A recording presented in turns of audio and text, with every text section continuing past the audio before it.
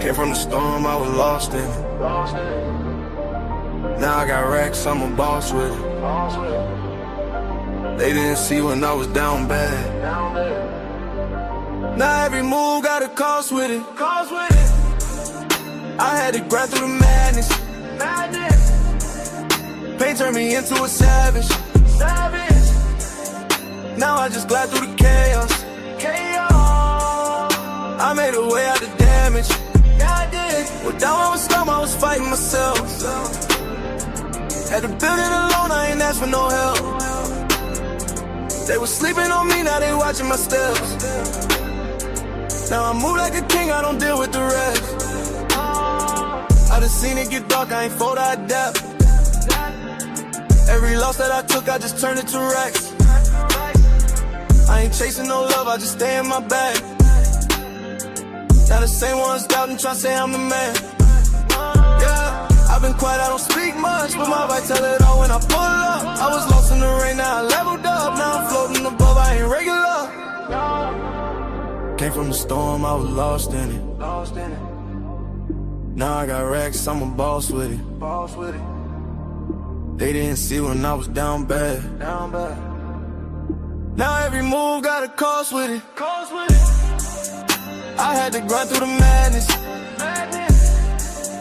Pain turned me into a savage. Now I just glide through the chaos. I made a way out the damage. I had nights I was thinking about giving up. Had to fight through the doubt, had to live it up. Now I'm up and they see how I'm living now, but they don't know the pain that it took to get up. I done been through the fire, ain't panic. I was moving through life with no plan. Now I'm solid, I know who I am. I ain't worried about nobody's hand. Yeah, I just stay in my zone. I don't need nobody else. I was down on my own. Now I'm up by myself. Yeah, all that pressure made me. All that pain changed me. I ain't the same me. I had to go through it all. Came from the storm, I was lost in it. Now I got racks, I'm a boss with it. They didn't see when I was down bad. Now every move got a cost with it. I had to grind through the madness. Pain turned me into a savage. Now I just glide through the chaos. I made a way out the damage. I did.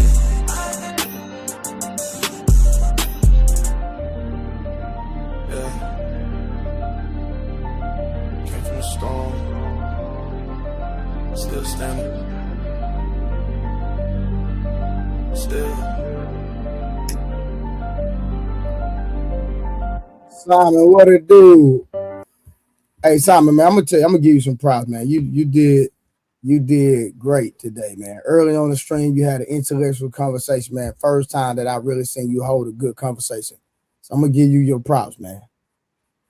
If you come on my stream, I need you to be, I need you to be like you were earlier when you come on my stream. Now we don't mind. Now listen, I don't mind you acting crazy sometimes, but sometimes, you know, I want you to have a conversation like you did earlier, bro. Like sometimes. You know, the thing is, like, most people don't really appreciate progression. I learned from my mistakes. You know what I'm saying? I did some fucked up shit in the past. You know what I mean? But that don't mean I'm gonna do it today. You know? No, but listen, but think about this, right? Anytime you come on my platform, don't I always bring you on? Exactly. You're the realest. Like, serious shit. I've been on this shit for a while. And I ain't really seen like someone just tell the fucking truth. You know what I mean? Like, for real.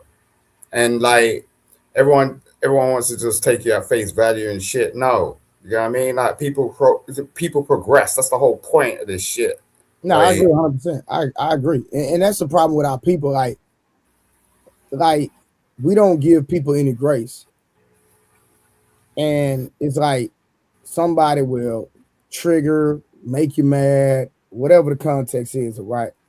And then people will literally be like, I don't like you, just based off a perception, the conversation, And to me, it's so elementary. Like for real. Yeah, that takes that's some big boy balls, you know what I'm saying, to turn around and like, be like that. Because, everyone wants to like just go back into their little boy pants, you know what I'm And that's why saying? and that's why I feel like the conversation we were having earlier, it's gonna be hard for us to come together because people stop liking each other over the dumbest stuff. But let me give shout outs real quick, if you don't mind, real quick. I appreciate you, sir. Why so serious? Wolf, Gabe, I am Queen Tori, K Clarity, real authentic. Who else? I'm not trying to name the people twice. Tech, Lady Snoop TV, Simon, he up on this page. HBEPA, Daryl, Dub, Rose. Yeah, so shout out to all y'all so far that's in the building. Some people probably have in the comments. So to this stream right here is going to be about most women aren't ready for a good man, and here is why. Let me say that. Most women aren't ready for a good man, and here is why. So I have a whole outline of questions that we're gonna have. So if y'all want to pull up, we're gonna have this should be a good one. Just AK Clarity and Rose. Y'all know how I used to have all my questions. I got my questions today. We running it back, and we want to talk about. We always talk about, a lot of people, a lot of platforms always talk about men being trash. Well, we're gonna talk about the good men and why you don't qualify. Even if you apply, why you don't qualify. Oh, damn. So, hey, Simon, give me some traits of a good man, if you don't mind. A good man doesn't look at a woman in the same eyes as everybody around them. They will take a woman and take that person as a person, not like, oh, you're everybody else. They will turn around and treat you right. They in fact go back to the foundation of, make a woman good. You know what I'm saying? So And you saying a good man is not grouping all women in one category. right, Gotcha. and yeah, that's what a lot of we're in this homogenous world, which we call the internet. Um, a good man will turn around and look at that woman and go, look, I know I can see your faults, I can see your here and there, but at the same time, like, I want to beard you, so, and we're going to be together. And most good men will want to form a family. First thing is legacy. It's like, yo, if I'm going to be with you, we're going to try and do this together. You know what I mean? um I believe family is at the core of the nucleus of the conversation we were having earlier, and family never came up. Even though our identity is very important, and that's the standpoint that I came from. Our identity, SD, what it do? But outside of our identity, we cannot have any movement, we cannot have any legacy without family, right? And so I'm Simon is saying that a good man is going to prioritize a family. So I'm assuming, Simon, that's include making a woman his wife, not just a fling, also marrying that woman, which I know a lot of men, especially in the West, believe that there's no use to getting married because of the laws that are attached and the stipulations that are attached, and how the government uh, assesses You how. see what you see how that runs, right? A good man will get over that. Like, they are capable of turning around and getting over the laws. They're capable of going the extra mile to ensure that it doesn't affect them. They are capable of turning around and ensuring that that family like strives and survives in the environment that we're in. Like most men, which is the average man, will turn around and bounce out of that shit. They'll be like, oh, no, I can't take it. It's just like a woman ain't looking for that. You know what I'm saying? A woman is looking for a man that will turn around and be able to overstand all of this shit. You know what I'm saying? Because a woman's already gone through that, and like probably with a previous like partner, and it didn't work. Like, ain't no fancy doozy over here. You know what I'm saying? We're grown men. So we know that these women have been with men before. and it ain't worked out. You know what I'm saying? But we're willing to take you up, and willing to be your partner, willing to be your husband, and willing to put you in a family situation. So you can like be in a situation that you don't need to worry about all this shit all the time, because one of the things that women do a lot of the time is worry. You know what I'm saying? Yeah. Women are kind of insecure, and that's just by nature. You know what I mean? That it's just like how you're made up. That's what it is. You know what I'm saying? Men are supposed to be the providers, and there are still women out there like that. They want you to be the man, and they just want to be the woman. They just want to like lay back. You know what I'm saying? But in this day and age, we're going with this 50-50 shit, and that don't work for majority of it don't work. They could talk that trash all day long, but at the end of the day, a woman wants a man to be a man. Oh, okay. Hold on 1 second. Let me bring Why So Serious up. Hey, what's going on, young man? How you doing? How y'all doing tonight? What's up, sir? Man, we here, man. We're going to wait till we get the full panel before we get to the questions. But the topic tonight is most women aren't ready for a good man, and here's why. So that's a conversation we're going to have. That's a great topic. Oh, I know it's a great one. Yeah, you got Exactamundo. You got your boy up here, man. I'm in my bag, man. I'm finna get in my bag, man. Quit playing with these boys, man. Man, the other night, Trey, they was having a great talk, man. You was out, man. I was, man, Mutt and Roll and was like, you was out. I was tired, bro. I was tired. Man, you had literally, I got off work, tried to get on 8 minutes. Everybody was like, bro, Trey just got off like 8 minutes ago. Oh my God. I said, I be on the goddamn streaming thugging, boy, for real. Yeah, I know, but I time I fall asleep, it's just, hey, it's just how my body work. I'm listening to my body. You feel me? Hey, I'm just saying, didn't know. I be watching though while I'm in working on. I just, man, on no forklift, I ain't finna, nah. But I was like, oh, this is a great topic to have a conversation. Hey, man, you made that Shaq too, right? Yeah, I seen it, man. Shout out to my boy. Shout out to my boy Will, man. My boy Will, brought Angry Man over here, so he made that happen, bro. So shout out to Sanctimonious Will Sell the Light Podcast, man. Y'all make sure y'all follow that boy. That boy a real one, man. I saw that notification come up. I said, damn, they look like Angry Man and Creative. I said, so I watched. Did you watch it? Yeah, I watched. Why wouldn't I watch it? That ain't make sense.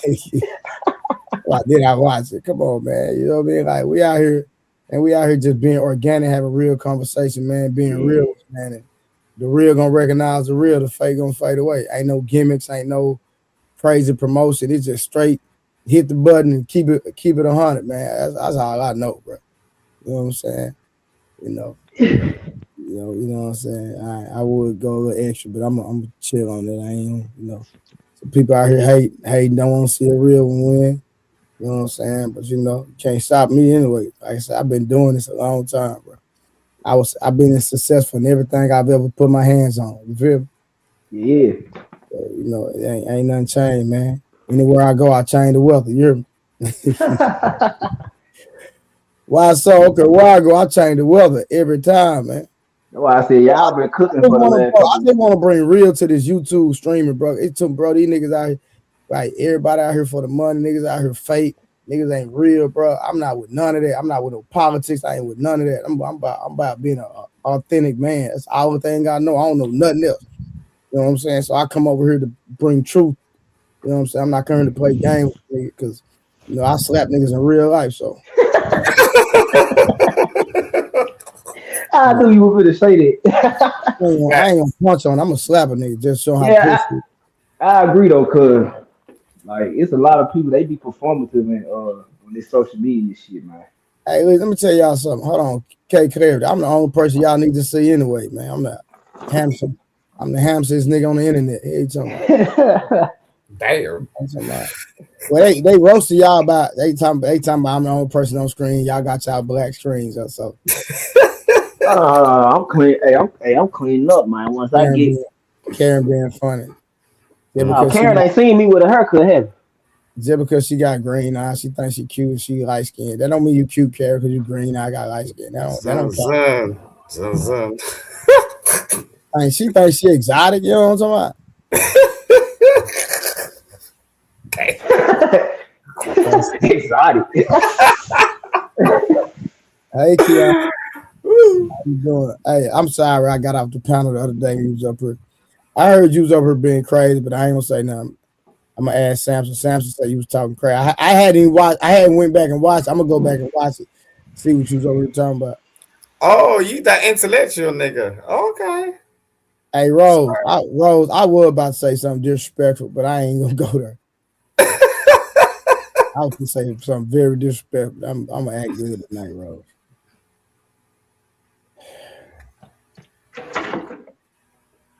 So, most women. Boy, you don't get that vegetable oil-based peanut butter out your house, boy. I told you that it's that intellectual. Boy, that peanut butter is not good for you, boy. No. This for the dogs. The dogs eat this. Like if I want to get them. Oh, you give your dog, I didn't know you give your dogs peanut butter. Like if I want to feed them, like if I want to get them a flea and tick prevention, they're not gonna eat it by itself. So I dip it in peanut butter. Ooh, you're trained now. Okay. Let me show you. Well, if you're gonna eat peanut butter, this type of peanut butter you need to eat right here, bro. Why you had that right at your hand? Hey, hold on. You see that? You see that stamp right there, my boy? Damn. Yeah. Verified non-GMO. Hey, listen. Hey, non-GMO. Where is it? Hey, listen. This cinnamon. Listen, bro. Nah, I'm finna put you on something. This is cinnamon swirl peanut butter. Bro, put this on, bro. Put this on your pancakes. Man, hold up. Bro. Yeah, we got to get sponsor in this bitch. God damn. Listen, man. Put that on your pancakes. I'm going to contact them. Bro, that's cinnamon peanut butter. Crazy on the pancakes, though, bro. See, I already like peanut butter on my pancakes, but that right there, bro, give it a whole new flavor. Deanna, how your day been? Man, nobody don't give me no goddamn thumbs up. Say something, girl. What's wrong with you? My day has been great. How about yours? My day, you know, my day been good. My son had a crazy hard training session today, and he literally almost cried, but he sucked it up and got through it. So I was proud of him because he been training with a speed coach, but he hadn't been with a speed coach in a minute. Like I said, I've been going through some legal stuff, a whole nother conversation. But today was his first day. Talk to me about that. Today's his first day back training, and like I said, he got through it. So I'm proud of him. Like he went through. When I say hard. He went through a hard training session. He got through it though, so I'm proud of him. Him and his buddy, both of them shedded a tear. Like both of them shedded a tear, but they kept grinding and they didn't stop and they finished the workout. So I was like, yeah, that's what I want to see. Father's love is really uncomfortable. You know what I mean? It's kind of tough. You know what I mean? When you're apart from your child and stuff like that, it's really heart wrenching. And a lot of people don't really understand that shit. But 100%. Yeah. Shout out to Trey, man. We got a new chick up here. Candice. Hey, Candice. Candice is just. Hey, why so? Yeah, she switched it over. Well, she switched it over. Oh, that ain't the. Who the hell is that? That's her. Okay, that's Ken. Okay. Don't do that. I'm just playing. We own that today. Peace, Murph. What it do, OG? It's because you started it, Trey, talking about someone new on the bro. Someone new. Man, where she going heat, man, I guess. I might end up buying one of them dogs from you too, bro. Them boy, whatever you talking about. Man, we took them to the park yesterday, and boy, they had a dog show, which is mostly bullies. So man, we decided to ruin the dog show by bringing that dogs out, man. Malinois, Corso. We brought them out and we was working them. Man, them folks like one of the dudes that had bully, he was mad because he was trying to sell his puppies, but it was so much attention on ours, and then Leon brought his dog because she just had babies, so she working her. And then he had the puppies with her, and the dad with her. Dude, hey, I was like, I can't do nothing with them small dogs, man. I gotta, That's a hey, lot to manage, bro. No, no, they bro, they for sure, man. I saw one of my puppies, like one of my like the grandbaby sold for like $50K one time. it's a money maker within You know there. what I'm saying? Like it's about that. It ain't about the, like with them dogs, it's not about the you know what I mean, the protection and all that. You know what I'm saying? You do angry is fantastic. What's up? God dang fantastic in the goddamn building. What it do, hey, how y'all deal with that? How y'all deal with that panel? Fantastic, because god damn, she gave me a hey, look, why so I got all the tall niggas at the bottom here because they tall. You dirty son of a gun. Hey, you know what I'm saying? I think fantastic. You know what I'm talking about? Because well, you 6'6", right? P Smurf. Yeah. And fantastic, you 6'5", right? Fantastic. Yeah. Oh, we balling, baby. Man, hey, long arm reach. Smurf, you a whole foot taller than me. Mm-hmm. You watch the fight, Trey? Say it again. Did you watch the fight? Why would fantastic? Why would I watch that? I already knew I already knew who was gonna win. Bro, I knew Fundora was gonna kill that dude, bro. And that's just like people would hit me up when they was playing with when they was talking about Earl fighting him. I said no. Bro, when I seen that dude fight Lubin, bro, when I seen Fundora fight Lubin that time, that dude got hey Wasso, bro, you gotta put the goddamn on mute. God dang, boy. Hey Jay. And, hey, how you doing? How you doing? But when we see, you said Jay, my bad. When I seen Fundora fight Lubin, that dude got knocked down a couple times and got back up and then stopped him. That boy different, bro. Say different. Nah, that boy different. Yeah, what's the name talking about? He want Charlo talking about I guess he want to fight him. I don't see it, man. You know what I'm saying? I got a new fighter. He fought at 54, but I'm gonna drop him down to 47 in a couple fights. Oh, fantastic! Why you acting timid? Mm-hmm. Wow, what? Why you acting timid? Timid? What the fuck is you talking about? Simon, now look, Simon, here you go. Now you don't do this, man. You not Simon, showing your. We had a good stream earlier. I just gave you a compliment, and now you come. I apologize. You dropped me down. Okay, Simon, cool. You need to put your camera on. Everybody got the camera on. Turn yours on too. That shows the white hoodie, money. I told you white hoodie. I told you. This nigga wear the same thing every day. Come on, Simon, you gotta stop this, brother. Yeah, I appreciate you, Trey. Don't worry about it. Nah, you good, man. Salute to everybody on the panel, man. Thank you for being here. Salute to Trey. Are we gonna go you the host today? You the host, Simon? No, you're the host. I ain't get to speak to everybody yet. You looking just like a Dollar Tree. Look at. I like you. Like I know, you're fantastic. Who did your locks? You call your Dollar Tree Gucci man. Come on. Somebody send some money over here. Nah, you the one tricking. Hey, y'all don't trick on the women on the panel since you like giving women money. No, the ladies are cool. They're fantastically beautiful. You know what I'm saying? I love to see these black ladies. You know what I mean? It's beautiful.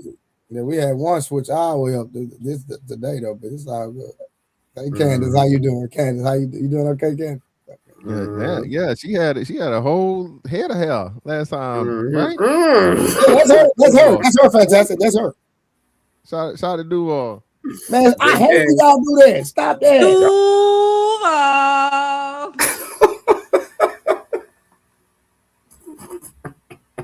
You know what? I ain't finna entertain that.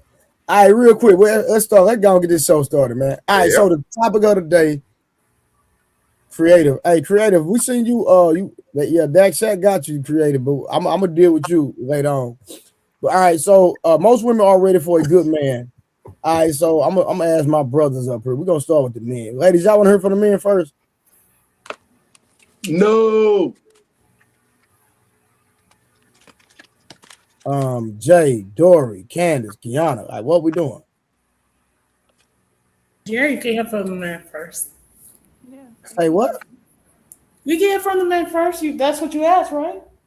I asked, did y'all want to hear from the men first? If y'all don't, I'll just ask y'all. Yes. Candace, you're on mute. I can't hear you. Are we doing sign language? The men can go. Okay. All right, cool. We're going to try to have a grown-up conversation today. What? Simon, behave because I don't want to have to drop you. All right. So do good today, sir. Why so serious? You need to get settled while you're over there cleaning.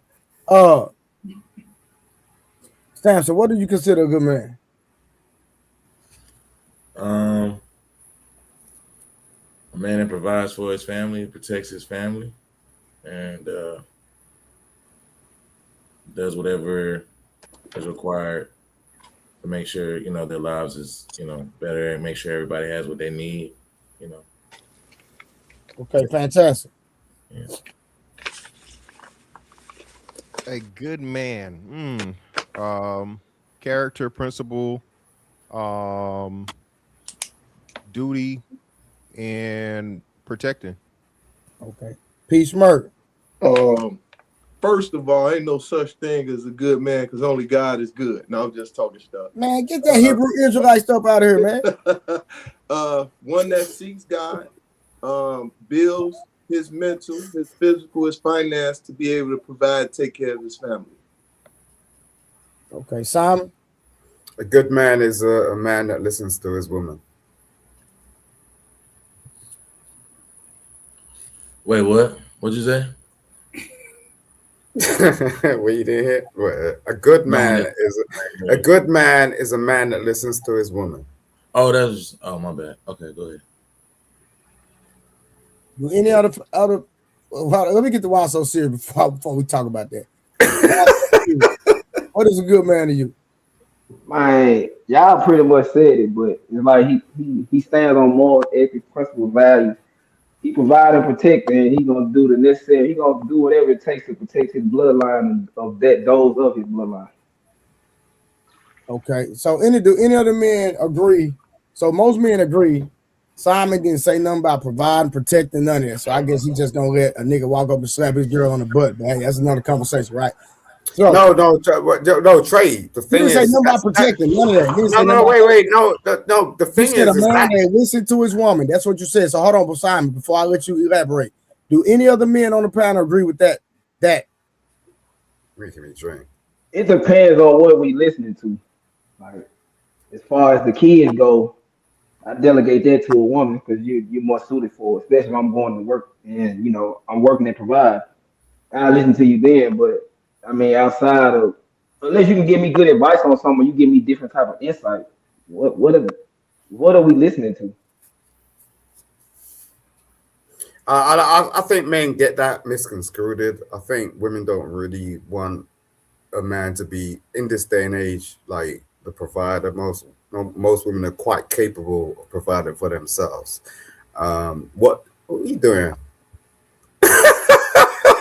Look, I think, like, to be real, like, Rose, hold on real quick, Simon. Rose asked if your woman told you to shut up, you gonna shut up? No, that's not the point. You're not supposed to shut up. You're supposed to just listen. Okay, but if your woman did tell you to shut up, what's gonna be your response? How you gonna respond? We need a timeout. What's a timeout? Like 10 minutes, because like she got to think about something, and that's what most people that's what most men don't do. They don't like go, okay, you know, like, I get you. Do you get what I'm saying? It's like, I get you're going through whatever you're going through right now. We need 10 minutes to just chill, and then we could get back to the conversation. And most times you'll find that they will think about it and then get back to you immediately. So do you tell her? So you tell her, hey, we need a timeout, and then you need to go to the corner for 10 minutes, and then she come back. Is that what happens? When you're engaged in a conversation with a woman, most of the time they are highly elated. You know what I'm saying? So it's just like, you need to just chill and go, okay, you know, I ain't trying to be the man here. Like, we're in a partnership. Yeah, you know, you see that shit. Like, so it's just like, you got to turn around and just be like, yo, chill. I want to be with you. We're going to be together forever. Ain't no deal. You know what I'm saying? I ain't trying to argue with you, but the immediate thought in most women's mind is like you're trying to play me. You know what I'm saying? So in 2026, I could tell a girl, hey, time out. Go to the corner for 10 minutes. Yeah, try it. Trust me, try it. Yeah, you know Candice, you know what I'm talking about. Like, chill the fuck out.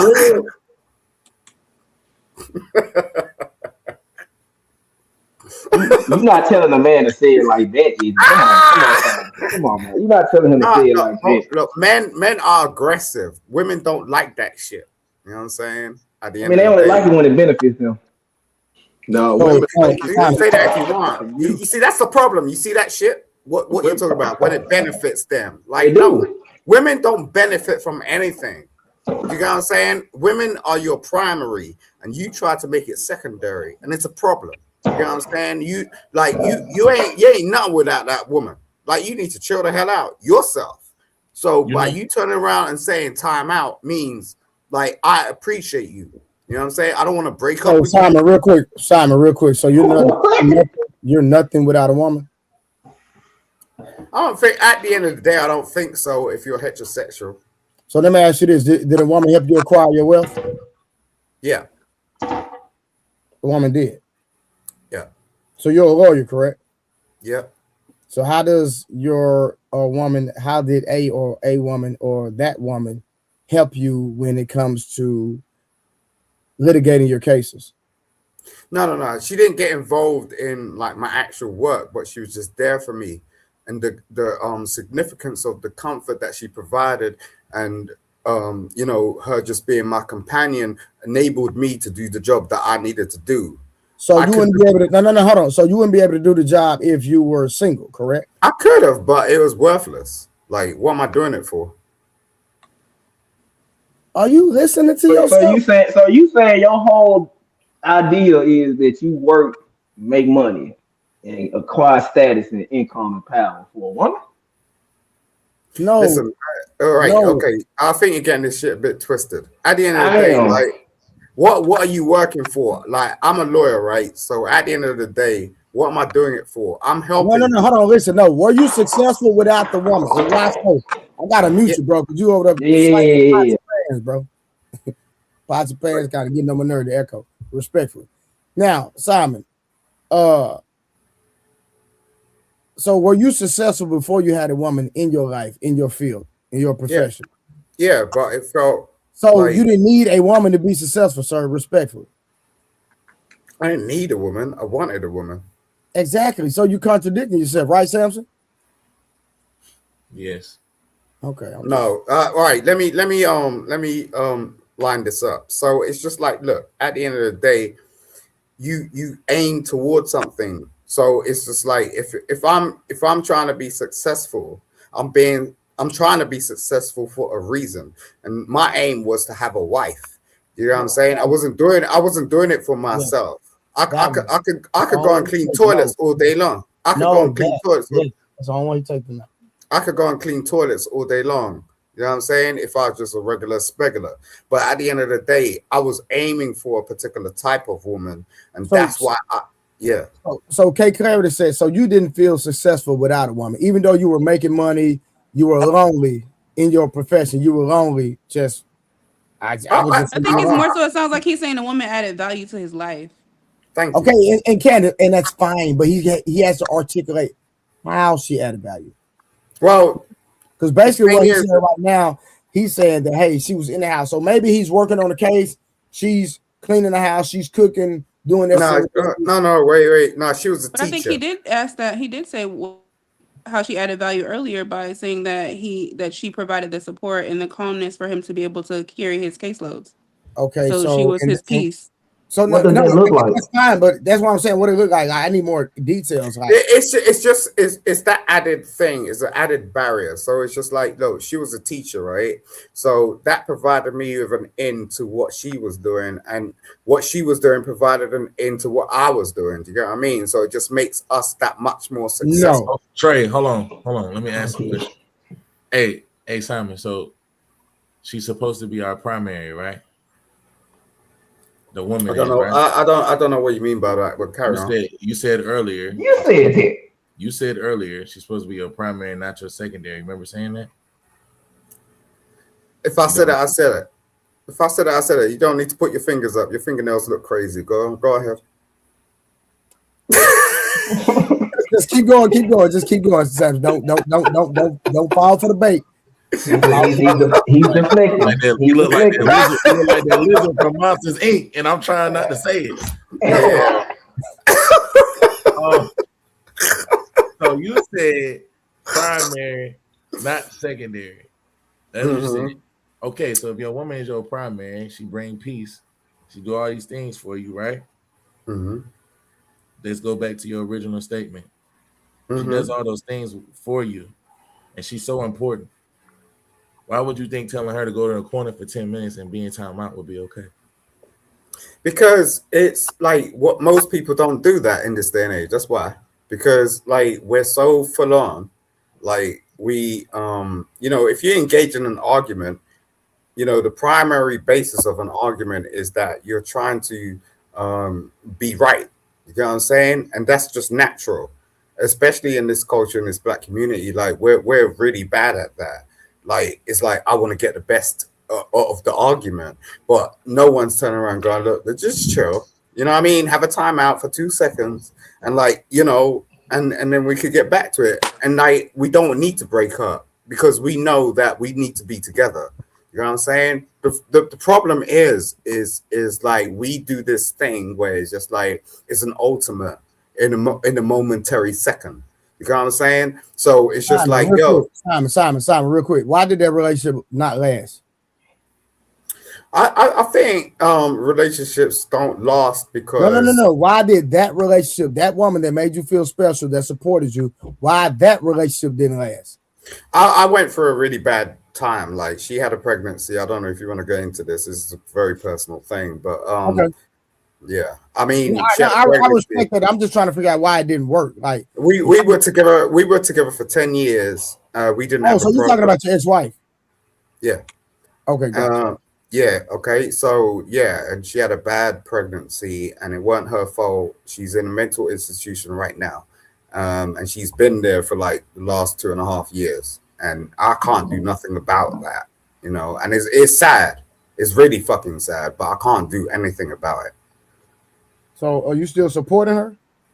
Yeah, of course. Okay. She gave me a child, and as I said, it weren't her fault. I blame it on the institution. They delivered her bad. They didn't do their job. They didn't like deliver the child correctly, and they led her to be in the situation she is in right now. And at the end of the day, the fact of the matter is as much as you want to do it, this goes on in the Black community. This is why, we're messed up to an extent, because it's like you got these people that, Black women have put their lives on the line to give birth to a child, and they're not properly facilitated. And it's bad because we don't have enough Black doctors. We don't have enough Black lawyers. We don't have enough. Okay, all right. All right. You're getting off subject. All right, real quick. So, Kiana, what do you consider a good man?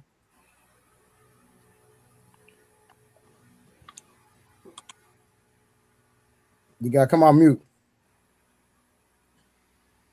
Okay, let me go to Dory. Dory, what do you consider a good man?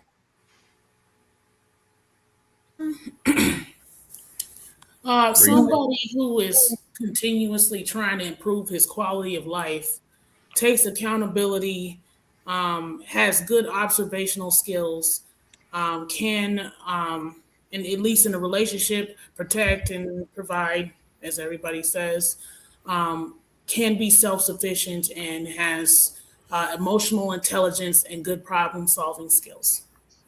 So, Trace, you talking about reason? Go ahead. No. I'm sorry,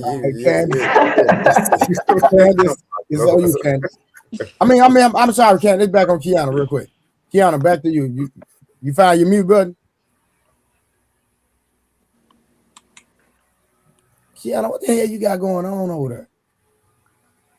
Okay, come back to her. And she moving in slow motion. Slow motion. Oh, you sing that. 11:30. Come on, Candace, go ahead. I thought that was a cat cackling. It's on you, Candace. Yeah, I don't know wow. what you're A man of honor, a man that keeps his word, a provider, a man that's consistent, that's reliable, with good communication skills, emotionally intelligent. Yeah. Jay. A man that is of course what everybody else been saying, emotionally available, compassionate, caring, can provide, stuff like that. You say stuff like that? Yeah. The stuff like that comes with that other type of stuff, right? It's too broad. It's too broad. Anybody got anything else before we Yeah, I mean, yo, Jay, when you say provide, what do you mean?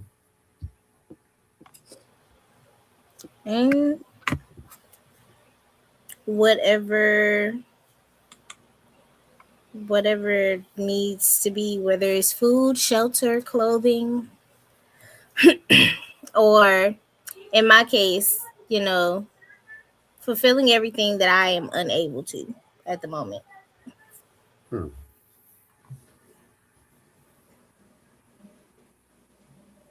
on. Go ahead, Saps. I need to do something real quick. Yeah. Same question to Candice. I said Samson, not Simon. Oh, all right. Sorry. I thought, whoa. Okay. I thought I was in Roman times or something. This nigga Simon Hale.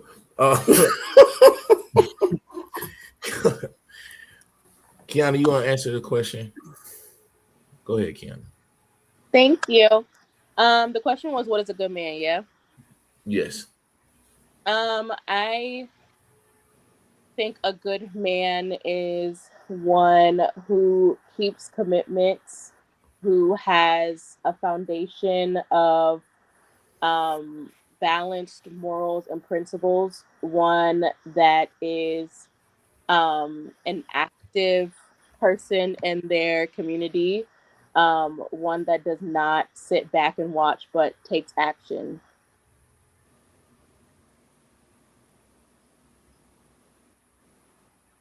All right, real quick. Read the super chats real quick, because we got some super chats, Samson. Because I'm trying to find my stuff that I had already. I can't find it, but all right.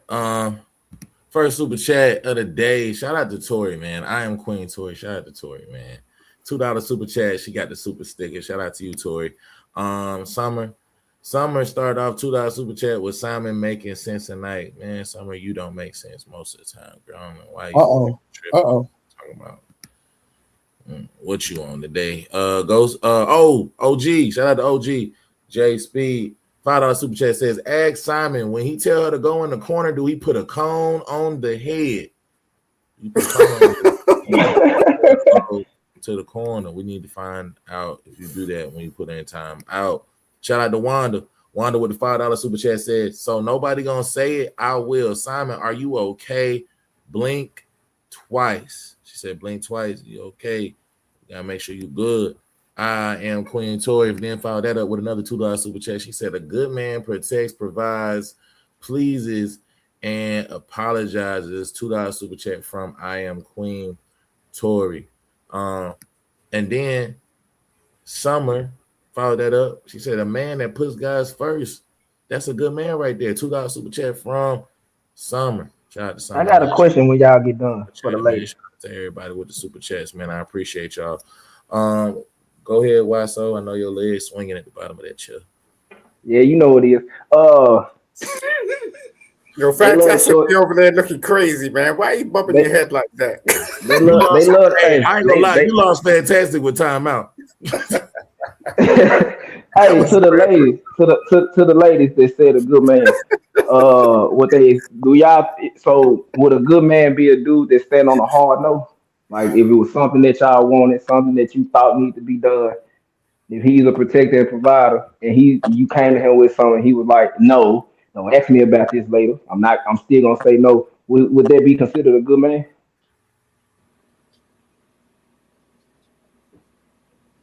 I think it depends the verbiage, the tone, and the context of what the hard no is about.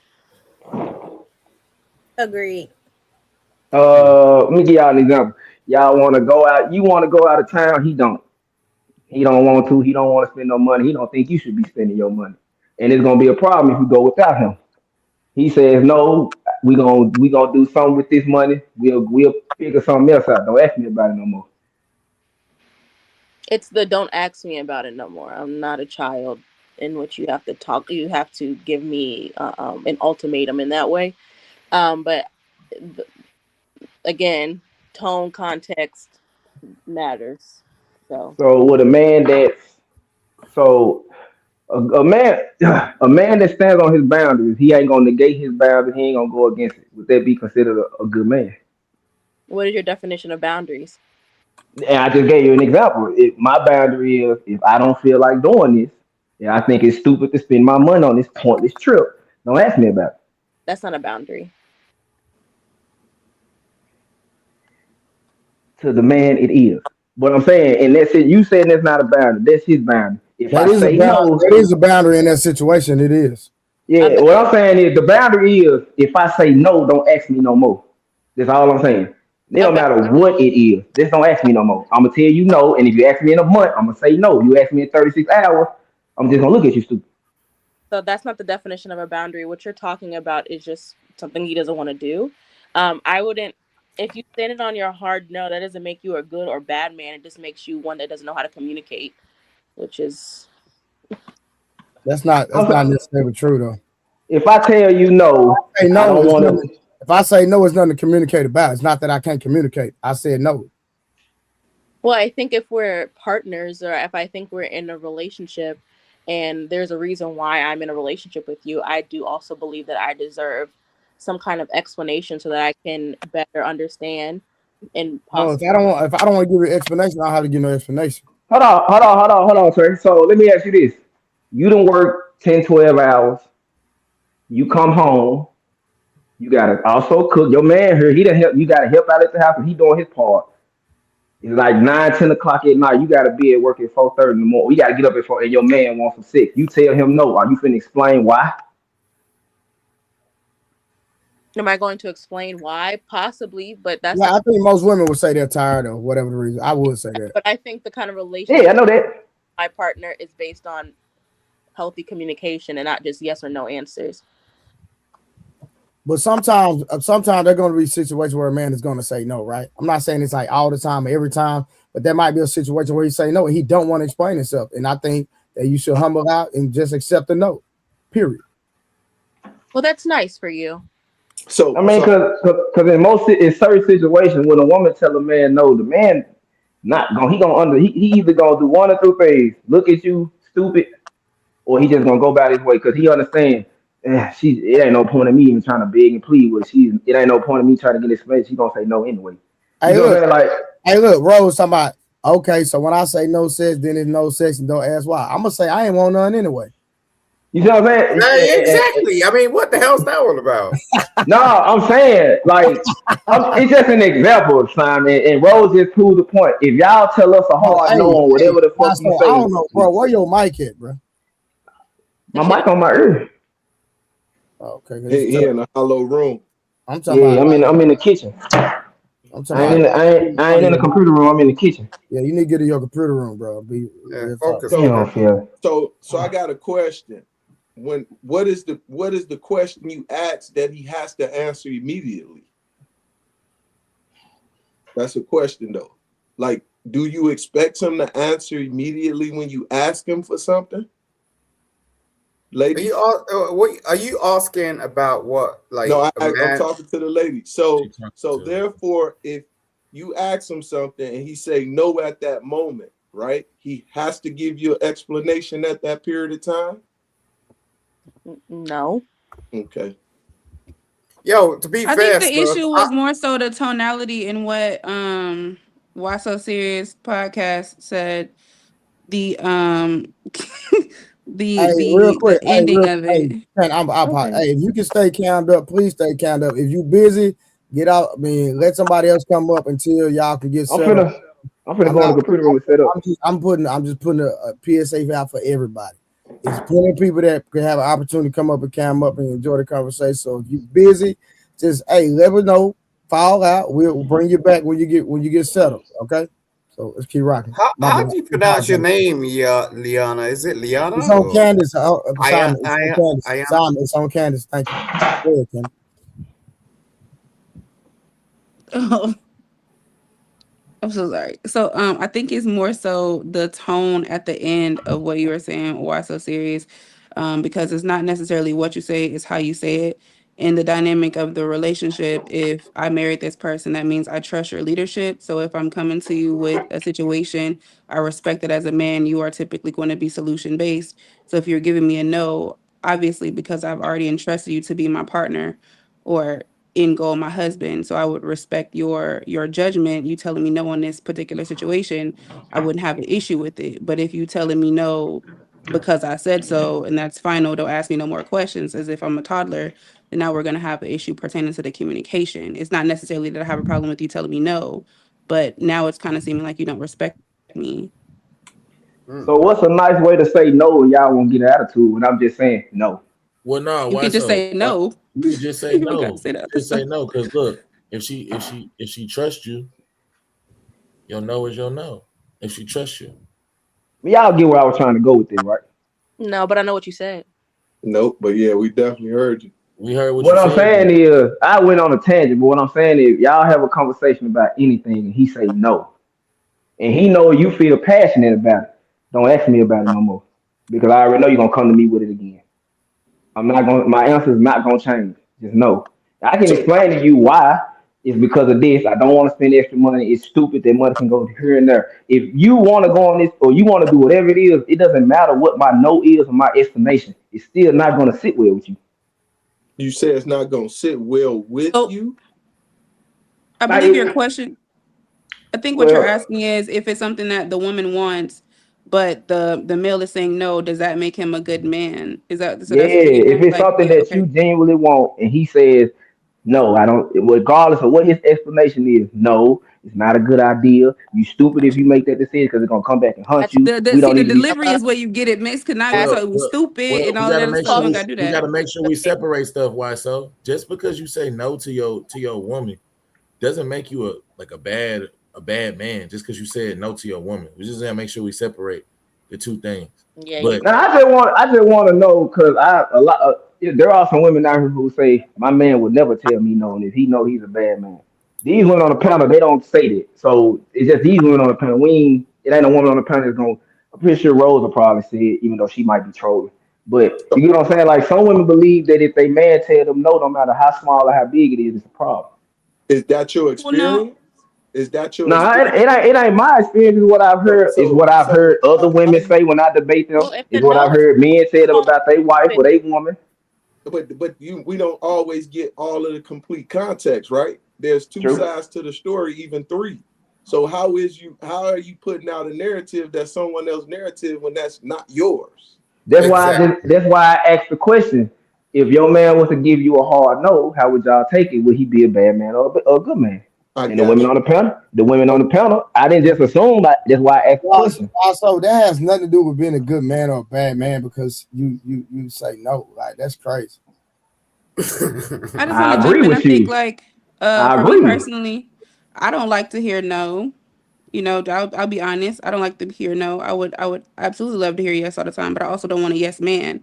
The whole point in me having a partnership and being with a male is I expect you to lead me. So I'm not gonna always get my way. So That if doesn't I'm mean that you're leading good or you, bad.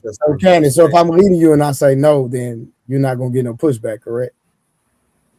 No. If it makes sense to me, no. So if it doesn't make sense to you, Then I then would just ask for clarification. you ask for clarification. Okay, what if he doesn't give it to you? I'm just asking the question.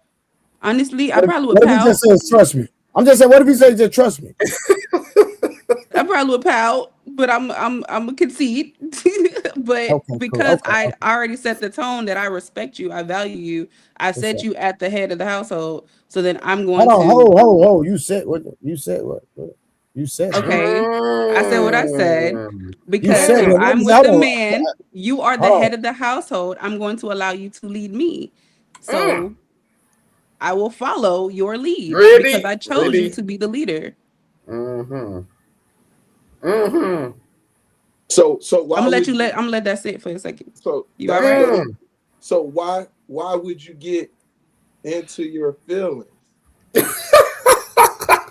if you know that he's leading you appropriately, right? He's not coming off in a bad sense. He's even if he explain or don't explain. Why would you get in your emotions when that happens? But Mr. P. Smurf, I didn't say I would get in my emotions. I said I would probably pout just because that's a knee-jerk reaction. I don't like to hear the word no, but I wouldn't be emotional. I mean, You explained it to me, then all right. That cause you to pout out there?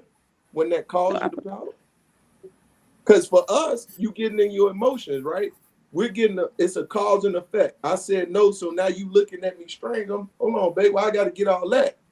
In a sense, when right now I can't explain the intricate details of why I said no sometimes. Sometimes I need to think on it.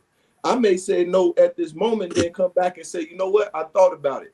I made some adjustments. Therefore, now it's a yes, right? Okay. But because you came off with that, because remember, attitude, 10% of what happens, 90% of how you react, right? And we agree?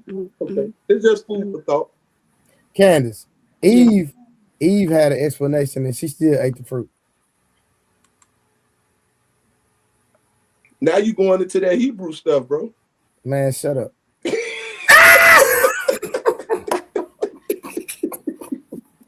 You don't have a response? Can you? No, I was waiting for you guys. Can you give me the verse where Adam told Eve about the fruit? Where's the verse in Genesis where Adam had that communication with Eve? I got your back. Because from my understanding, and that's what I'm asking specifically for the verses, God told Adam. No, God told them together. God told both of them at the same time. God told Adam Eve wasn't created yet, unless I'm misunderstanding. Let me get my Bible. I'm pretty sure he had when he had the fruit thing, they was together. He didn't That's have what the I'm asking for the conversation verse. before Eve was there. Yeah, they were standing right beside each other. Yeah, they were next to each other. You can eat of every fruit. Gonna get his Bible. You can eat of every fruit.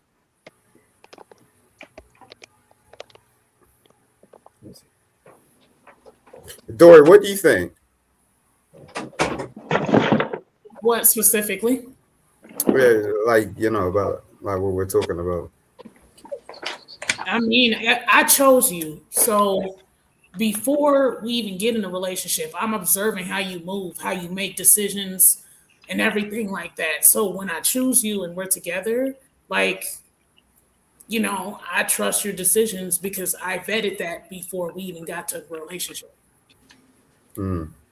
Dory. So just real quick, shout out to Candace. Hold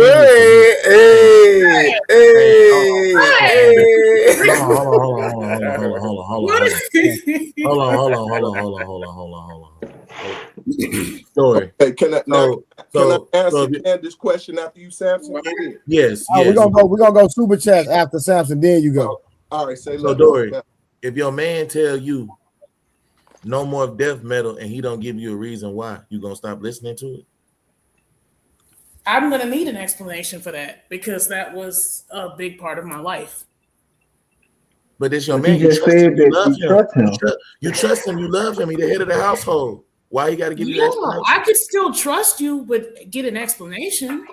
Just because I want an explanation doesn't mean I don't trust you. That doesn't correlate. Yeah, but Samson, why'd you be with someone that doesn't correlate with your own beliefs? Hold on, Simon, you jumping in line, Simon. Hold on, no, you jumping in line. Hold on, let me get these super chats, and then we got Peace Murphy. I got my boy Spud B is in the building. My boy said I put Rose first. Boy said I put Rose first. Rose not even up on the panel. I told Rose if she want to come up, I'll drop for a few minutes if Rose want to come up. So I'm just letting her know if she want to come up, she can come up. and I'll drop for a little bit. School Biz 5538. You giving again? Thank you. I'll be streaming. You got it, Samson? Yeah, I got it.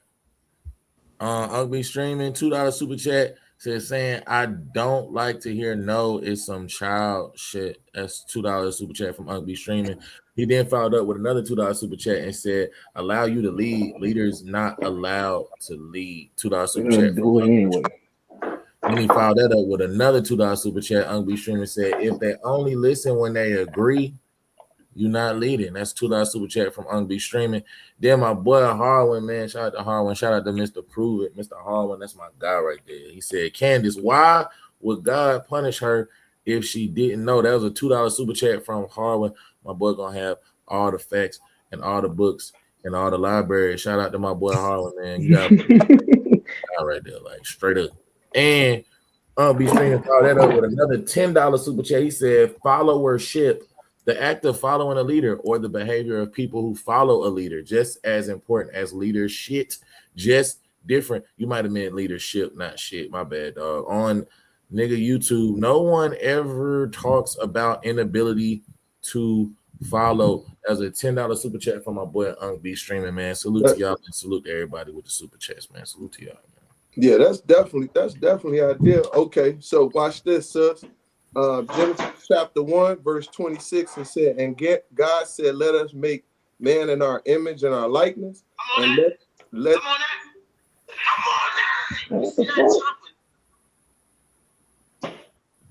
Somebody stop feeding Simon in his cage. Oh, why so? Bro. No. I just cut my laptop on. My son was on my laptop watching Roblox video. That's what y'all just heard. I told you I ain't been in the computer room in a minute. That's on me. We gonna fire you, why so? No, I ain't touched my laptop in like 2-3 weeks, bro. I've been on my phone jumping on pedal. All right, let me drop this down real quick.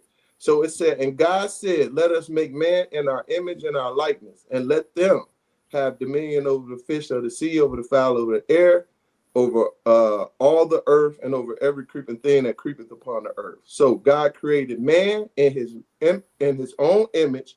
In the image of God created he him. Male and female created he them. And God blessed them. And God said unto them, "Be fruitful and multiply, replenish the earth and subdue it, and have dominion over the fish of the sea, over the fowl over the air, and over every living thing that moveth upon the earth." And God said, "Behold, I have given you all the herbs bearing seed, which is upon the face of all the earth, and every tree, and which is the fruit of yielding seed. To you it shall be for meat, and to every beast, blah, blah, blah, blah." And God saw everything that was good, and made it, behold, and let me drop down. So remember, he gave them everything. And then he said, "And the Lord," I'm going to go down to 2 and 8, "And the Lord planted a garden east and Eden." Keep going. And there he put the man whom he had formed. And out of the ground made the Lord God to grow every tree that is pleasant to the sight and good for food, and the tree of life also in the midst of the garden, and the tree of the knowledge of good and evil. Right? So he broke everything down. Keep going. Keep going. So pretty much, so Candace, that's we're what I'm not trying to say. Hold on.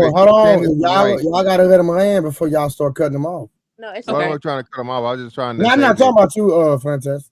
No, so Candace was right. The law was given before Eve was formed, but Eve was aware because she acknowledged it when she talked to the serpent. Hold on. No, he told them everything that went into play, right? Then we go into deeper details on how he went about the creation. So when he broke down everything, he broke down the tree of the knowledge of good and evil and the tree of life. Remember, he told them, "Do not eat of the tree of the knowledge of good and evil." He had already explained everything that they needed to do. So remember, he named Adam. Male and female name was Adam. That's right. Adam named Eve, which means the mother of all earth. So now we go into the details and get deeper into what transpired and how we got into that. You see what I'm saying? So he told them from the beginning. He broke it down to both of them at the same time. Wait. Oh, okay. So who named Adam? Hold on. Hey, Simon, we're not finna keep going. So it is what it is. Think about that. We're not gonna have Bible study today. We just went on. I was being curious. Oh, what the fuck? What you say, Kiana? I'm saying if we're giving that as an example, and it's not a terrible example, but my thing is that if you're using that to say, well, Eve was given an explanation and she still ate from the tree, Adam was given the same explanation. Exactly. Right? So my thing is that it is not an apropos example if you're talking about women needing explanations in order to not do something, because it's people, like the fall. It's not the fall of woman. So let me ask you this real quick, Kiana, and then we need to get to the questions, Samson, whenever after this last discourse. So why do you think Adam ate it? Because he was disobedient? No. Then why? Because he loved his wife. Are you a Bible scholar? Does he understand that she was going to get punished regardless? So instead of her getting punished by herself, listen, I'm trying to tell you, the love that he had for his wife is caused because she was going to be punished by herself. The whole book of the Bible is all about love. Whether you believe it or not. I don't necessarily believe that he ate it because he loved his wife. She was going to get punished by herself. I don't believe that was necessarily he knew not to do it, but he did it anyway because his wife had already disobeyed God. I don't even think that. Really you think I'm gonna eat? Let me disobey God too. No, that doesn't really make any sense. Biblical, nor it makes no sense. However, I just don't think it's because of love. I just think it's because they're disobedient, right? God didn't. I think that's a story of disobedience, not. No, Adam was not deceived. Eve was. Yeah. Okay. Yeah. So he didn't do it because of disobedience, Kiana. Disobedience and deceived are two different things. Disobedience is I know what is right. Eve was disobedient. Adam loved his wife. Those are two different things. Adam loved his wife. He was still disobedient because he still disobeyed we understand we understand that. That's not the issue. Okay. I understand exactly what she's saying. She's trying to correlate the motives the same. That's not true, Candace. Where did you go to seminary? You gotta go. No, I got this. No, a piece more. No, I got this. Go ahead, what did the Bible tell you that you had to go to seminary to understand the word? The Bible didn't tell me that I have to go to seminary, but my Lord tells me that I have to rightly divide the word of truth, right? It does say that. Hold on, right? So no. I'm listening. We're having a conversation. Yeah, exactly. My Bible. But you don't have to tell me. Hold on. You don't have to tell me. Hold on. I have decorum, and we're engaging in a conversation. Let's go. So my Bible and my Lord tells me that I must read the Bible for myself and understand it for myself, right? And then I have to discern where I get biblical teachings from and biblical guidance from. Yes. Okay. So then what I'm saying is if my discernment is not ringing off bells that I then need to listen to your interpretation of the Bible as the interpretation of the Bible, then I don't have to do that, right? Because you're trying to give me your interpretation as the interpretation. Hold on. Right? Please, no. Hold on. I got this. I got to mute. And what I'm telling you is that, yeah, there is one way in which you can read that passage as, him loving his wife and doing whatever he wants to for his wife. However, I read it as two people who were disobedient to God and then thus created the fall of humanity, right? Equally, because I think my God is an intentional God and he didn't come down, or God did not come down and say, what are y'all doing? When Eve ate it, God came down and said, what are y'all doing? When Adam ate it. True. And I think that is a very intentional piece of that. I agree. I don't disagree with you. So what are we saying? But again, because it's out of his disobedience, because the law was given to Adam. Candace, we understand that aspect of it. But again, when I said disobedience, you no. His motive, Kiana, his motive had nothing to do with disobedience. Okay. I said his motive Okay. Now, where in the Bible, you didn't answer my question. I did. No. Where in the Bible did it say we have to go to seminary? And I said it didn't say that. But what? So why? No. So why did you ask me where did I go to seminary? Because you were trying to make your interpretation of the Bible. No. Oh, well, what makes your interpretation right? I didn't say it was. So I didn't ask you where you went to seminary. You should have talking about the Bible tells you to write the word, which that's in the Bible, right? So I'm doing the same thing that you're doing. But again, I don't even want to play the game. I got one question for you. Now, where did the Bible tell you you're supposed to get your education from? Restate that question. Where does the Bible tell you where you're supposed to get your education from? It's a real simple question. Because I'm finna see how good you know your Bible.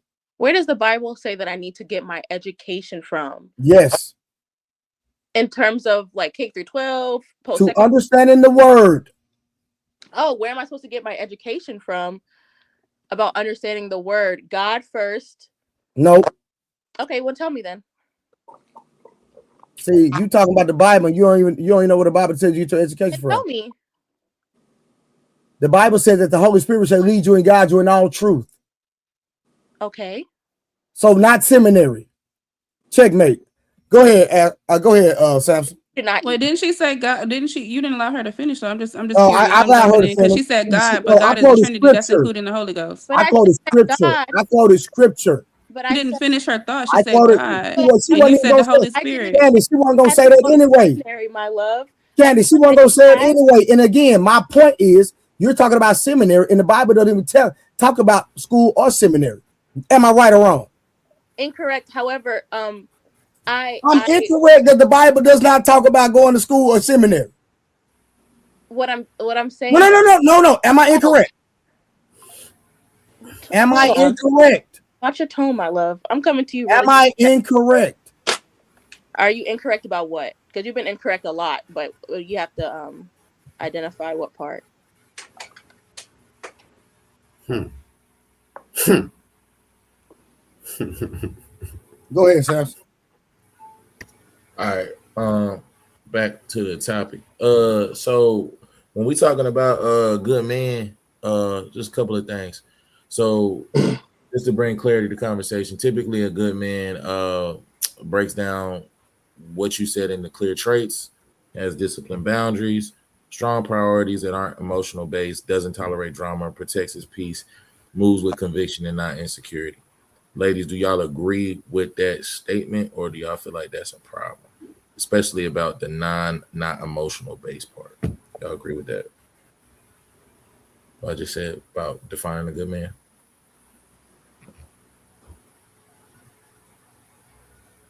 Any I'm sorry, can you repeat? Defining a good man, dancing and shit. Break down what you said in the clear traits, discipline boundaries, strong priorities that are not emotional based, doesn't tolerate drama, protects his peace, moves with conviction, not insecurity. Do y'all agree that those are the traits of a good man? Yeah. Dory, does Reason have those traits? How do you keep putting him on me? I don't know. I'm sorry. I'm at. Does that define a good man? I'm sorry. Does that define a good man? You're being so complicated, bro. The priorities without emotion part, I wouldn't necessarily say that wouldn't define a good man, because sometimes your emotions could, save you from making some bad decisions.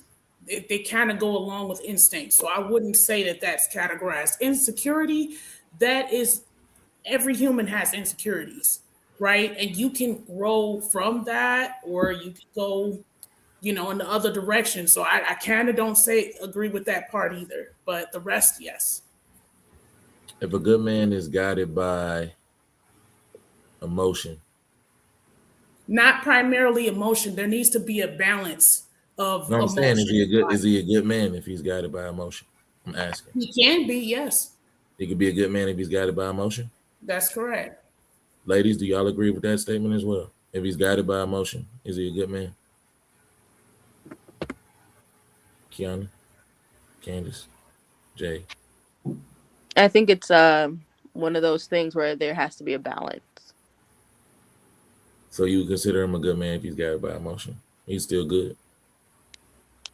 His emotions got him. I would be concerned. Yeah, you're being black and white.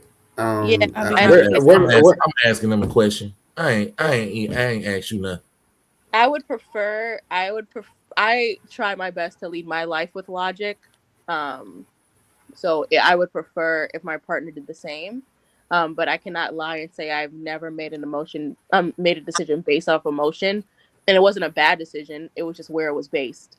So again, there just has to be some level of balance there. Not a one. Nobody is black or white. It's gray. Life is gray. I got a question. If you're done, Samson. Yeah, go ahead. So my question would be,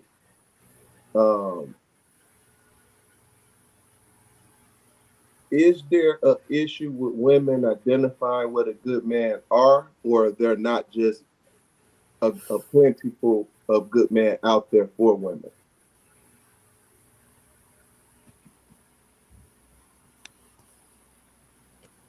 You're gonna have to repeat that because it was kind of like you in and out. So it's two parts, but I want to make sure I'm clear. So, are women having an issue identifying what a good man is? One, or are there not just good men out there any longer? Both, but mostly, I would say mostly the women not being able to identify what a good man is. Can I say this shit? Hold on, Simon. No, wait, Simon. So you said both, right? So you said there are no good men out there? No, so every man isn't a good man. So I'm just going off of that. That's why I said a little bit of both, because every man isn't a good man. Okay, we know every man is not a good man. I don't think that's a good point to even try to. Yeah, exactly. That's why I communicate. Can I go? Let me ask you this real quick. Do you believe there are more good men than women? I'm not able to answer that. Okay, go ahead, Simon. I would say, to the detriment of myself, that men are not good enough for women in this day and age. And the thing is like the reason why I say that is because, you don't actually put up. You don't listen. You don't want to understand. You don't want to comprehend. And women are out here right now. Simon, pack you all the way up, son. Simon, let me ask you a question. Are women naturally logical or more emotional? They're not, but that's not the point. Answer. I did. I said, I said they're not, but that's not the point. They're not logical. That's not the point. Okay, so question. No. Let's say right there. No. Let's say right there. So if women are not logical, right? So most of them like to operate in emotion. They comprehend with their emotions a lot of times, right? You can see to that point, correct? I can see to that point. Yes. All right. So let me ask you this: how do you understand how somebody feels? Articulate that to me. Look, no marriage is secured by a man. How am I supposed to articulate how a woman feels and understand her feelings the way she feels? By being submissive. Submissive to what? To the woman. So I'm going to be submissive to how she feels, and she don't even understand why the hell she feeling that way. Exactly. Wait, Trey, hold on. Hold on, Trey. I just want to make sure I clarify something. Hey, Simon, I don't want to misquote what you said. I want to make sure I heard what you said. So did you say most men aren't good enough for the women of today? With most men? Yeah, exactly. Exactly. Hello, Fred. Hello, Woody. Goodbye, Woody. I got you. So you think most women qualify for a man then? Not necessarily. But most men don't qualify for a woman. This is your problem. Most women don't qualify for what they say they want either. So it's both parts. Yeah. Of course. I mean, Simon, who has the most unrealistic expectation when it comes to desiring a partner? Men or women? Women. Like, bro, like you not, are you listening to yourself? You're contradicting yourself on every plane, This is brother. balance of marriage. This is balance of marriage. No, I'm telling you, this is balance of marriage. Look, this is balance of a relationship. You gotta listen to a woman because a woman's not gonna be like that. You know what I'm saying? I can tell straight out the back. You know what I'm saying? Hey, so Candace, Candace? Every woman says they want a good man. Are you equipped to handle one? And what makes you equipped to handle a good man, Candace? Am I currently equipped to handle a good man? I'm not sure. I'm currently making strides to better myself, to prepare myself when that opportunity presents itself. Love the honesty. Kiana, you? That's dope. Am I what? Every woman says they want a good man, but are you equipped to handle a good man? And if you are, what makes you equipped to handle a good man? That's a really good question. I believe I am. Off of the basis that I think that I did the work to understand myself, understand what I want, understand who I am in its full capacity, good, bad, ugly. And I think that I am also I'm always willing to come to a compromise, which I think is very important. Anybody got any following questions? I'm surprised Mr. Fantastic so quiet tonight, bro. Nah, I ain't got a question with this. Yeah, so I was like, what? My thing with Simon is, even with the most, like, there are women out here on this panel, like, I know for a fact, if we can have a debate with them, they'll be logical in a sense. But when she go back home to her man, she's got every woman has some form of delusion when it comes to their man, bro. So even when she's in a relationship with him, like, why I say that, because even though Scam likely gonna kill me for this, it's a talking point. I asked my woman, if you met a millionaire right now, would you expect him not to cheat on you? Or would you be mad if he did? She was like, I'm gonna tell. She was like, she said, I expect him not to do that. I was like, you delusional as hell. And I told her that. Wow. So, yo, I'm a millionaire. Why you feeling I'm cheating my woman? You just one man out of 6 billion. I'm saying most men that are millionaires, you ain't telling him no. Because wait. No. You can't do that, bro. Because look, you're putting us into a situation that you're trying to exclaim from some sort of animation that you saw, or some movie you saw, or some shit you read on the internet. No, bro. Like, you don't know what it is to be a millionaire, bro. Like, at the end of the day, you can't depict something that you have no understanding about, bro. No, what the hell are you talking about? Look, you can't do that. Don't put us in the category. Don't do the woman shit to talk over. Yo, bro, don't put us in the category where you seem to crazy. think that you know what the fuck you're talking about, bro. The us is crazy, man. Because I do this shit in real life, nigga.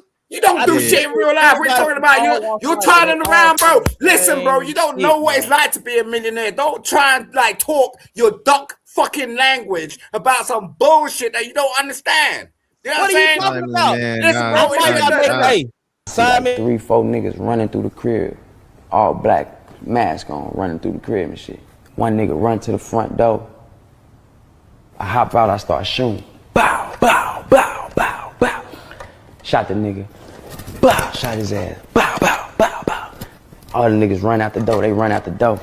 This nigga on the floor. All I'm saying is this, Simon. People you're a truck driver. What's he do for a living? I just let you talk. What do you do for a living, bro?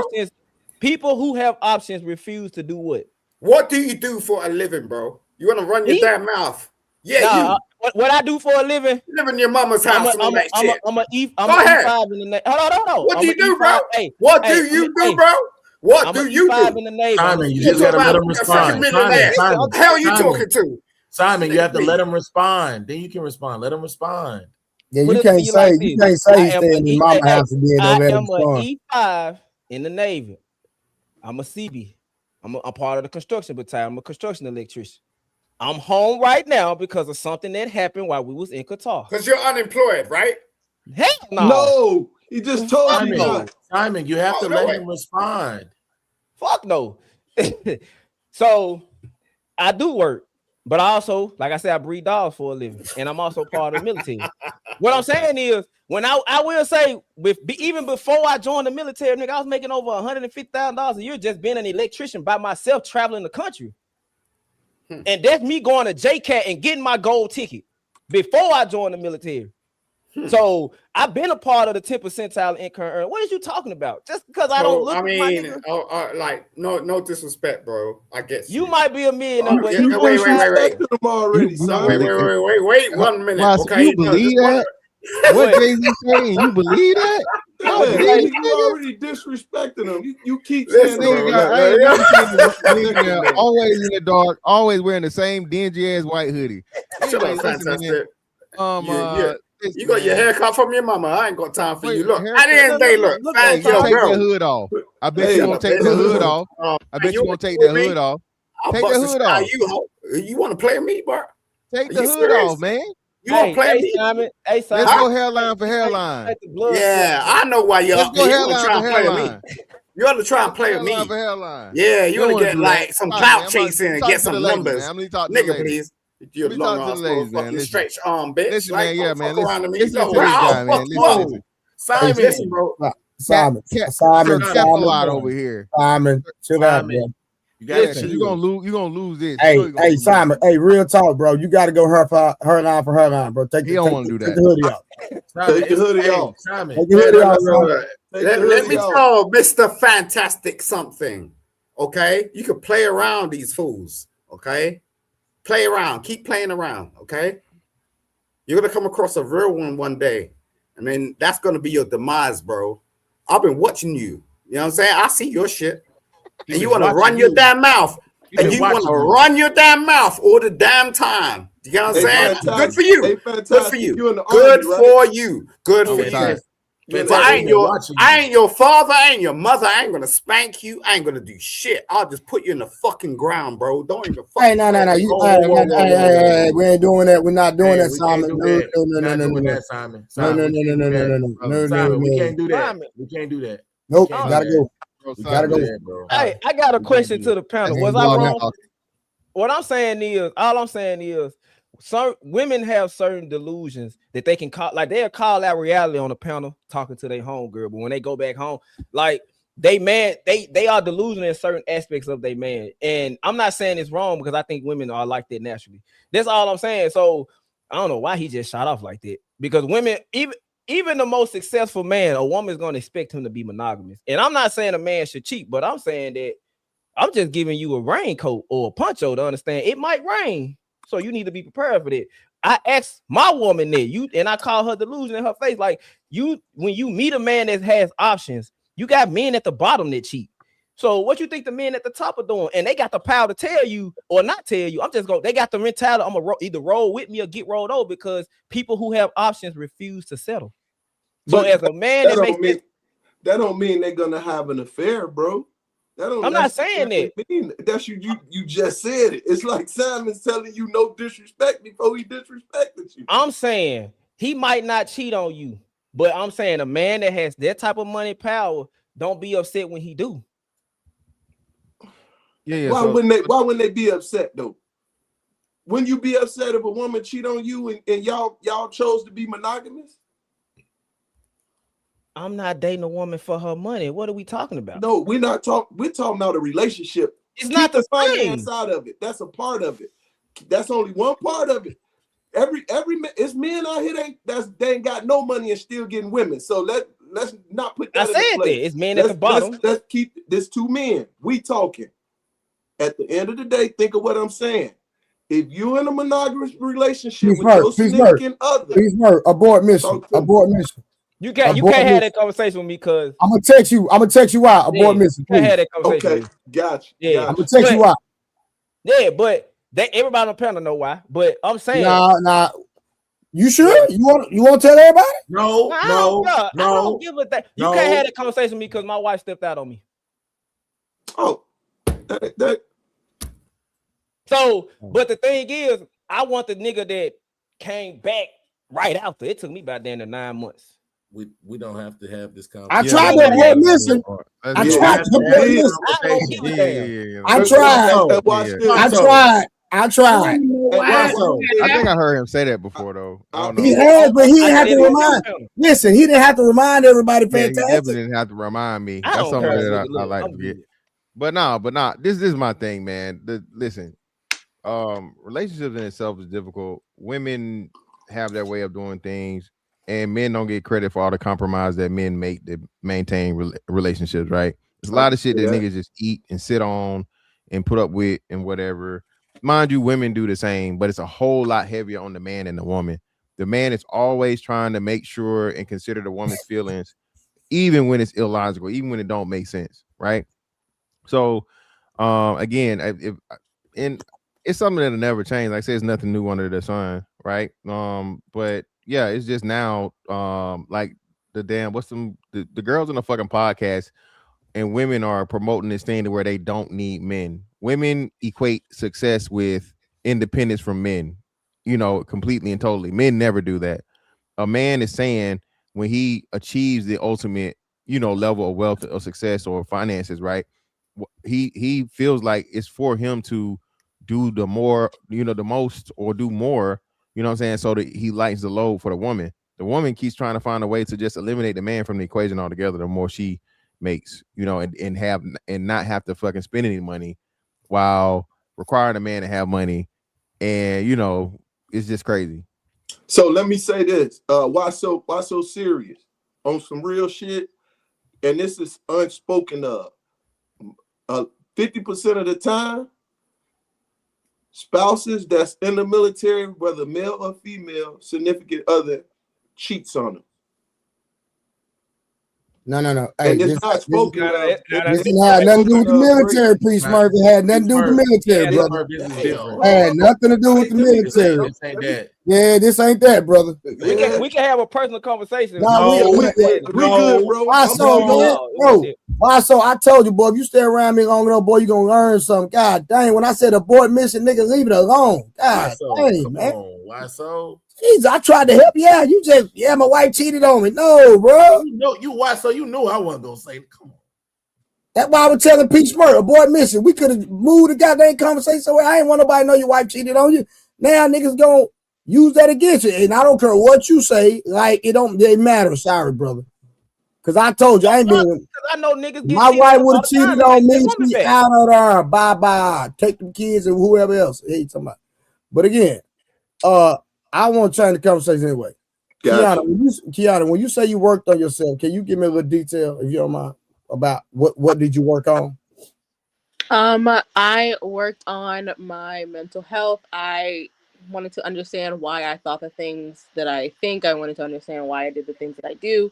And I wanted to unlearn that behavior so that I do not repeat those behaviors and then get the same results over and over again. I saw the way that I was living and I said, okay, something about this is not making me happy. It's not giving the results I wanted to give. So respect. Yeah. You got another question, Samson? You got another question queued up? Hold on real quick. Big A, what to do, man? You wanna tap in real quick before we progress forward? My bad, man. What's going on, Big What's happening? All these military niggas on the panel, man. Yeah. Yeah, what up, Can you hear me? Yeah, loud and clear, brother. Okay. Yeah. Everybody been in the military except me and Samson. Yeah. Let's see. We got Samson in the military. Pete Smurf, you in the military? Yeah, Army. Okay. Yeah. Appreciate the service of all of them. Hey, appreciate your service and support, my brother.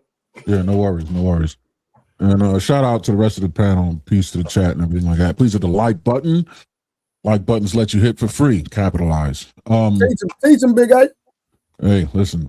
So real quick, I listened to the last question that you asked Miss Kiana here, and her answer, while noble sounding, it also sounded a little bit nebulous, and it sounded very cliche. Forgive me. What has this growth and adjustment afforded you? Like what tangible changes would you say it has made in you? For one, my stress levels are down. I think in the past, excuse me, if I reflect, I made a lot of decisions that led me to isolation. I made a lot of decisions that would lead me to push people away in fear of losing them. And I think now I have relationships, romantic and platonic and familial, that are just healthier, where I can communicate my feelings or whatever, communicate whatever. And I do not then take it personally how the other person responds, because I am not in charge of that. I'm only in charge of how I feel, what I do, what I think. Um, so it may seem cliche, but it is honestly very genuine. No, that doesn't sound cliche anymore. It sounds more, effective. Like there's something that you can latch on to understand the change that's made. So congrats. But yeah, Trey, that's it. All right, real quick, shout out to Lexi D in the Cash App and Red Pill in the super chat. Red Pill Crip in the super chat. I mean, not super chat. I mean, Cash App. I apologize. I got super chats though. I got. Go ahead, brother. I am Queen Tori, $2 super chat. She said, "I love when Samson Reed is so soothing." Shout out to Queen Tori, man. Oh, you be on your month? Nah, never. No. We good over here. Hey, did somebody drop? Fantastic did. Fantastic. Oh, okay. Shout out to Simon with the $2 super sticker. And then Wanda said with the $5 super chat, she said, "How can a good man be a good leader if he lead by emotion?" I think that's for the ladies. That's for the ladies. That is. Shout out to Wanda with that $5 super chat. And then my boy Square Biz with the $2 super chat said, "Simon, a hit dog will holler." That boy was hollering too loud. He had to get up on out of here. Yeah. So ladies, y'all want to go ahead and answer that question? Matter of fact, let Creative answer it, because I know what type of time she be on. How can a man be a good leader, Creative? If he hey, hold on. Hey, Samson, we before we go there real quick, respectfully, we gotta go back to a statement that Shaq had a problem with Candace. I mean not Candace. I'm not Candace. Creative. Did you see that Shaq clipped you? No. Oh, you didn't see it? Mm-mm. Okay, so that Shaq had an issue with you made a statement about you don't want to end up like your grandmother. So when you say you don't want to end up like your grandmother or the people of old, what was the context behind that statement? Oh, so my grandmother, she got married when she was like 12 and 12 or 13, around that age. And she got married to an older man. And she had 9 kids for him. And for him or with him? With him. Oh, okay. And like after some years in the marriage, he started gambling. Mm-hmm. And then he went to the States and he left her to raise all the kids by herself. So he went to the States. So your grandfather's from another state? I mean, another country? My grandfather is from the islands. Okay. So that's why you say you want to end up like your grandmother. Yeah. Context. Okay. That's all right. Because that Shaq, when he reviewed it, he had that statement. So I wanted to get clarification on that. So he ended up going to the States and leaving your grandmother with 9 kids, correct? Correct. Okay, gotcha. Okay, go ahead, Samson. I was just gonna ask, can you answer this question for me, Creative? How can a good man be a good leader if he leads by emotion? I don't agree with that in some cases, because I expect a man to be more logic. Because I feel like anybody, if you're making like decisions off the fly, right on emotions, because emotions could get high. But I feel like you could like listen to your inner knowing and your gut feeling, and I think that's more of a safer place. But to react straight up on like reactions, like you're pissed off, somebody got you mad, you want to get revenge, it's probably not the best place to act from. It's probably good to sort it out, being a man and be logic, and then find the right way to deal with the situation. Okay. The next question I was gonna ask was, wait, my boy Harwin in here. Harwin, you got something you want to say, my boy? My guy right there. What's happening, Samson? Did you hear something? Did you hear something? You gotta speak on what happened, man. Yeah, he was out in the comments talking about Adam and Eve and all that. I said, you know, he swear he know the Bible, but you know what I'm saying. I ain't come up here to talk on that though. Okay. All right. Got that check. My boy got all the books. I was gonna start the whole thing. Okay. All right now. You know, he know the Bible back and forth, boy. Like that boy walking Bible for real. All right. So let me start with this question. I'm gonna ask Dory. Dory, what do you feel like the common breakdown? We talk about the disconnect between, a woman actually, being ready for a good man. Do you feel like there's like a specific thing or a disconnect that happens that dictates that she's not ready for a good man? Do you think there's something specific, or is it like more broad? It could be any reason, but or from your perspective, do you think there's something specific that indicates she's not ready for a good man? Yeah, I think it's the lack of emotional intelligence. I think that's the main consensus. Isn't that typically most women? I can't. Come on, Trey. Trey, this be like. I asked a simple question. I don't know. I don't know if it's most women. I mean, maybe I could look up some data for it. She's not outside enough, creative. She wouldn't know the answer to that. She won't be outside enough. Mm-hmm. Am I next? Yeah, you next. So creative, do you understand? Creative, do you understand your emotions? Yes, I do. You do. So when a man tells you that you're operating in your emotions and he can't understand your logic because you're operating in your emotions, you understand that? Yeah, I do. When I was younger, I was like really, really emotional. And now looking back on it, I could see it, because I'm much older now. I could see the growth and I can see the way I was acting. And I could understand. So you understand why you felt the way you felt? Yeah, I understand that too. Okay. Whatever, Trey. Like he always got something smart to say. I got a bone to pick it throwing this. So when men say, because I've said it too, women are terrible leaders. So when I say that, am I wrong for saying it? Yes, you are. Why? Just to make sure you said women are terrible leaders, right? Hey, Candace. When I said, of course I'm saying to be trolling, but what I'm saying is women are not good leaders, is what I'm saying. Let me since it's not what I say, is how I say it. Now, Sam, not Samson. Why so serious? You bugging now? No, wait. Hey, Trey. Dory said she agreed.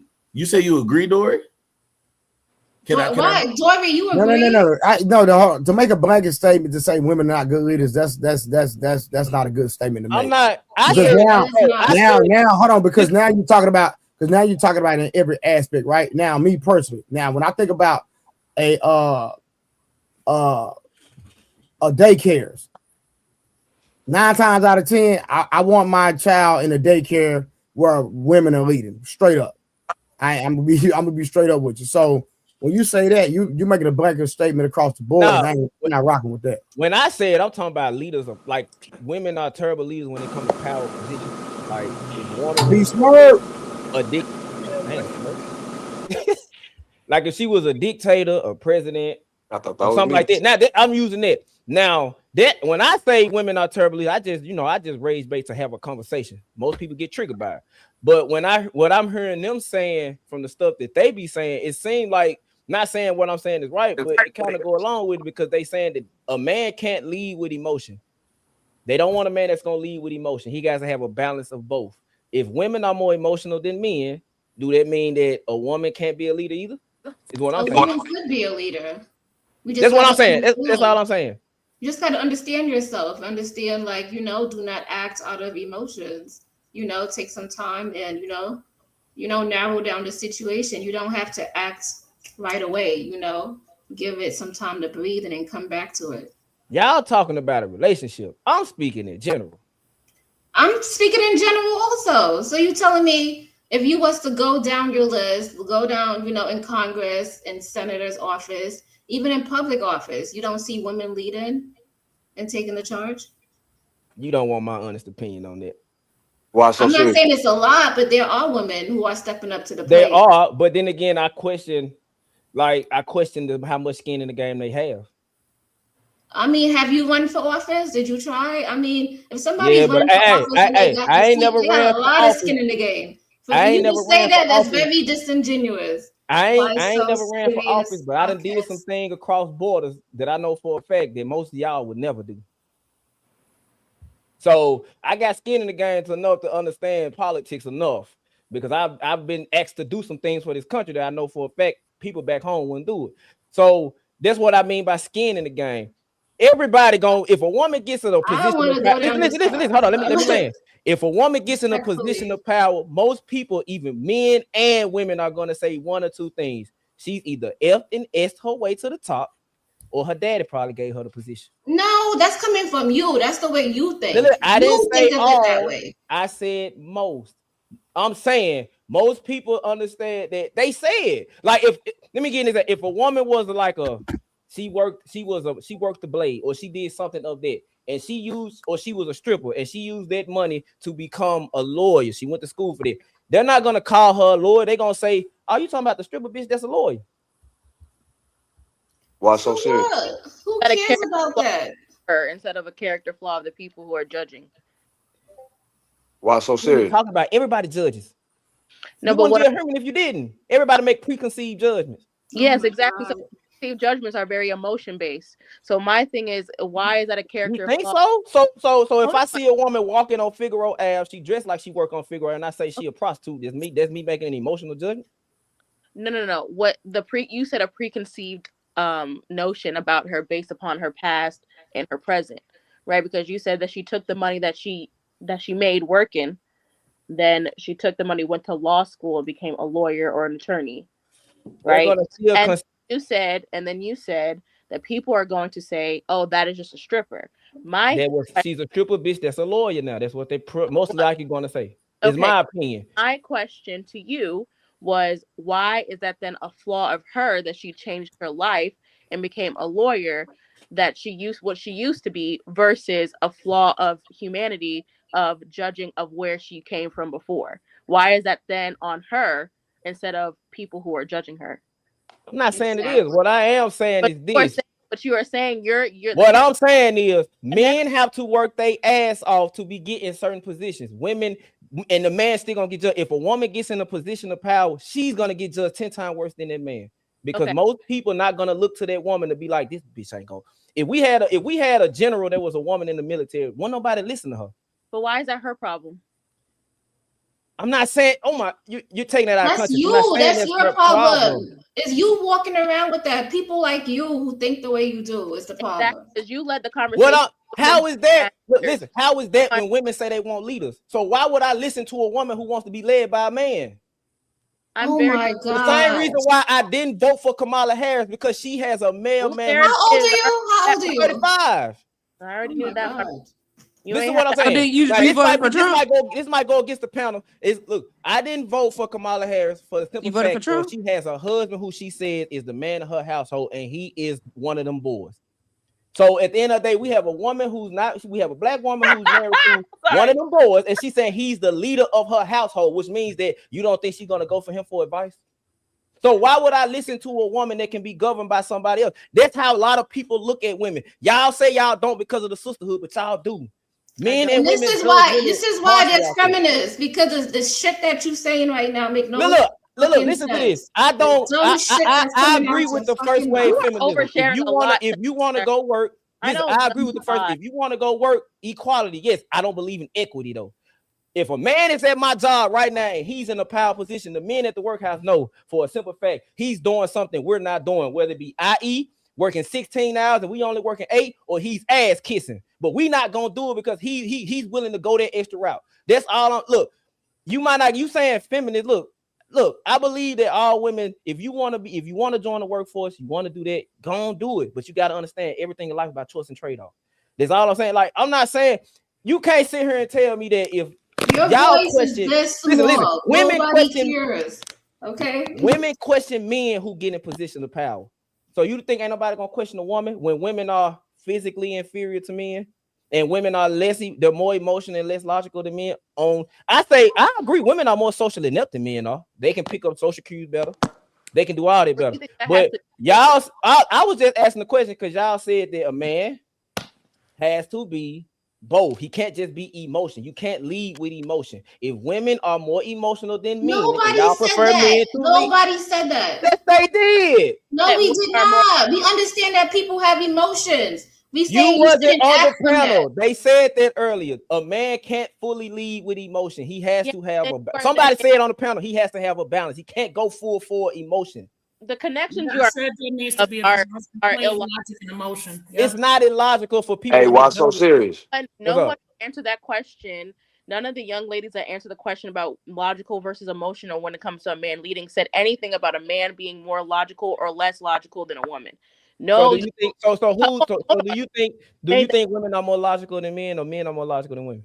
I don't think it is a gendered issue. My thing is that what I have read is that you can map out a woman's hormonal or emotional spikes based upon her menstrual. Yes, right? No. There you hold on. No, not just menstrual. Y'all produce more estrogen.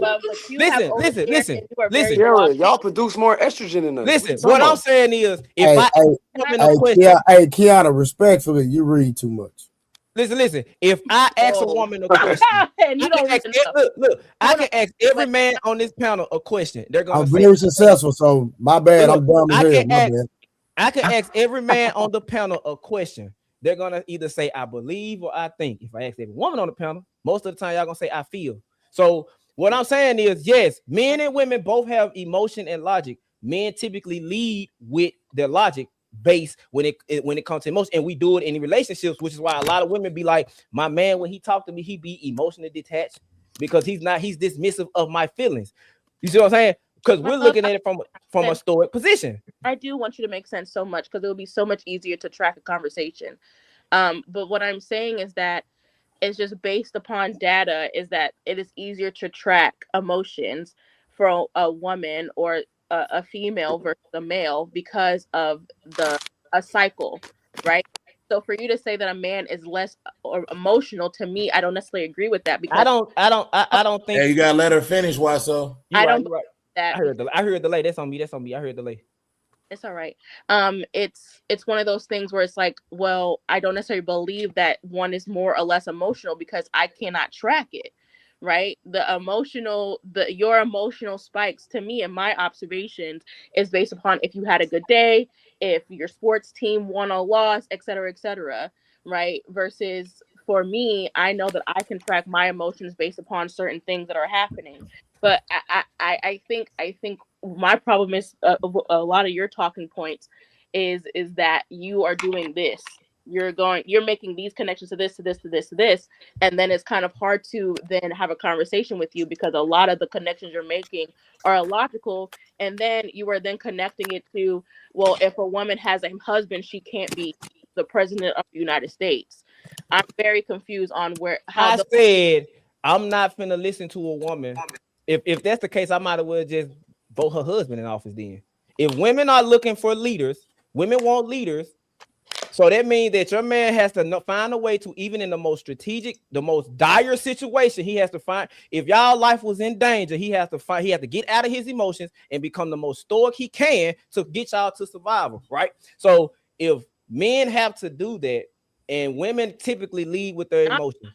Listen, women you can't sit here and say that you can't sit here and really be having this conversation saying that women are only emotional when it comes to their cycles. I say women are naturally that way because y'all birth kids. Now, if that has something to do with cycles, that's menstrual, whatever. Men are more logical. It has nothing to do with it either. Why? So women are just naturally more emotional. Like, come on, let's just be honest. I don't understand why she's saying that. Men are emotional too. Men be all philosophical about something that everybody already knows. That's ignorance. I'm and it doesn't demean y'all. It's just a part of who y'all are. Your biological makeup. There's nothing wrong with being a woman. There's nothing wrong with that because men we typically do not lean toward. I'm talking right now. Thank you, respectfully. Now, men typically we do not lead toward our emotions for the most part, right? Not saying that men don't get emotional. Not saying that men don't make emotional decisions, but men are just more logical. It's not a war or make it a bad thing because women typically lead with their emotions. It's just that simple, y'all.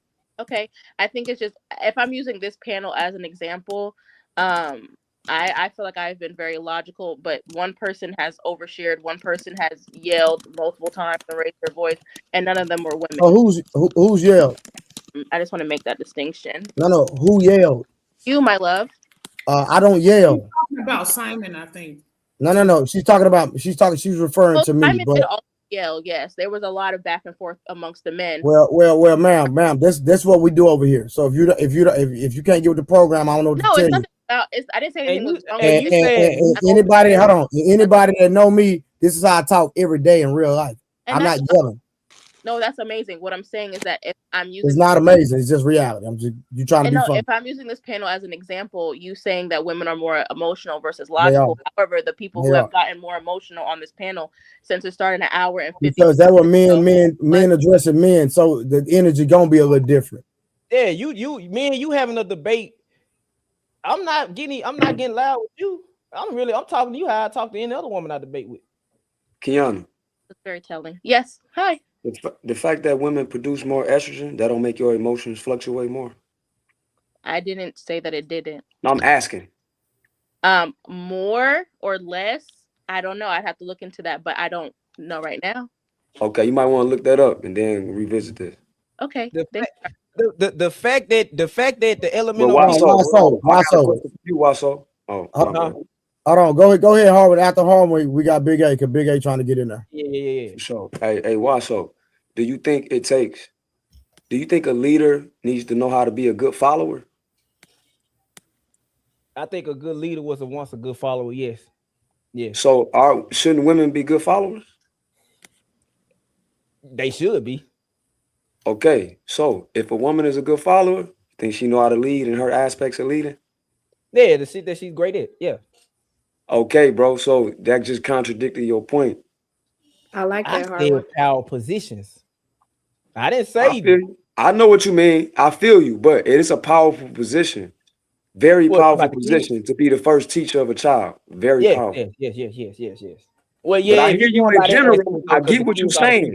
I hear you. But Harlan, you're not speaking to the level of power that he's referring to. As well. That's why I said I hear him. I understand what he's saying. But for you to prove a point, you got to go to that level. You can't, you got to get out. No, I didn't say he wasn't right. Why? So what are you talking about? I agree with Harlan, but at the same time, I'm just saying for him to make his point, he got to step it up just a notch, respectfully. Well, I think that being the first teacher of the child I don't think you can go too much higher than that. And ain't too many examples. But I do agree. Well. Do you want to talk about that? Do you really want to have that conversation? I mean, the majority of women being the first teacher of the child, looking at the dynamics and where we are in the culture right now. As a former teacher of 11 years, do you really want to have that conversation? Yeah, but I'm not saying that everyone does it well today. What I'm saying is a good woman that is a good follower can do it well in her capacity. One thing I can tell you, there's a big difference between a mother raising a kid and a man raising a kid, and that's a fact. It's a very big difference. Very big difference. Big A, it's on you. Yeah. Why? So you missed an opportunity there, but I'll get back to that in a minute. Yana, let's entertain this idea that having a 4-phase cycle every month makes it easier to track a woman's emotions. I'm not saying I subscribe to it, but let's say we entertain that idea. Isn't it a bit more chaotic to have 4 phases in your emotional in your hormonal cycle every month than it would be to have 2 phases every day? No. You mean it's easier to track 4 changes over the span of a month than it is to track one change every day, the same change every day? Yes. How is it possible?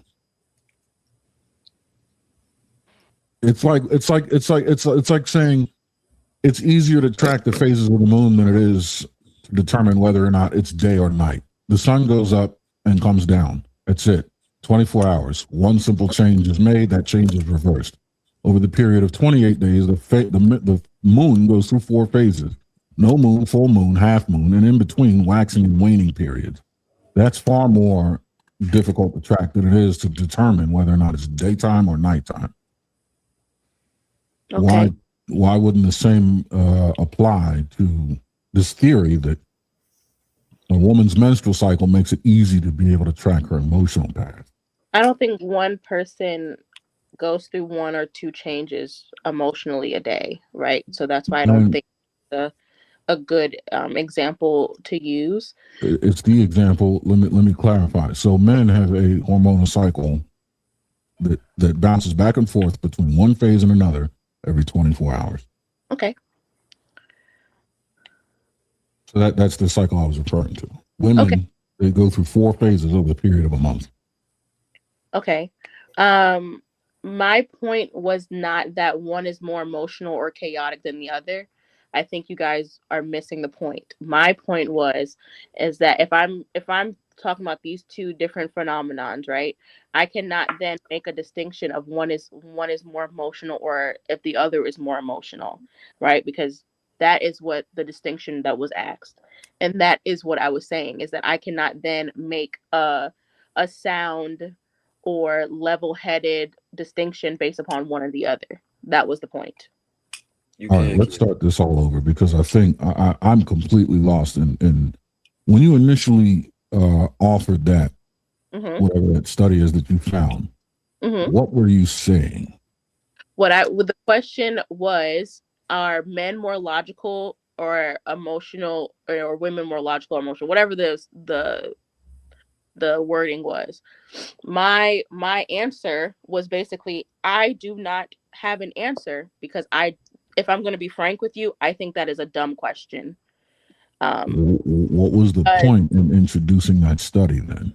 Because what I'm saying is that because the emotions operate on 2 different cycles, it is then impossible for me to say one is or another based upon gender only. That was my distinction. That was the point. Does that clarify?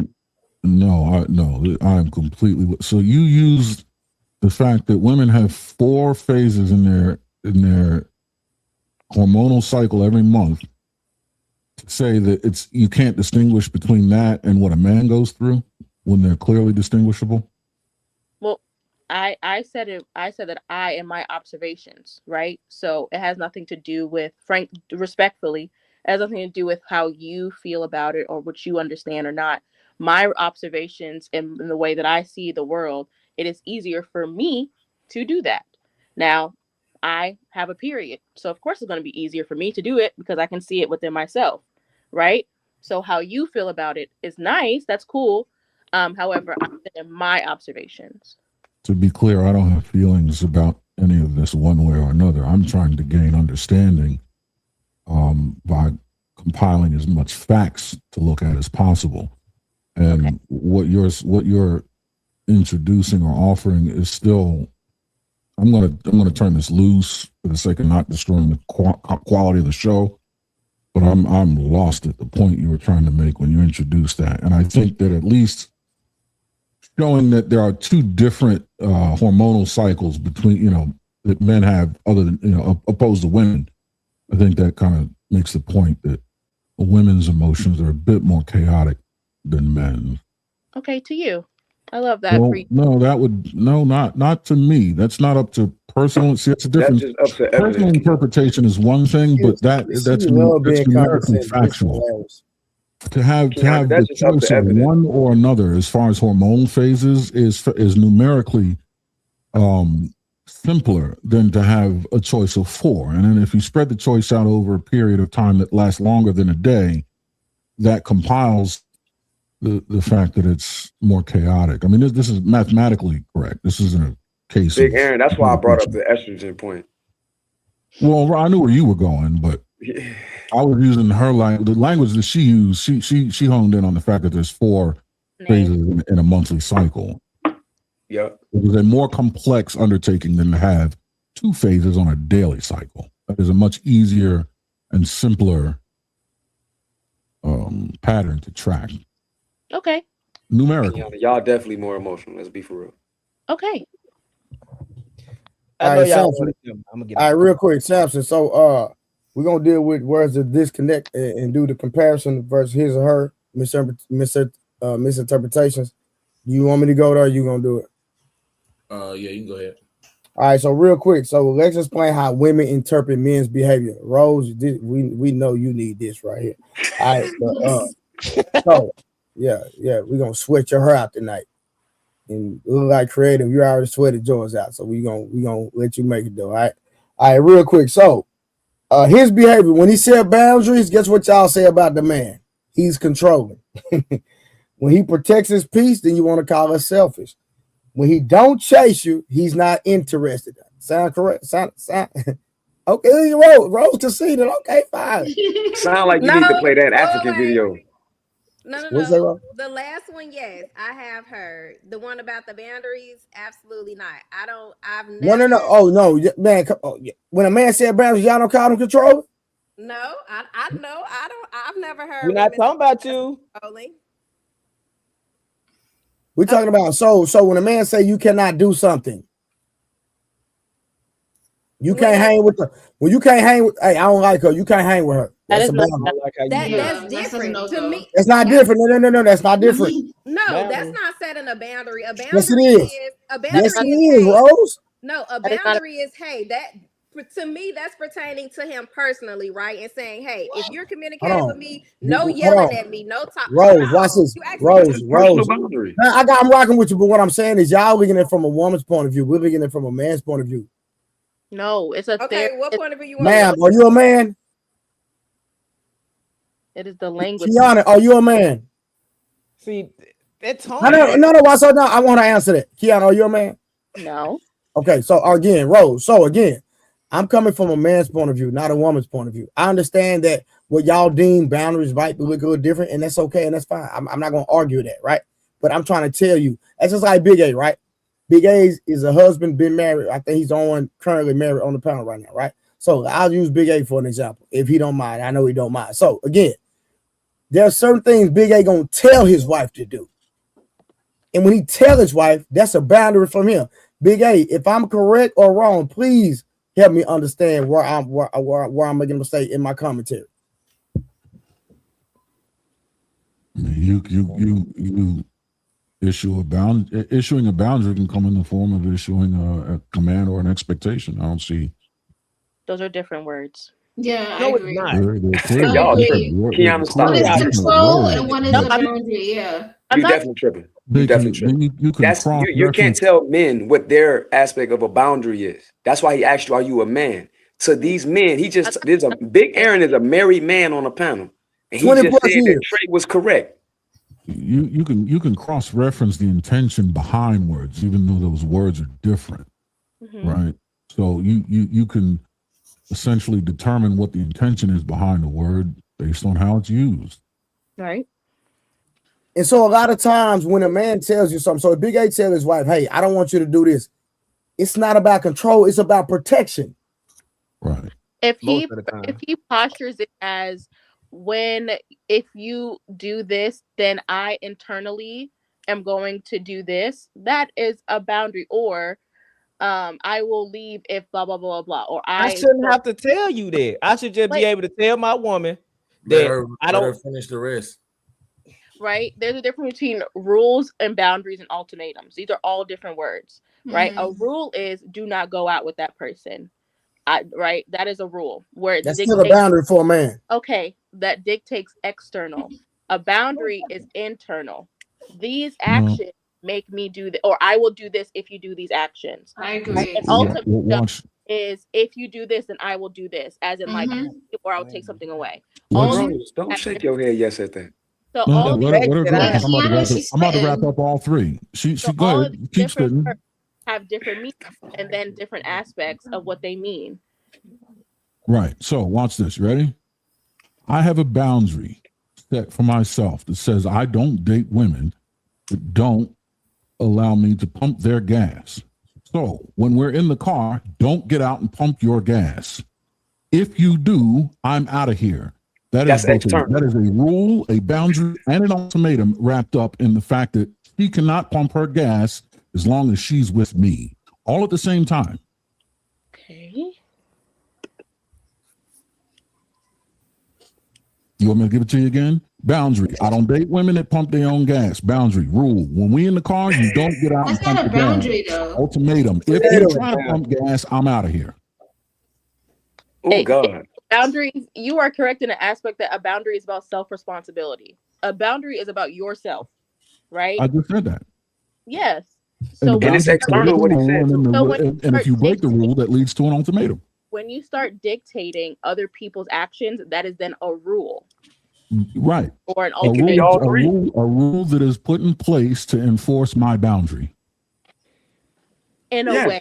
Yes. I'm not Hold on, watch this. I'm gonna go to Rose. Watch this. I'm gonna watch it. Go somewhere. It's not rolling her eyes. Yeah, just let him have it. Just let him have it. It ain't no having nothing. It ain't no let no have it. Y'all just arguing to argue. No, hold on. Hey, I'm talking. When I talk, y'all respectful. I'm trying not to do that. Rose, real quick. What? What's a boundary that you have in a relationship for a man that you're dating? What's something he cannot do? A lot. Something that he cannot do a lot is if we're in a dating phase, he can't come to my house. So that's a boundary for you, right? Yeah, absolutely. That's a good one. So is that internal or external? I feel like it's both. It's him coming to your house external. No. Go ahead. Rose. Rose, is him coming to your house? Nothing. Because stop it. Rose, is him coming to your house an external thing? I feel like if I had to answer, I would say that. I feel like exactly. Rose, if somebody listen, every time you talk, it's your personal experience. Yo, why y'all keep saying that? Every time you talk, you're talking from your personal experience. We just say what I said 20 minutes ago. If we're having a conversation, listen, you talked about your feelings for the last. That was a great example, Trey. That was a great example. Bro, and I don't read books, but I. Big Aaron gave a very similar example. Common sense.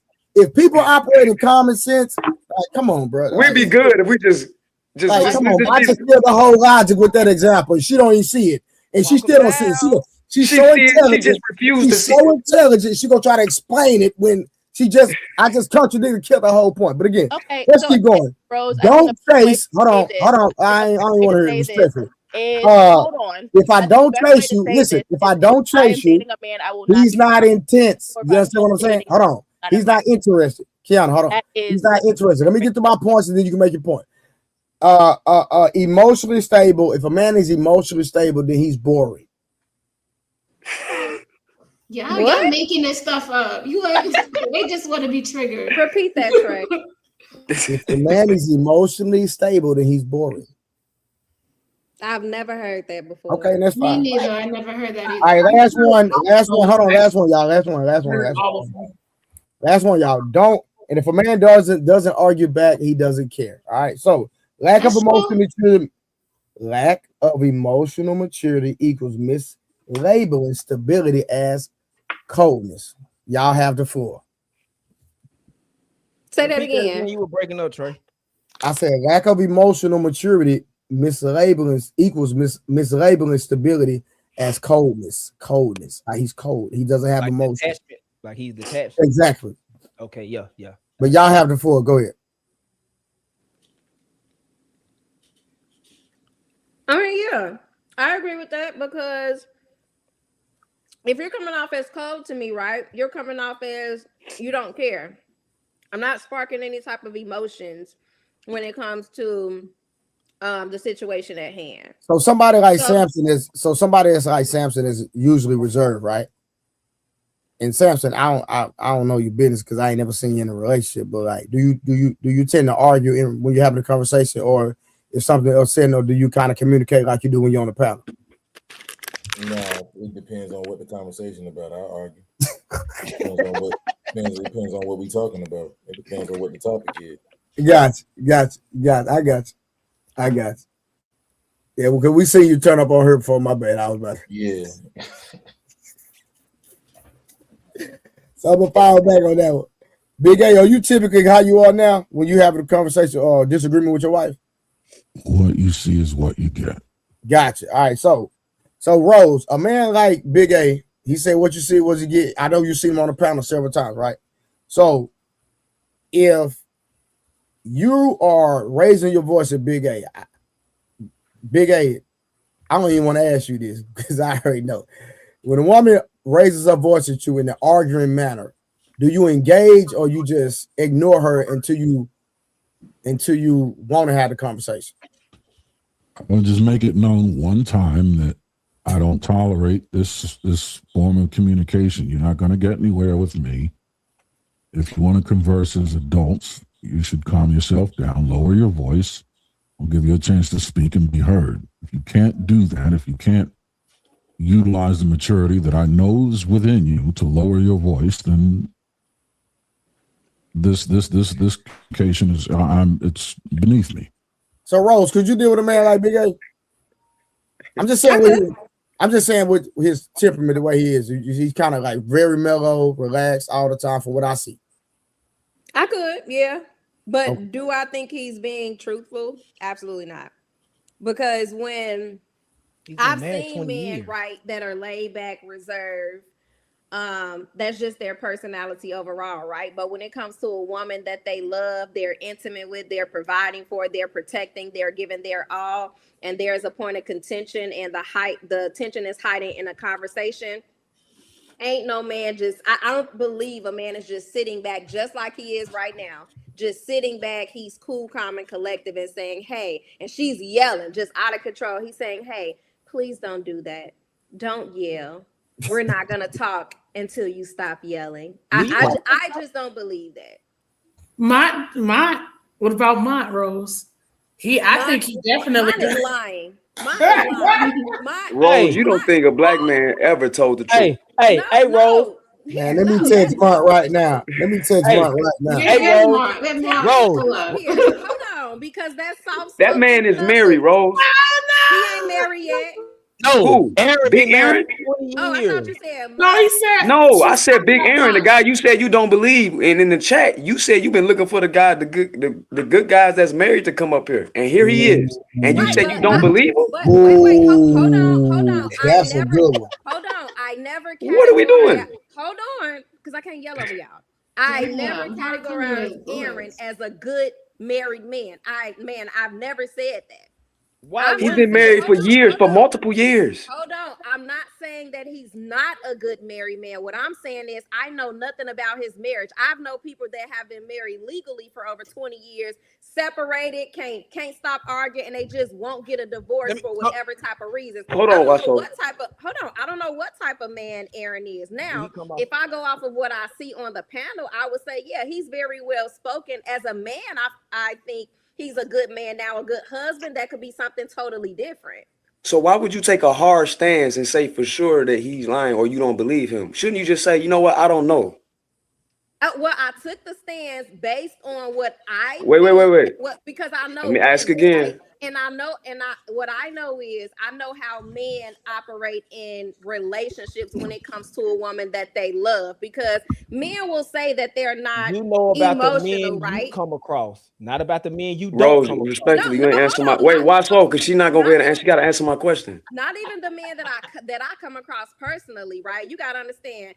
I know women, a bunch of women that talk about their dating experiences, right? And we're on the receiving end in a relationship when it comes to being with that man. So like I said, a man and a husband are two totally different things. Those are two totally different natures that a man have. Like that's not He's a husband. He's a husband, so I'm gonna ask you again.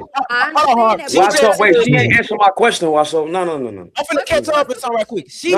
Why so? Wait, hold that thought. Women, they talk about their dating experience. Yeah, we know.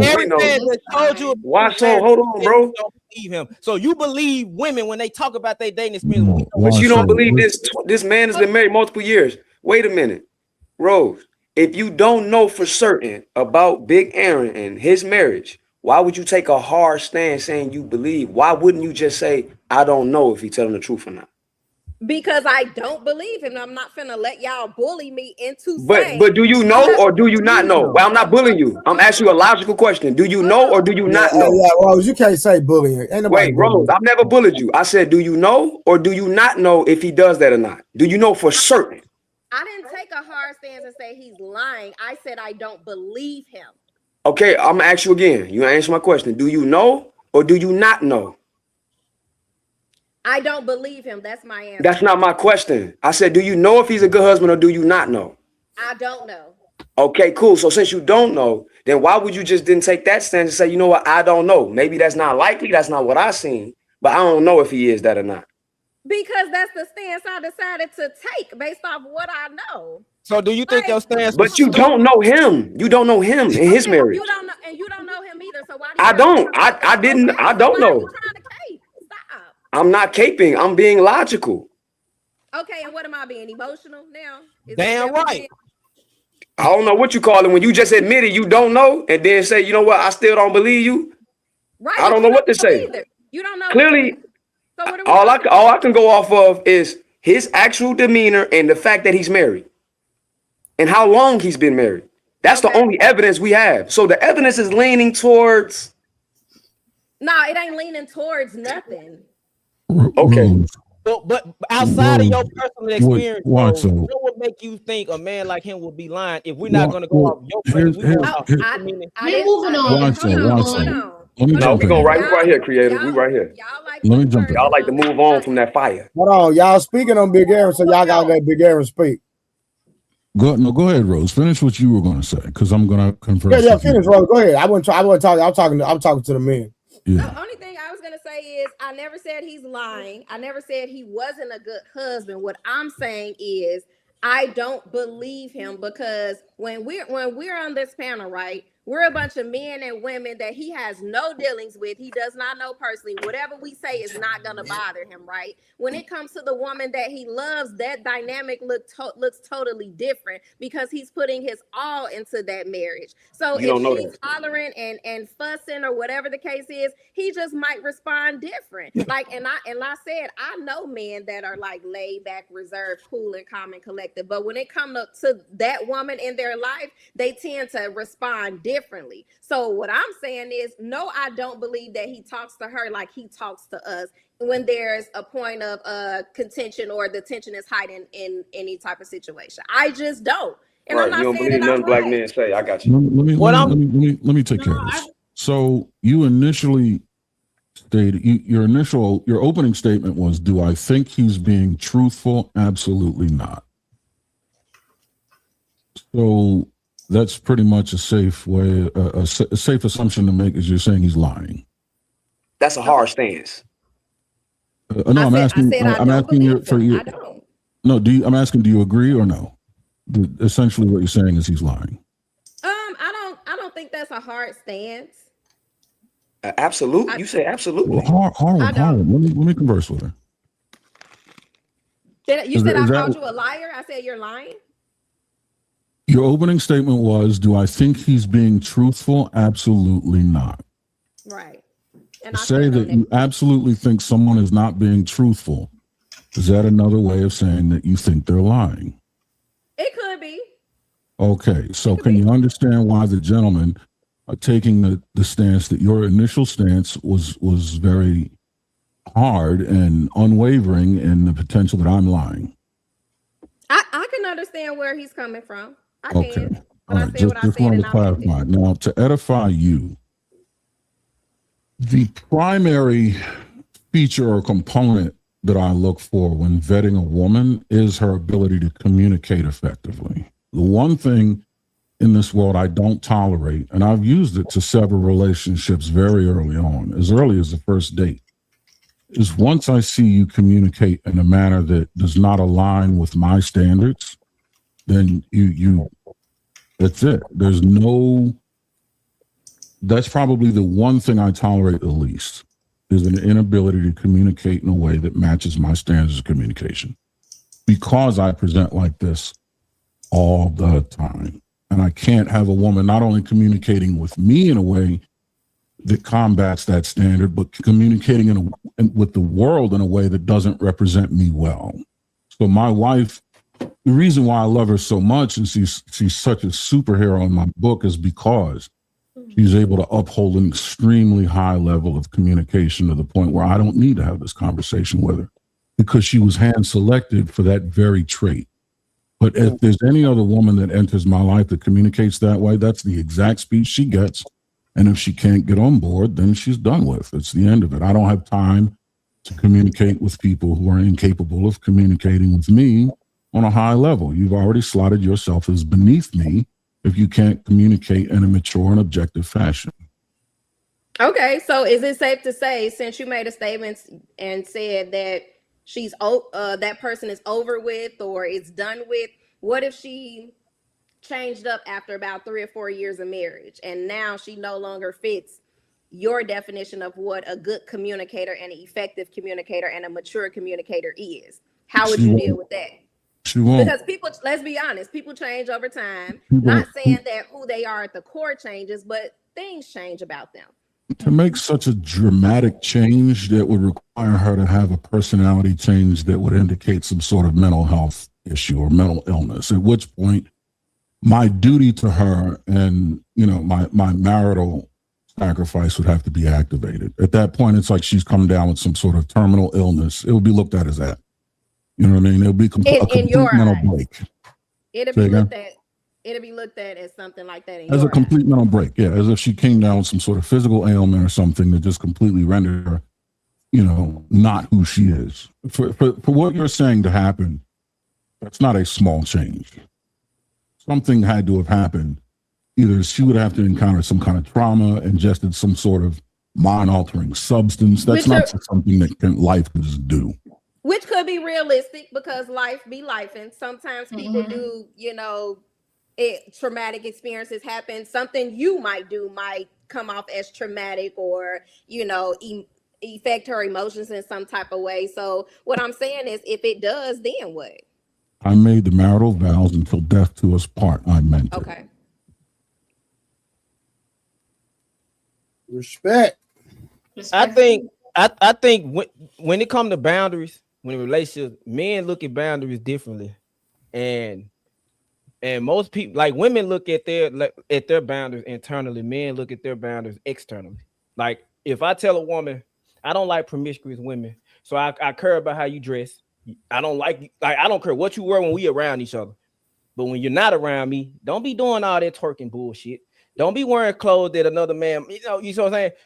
It's external. It's based off that. Women, what Rose just said about how she wouldn't let a man come, that's internal because he has no effect on your household. There's something for you.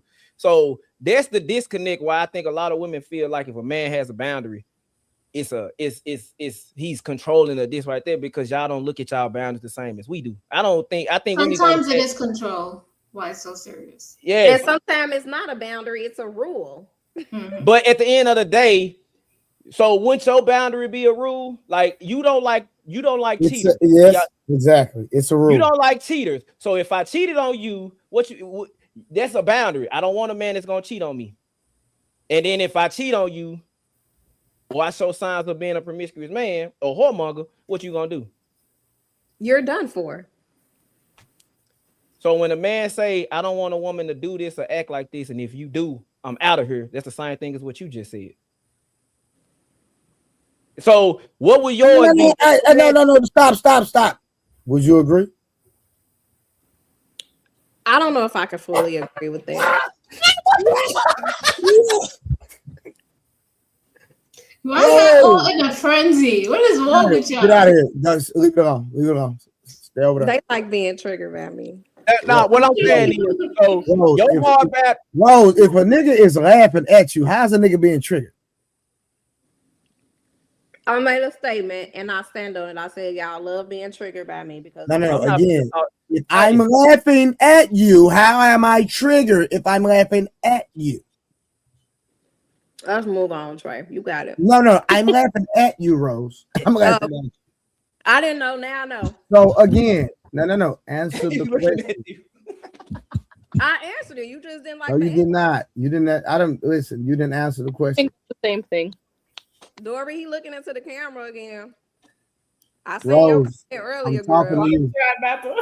Try. Rose, I'm talking to you. Hey, Try Rose, not to look, Dory. Rose, don't do that. Rose, don't, Rose, don't do that. Don't do what? Answer the question. He did. I told why so ass I don't agree with him. What do y'all want me to say? I don't. I don't think that's the same So thing. you don't. Of course you don't, Kiana. We know you You don't don't. literally be a hypocrite. No, but like you that. don't know That's anything. crazy. You don't know. Bro, that's crazy, boy. Well, I was right because you just agreed with I me. think hold on, because I feel like it depends. I on feel like on okay. what got the it. intent Again, is. my point Well, again. it's to me, it is evident what the intent behind it is, right? If I just say you can't come to my house just because I don't want you to come to my house, that's a rule, right? If I say you cannot come to my house, I am a mother of a daughter. I don't have men in my home unless we're just super exclusive or damn near about to get married. That's a boundary. Okay, So I and feel if like it's the intent behind it. Now, if he if a crosses man that say, boundary, hold on, if a man say, I don't want you hanging around her just because, to me, that's a rule. It's not a listen, boundary. if you tell me you don't want me coming to your house, I'm not gonna ask you why. So if I tell you I don't want you hanging around her, why the fuck do I gotta explain myself? Because men are controlling sometimes. Women not controlling sometimes. Women not controlling sometimes. Women not controlling too. I Y'all know just you do finna it come caping for manipulatively. the brotherhood. What I'm No, I'm saying caping is, for logic. hold on. What I'm saying is, I feel like Quit being condescending. if it's gonna be Listen, all right, categorized as a listen. rule, Y'all start keep playing. I'm gonna start getting disrespectful. Keep playing. who you talking to? Everybody. What you say? You said what? I haven't Everybody. even said anything. So I ain't talking you about talking you. to everybody? You just said everybody. Who's being condescending? Well, I'm talking about whoever want to be condescending. That's what I'm talking about. She told me I was You ain't gotta throw cheap shots. Let's have an adult conversation. Okay, so who threw a shot? You just threw one, bro. Quick, act like you didn't throw no shot. You did. It just didn't hurt me. It's all good. But you did. I'm that's caping just for who you are. logic. Laughing at her. You just told a young lady you was laughing at her, and you talk about somebody else being. Tiana, ain't nobody even talking to you. I know, and I'm talking though. But my thing is, you was just telling her that she was laughing, and then you talking about an adult conversation. Hey, anyway, Rose. It was hilarious. It's hilarious because she proved my point. Yes, that's why. Not why because we we was laugh. being You know, my condescending. grandmother taught We me. got to start using My these words grandmother correctly taught now. me. My grandmother taught me if you ain't got That wasn't nothing good. condescending, Kiana, by definition. My grandmother saying is taught that me if you ain't got nothing good to say, don't say You nothing said at it was all. What we condescending, saying though. is, You tried to Rose equate that to wanna what be she wrong did. that, Trey. and die on a hill with what she believe in. It's cool. They gonna die on the hill, even when they know they wrong. You can hear it with silence. They just can't say, "Oh yeah, you right." Well, because nobody's It's not about what I believe, right? It's about the intent behind what's being said. How do Some you know what's things his are. intent if he actually care? Is it a safety issue of me? Hold on, like, and that's why I said it depends. If he don't want me hanging around somebody, right? And it's for my own good, for my safety, this person's gonna cause me harm, whether it's physical harm, emotional harm, or whatever the case is, then I can understand that. That's being a protector. You're protecting me. But if you just say, hey, I don't want you around this person just because it's Tuesday and I feel like since I'm the leader of the house, I don't want you around them, that is controlling. Men don't do that. So, Yes, Rose, they what if No. Hold on.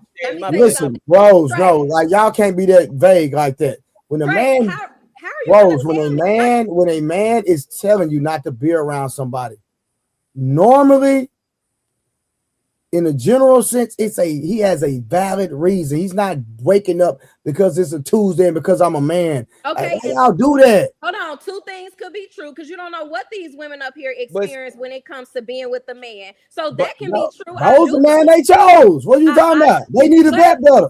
Exactly, it exists. That's what I'm saying. Stop. Okay, but we're talking about the general consensus. We're not talking about these bomb niggas they chose. Okay, but they exist. So that is listen, what we talking Rose, about. I'm talking about a man that a woman has vetted and actually chose to make the brotherhood. Boy. I'm talking about the type of man that Candace said earlier, a man that she actually trusts. If you trust me and you trust me to make good decisions, I've shown you through. I built up a rapport of me making great decisions. Even when I fall off with a bad decision, I find a way to make my way back up. If I tell you, I don't want you hanging around them. Why do I got to explain to you when I didn't have to explain to you about everything else?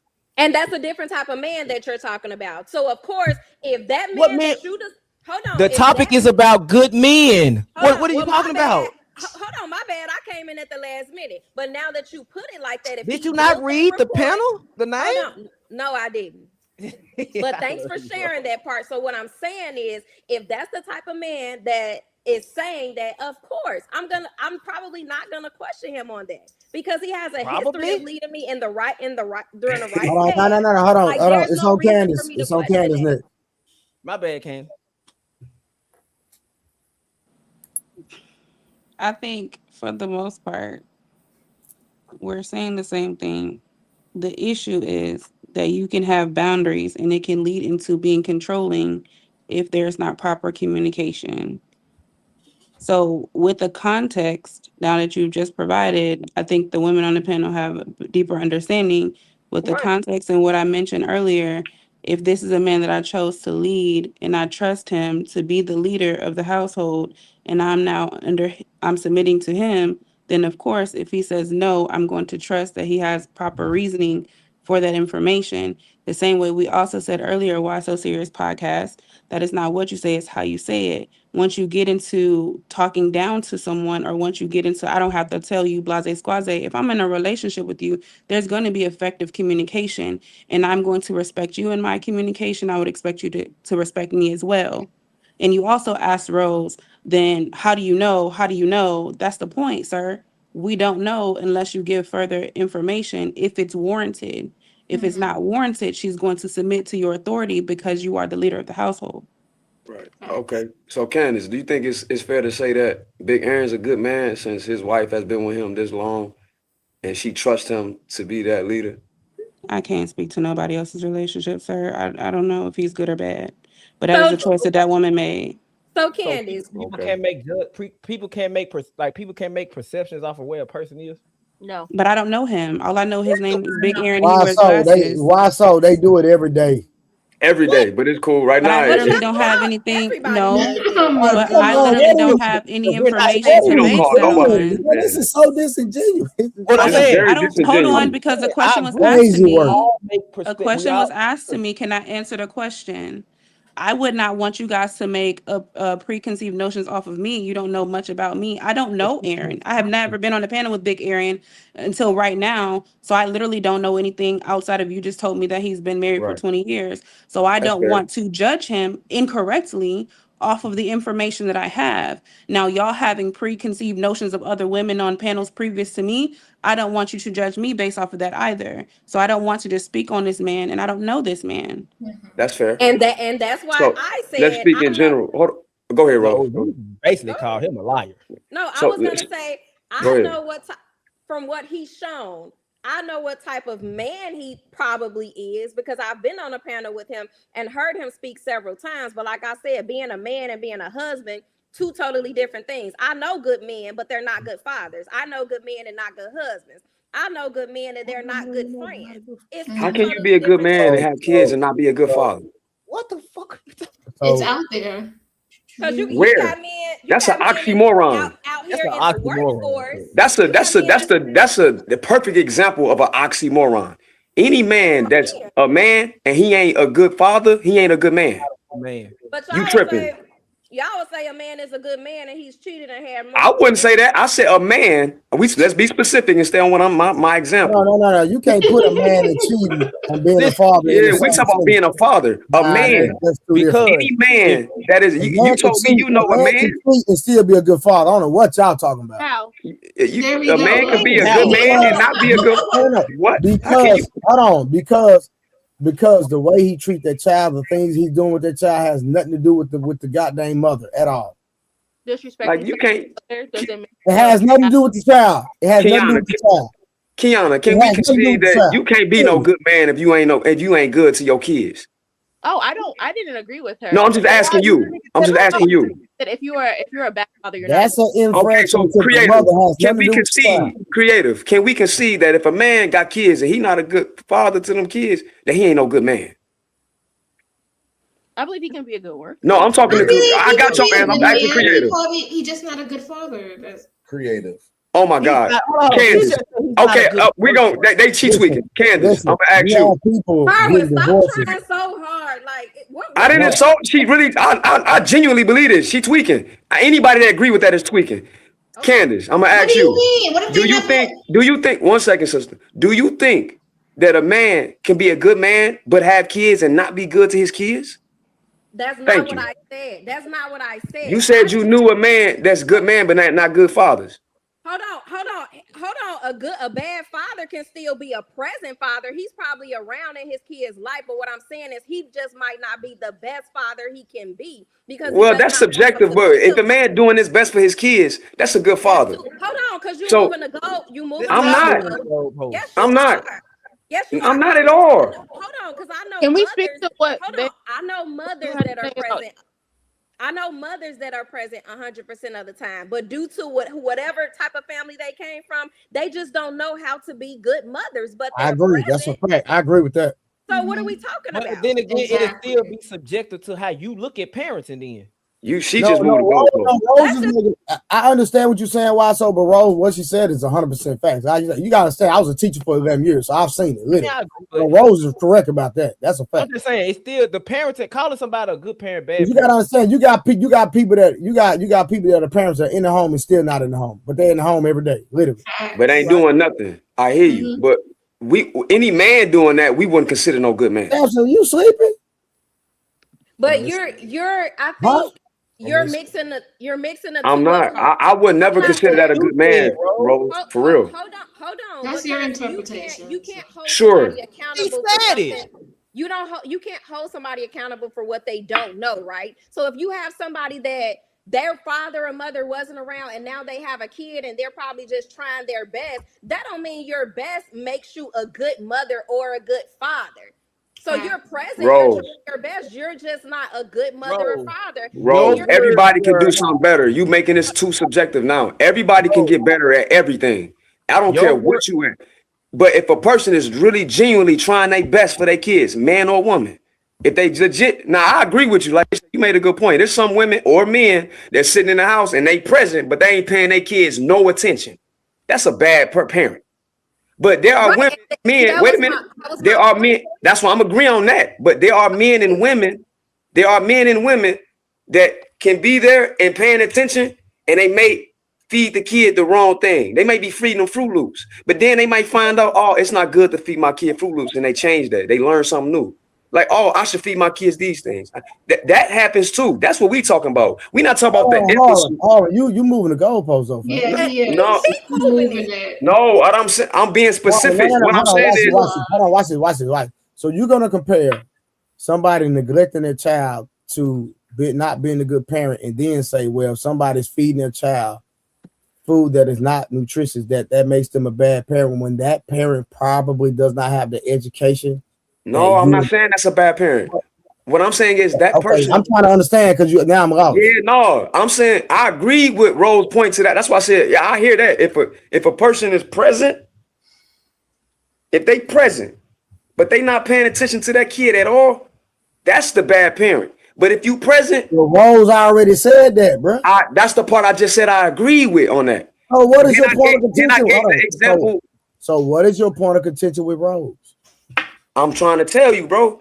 The point that the other example is if a parent that don't know something that needs to know some information, they may be feeding their kid Fruit Loops. I'm not gonna call that person a bad parent. If they find out new information and realize they're doing wrong, okay, then they change that. That's a good parent. I'm not gonna say they bad because they was feeding them Fruit Loops. I'm gonna say they didn't know. But if somebody find out they feeding them Fruit Loops and then they still find out that it's bad and they continue doing it, that's a bad parent.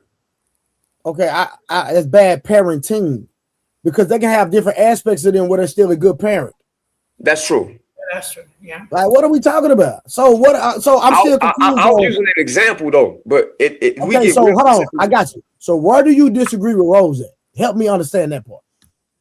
I disagree that a man can legit not be a good parent and be a good man.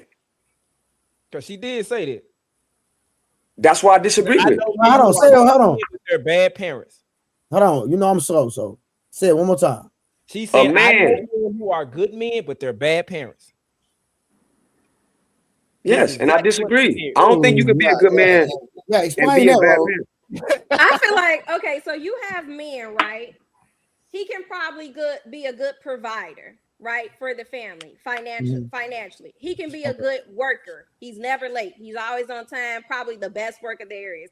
He could be a good son to his mother, right? But if he's in a home and he doesn't necessarily know how to be a parent, he's just there physically, but he's not actually helping the kids grow from an emotional, a spiritual standpoint. Okay, I see what she's saying. And being resourceful, that's different, she's right? Correct. I'm gonna tell you why. I'm gonna give. I hear you. No, she's correct. I'm gonna tell you why, because that's how my dad was. I hear you. But that person probably has room to know that they can get better. My dad is a great person, but he didn't know how to be a father. He just didn't. And so what happened was, like, I prayed about it, like, and God spoke to me, and then the Holy Spirit said, "Look at your grandfather." I was like, "Dang, okay." So my dad was taught provide. That's it. Right. Don't communicate with your kids. Don't learn how to have empathy. Don't do this. Like, he wasn't like hands-on emotional. I'm paying these bills. I'm taking care of y'all.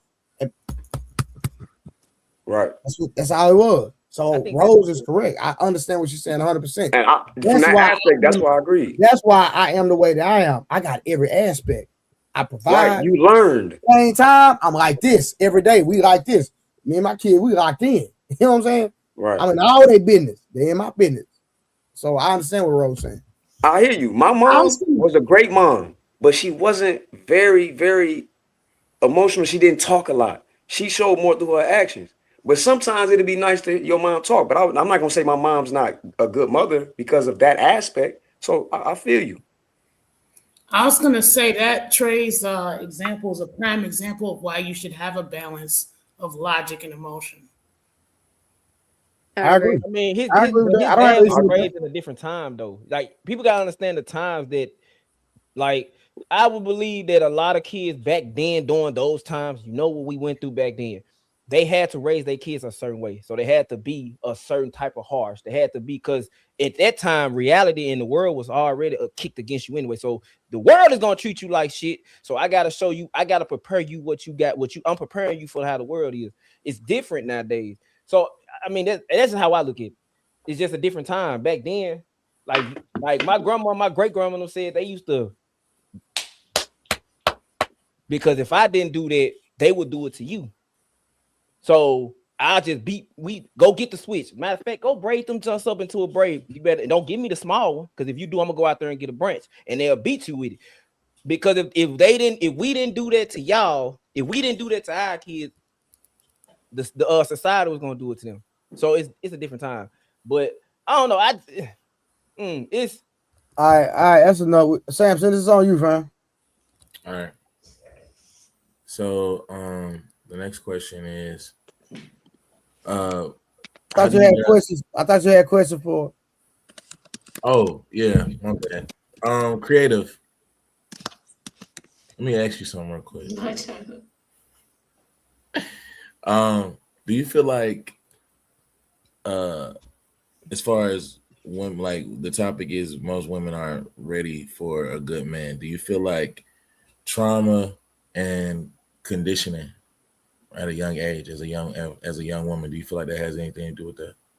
Yes, I was going to talk about that. I'm sure you were. So like a lot of women probably been through a lot of trauma. So I feel like having a good man is good, but it's like a shock to your nervous system if you never experienced that before. So I feel like some of the women stay on the panel, you got to do a lot of healing, introspection, and first you got to know it's out there, you're worthy. And then you have to allow it to come slowly to you. That's why a lot of women be like, let's take it slow. Because like me, I have trust issues. So even though I have a good man, like I need to see like consistency. And that's just for me. I'm speaking for me. I have to see consistency. So you're a whole red flag. I don't care. So I need consistency. Once I see consistency, then I'm like, okay, then yeah. Creative, you just let me know that if I wanted to date you, gonna make me pay for what the other niggas did. That's all you said without saying. No, I did not. I just said consistency. Hey, yes, that has nothing to do with that. You said that, man. Just keep it real though.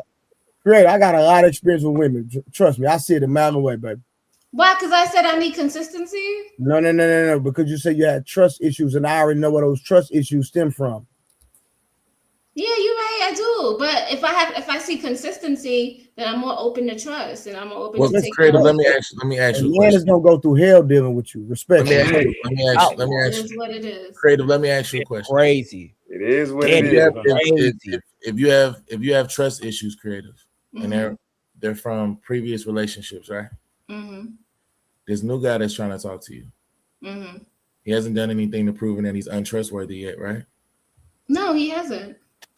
So if you have those trust issues and you apply those trust issues to a person that hasn't proven himself to be untrustworthy, is that fair?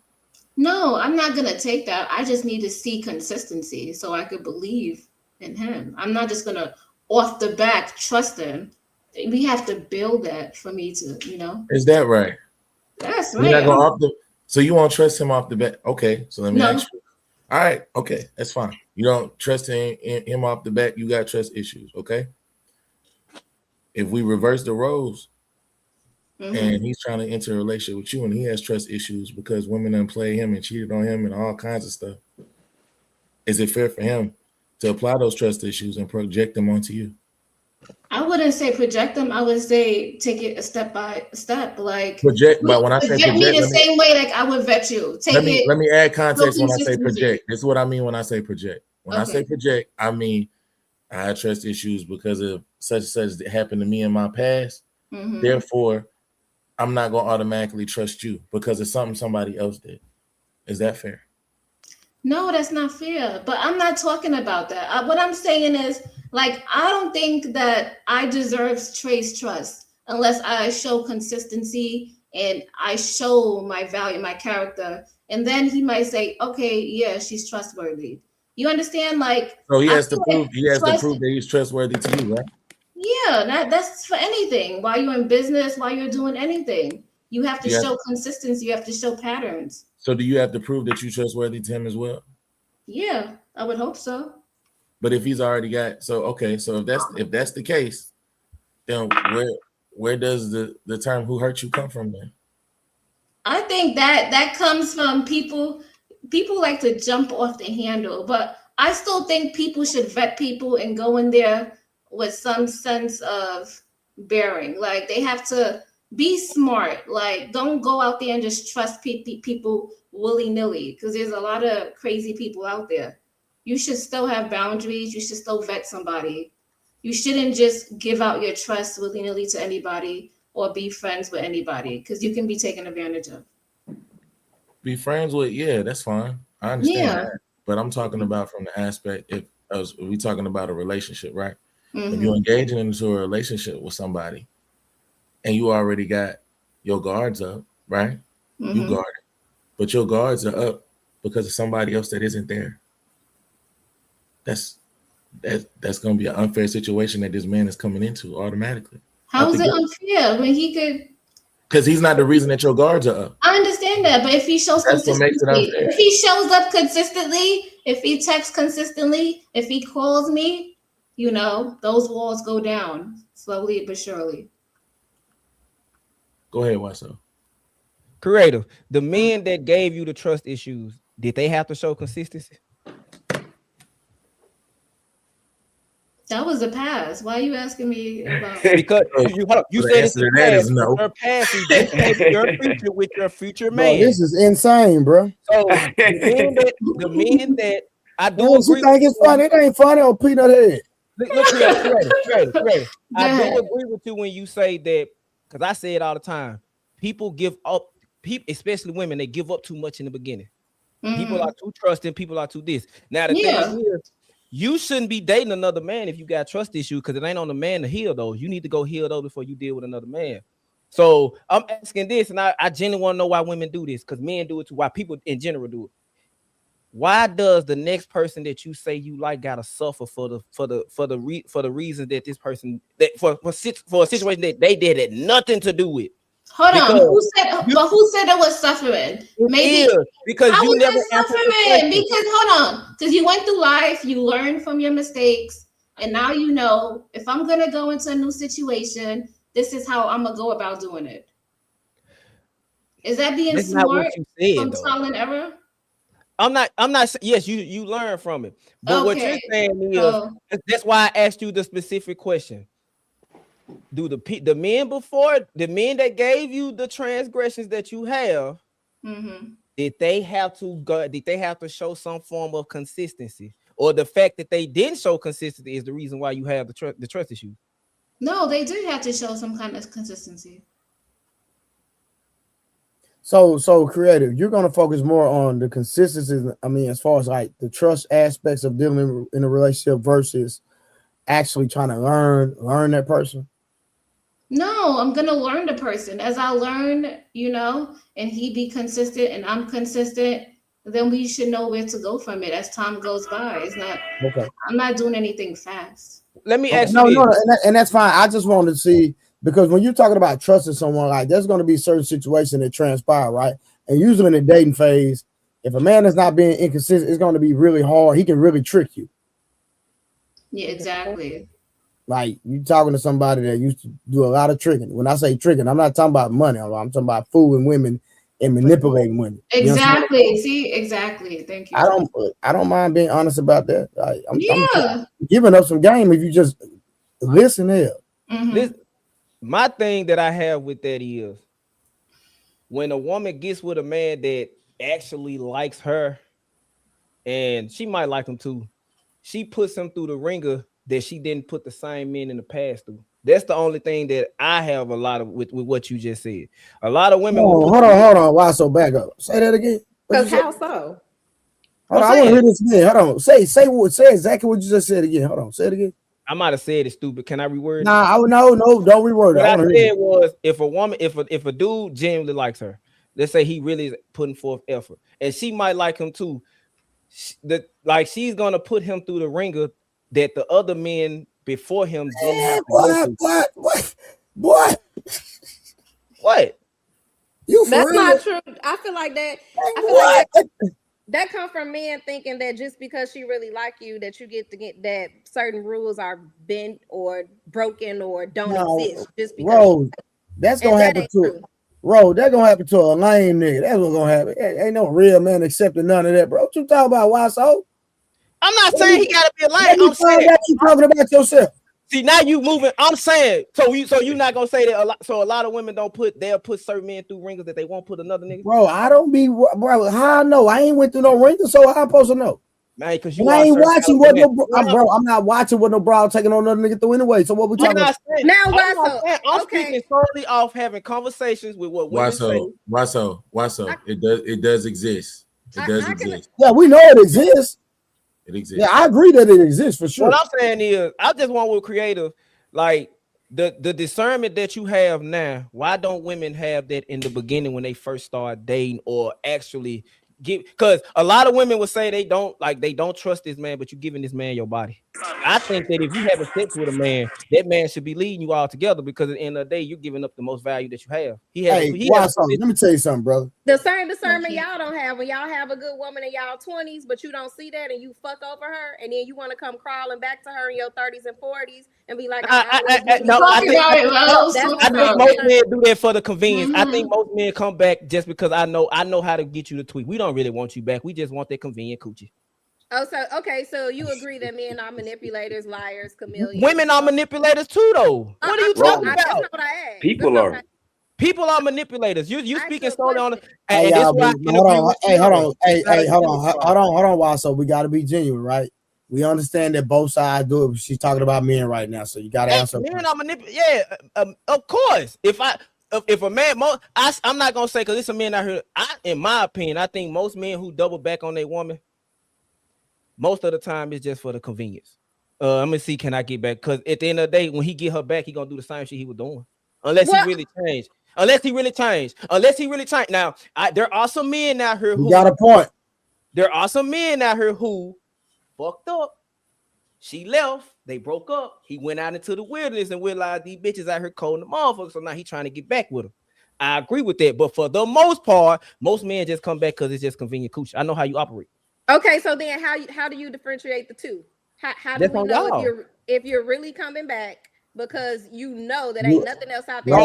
Don't give him what you gave him in the first relationship. The only way you gonna truly know is so you can't say what she's doing isn't the right thing to do. So of course I never said she was doing it wrong. Of course she's doing it. I'm trying to help you out. Why don't women have this? I'm saying why the discernment she have, I told is right because a lot of women do give up a lot in the beginning. Y'all are too trusting. Y'all give up y'all vagina within the first couple weeks or a couple months. The man ain't gave up nothing. I agree with her. I'm saying, why don't women have this? Why it take 55? Why does it take 5 bodies and 3 baby daddies for you to understand this discernment? Is what I'm saying in general. Wait, did you say the men don't give up nothing? I'm saying it does happen. He got a point. Yeah, most men like having a couple. Like I'm gonna tell you like this: in most situations, all you gotta do is talk to a woman for 2 weeks consistently. You probably gonna bang her. Not you. I'm not saying you because you one woman out of 6 billion. I'm saying in general, you just show some form of consistency that no other man. Most men are getting vagina from women and ain't marrying them. Most men are putting babies in women and not getting down on one knee. So when I say men are not giving up nothing, women are giving up their precious value while men are giving up half of it. Just because I pay a bill, I pay a bill to set you up and you gonna cook for me, clean, and I ain't your man. I got a key to your house and I'm not with you, I'm winning.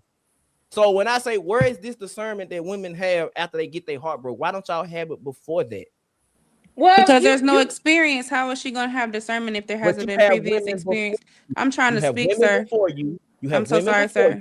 You have women before you. You have start to speak over me, sir. I allowed you to speak. Can I start now? You might not have the experience, but there are people who have it. Is what I'm saying. Okay, but maybe they haven't spoken. I'll let you speak. It's okay. You can have the floor, sir. I understand you want to hear yourself talk, so you can talk. No, I'm on the guy. May I speak now? Okay, thank you so much. So you're asking a question and not allowing people to answer your question. That seems disingenuous, but just because other people have had that experience, it doesn't necessarily mean that's being very childish, sir. Just because other people have had that experience does not mean that just because other people have had that experience does not mean that they have shared that with this particular woman. Most of the time they have to learn by trial and error. I think as the human experience, oftentimes we do learn by trial and error.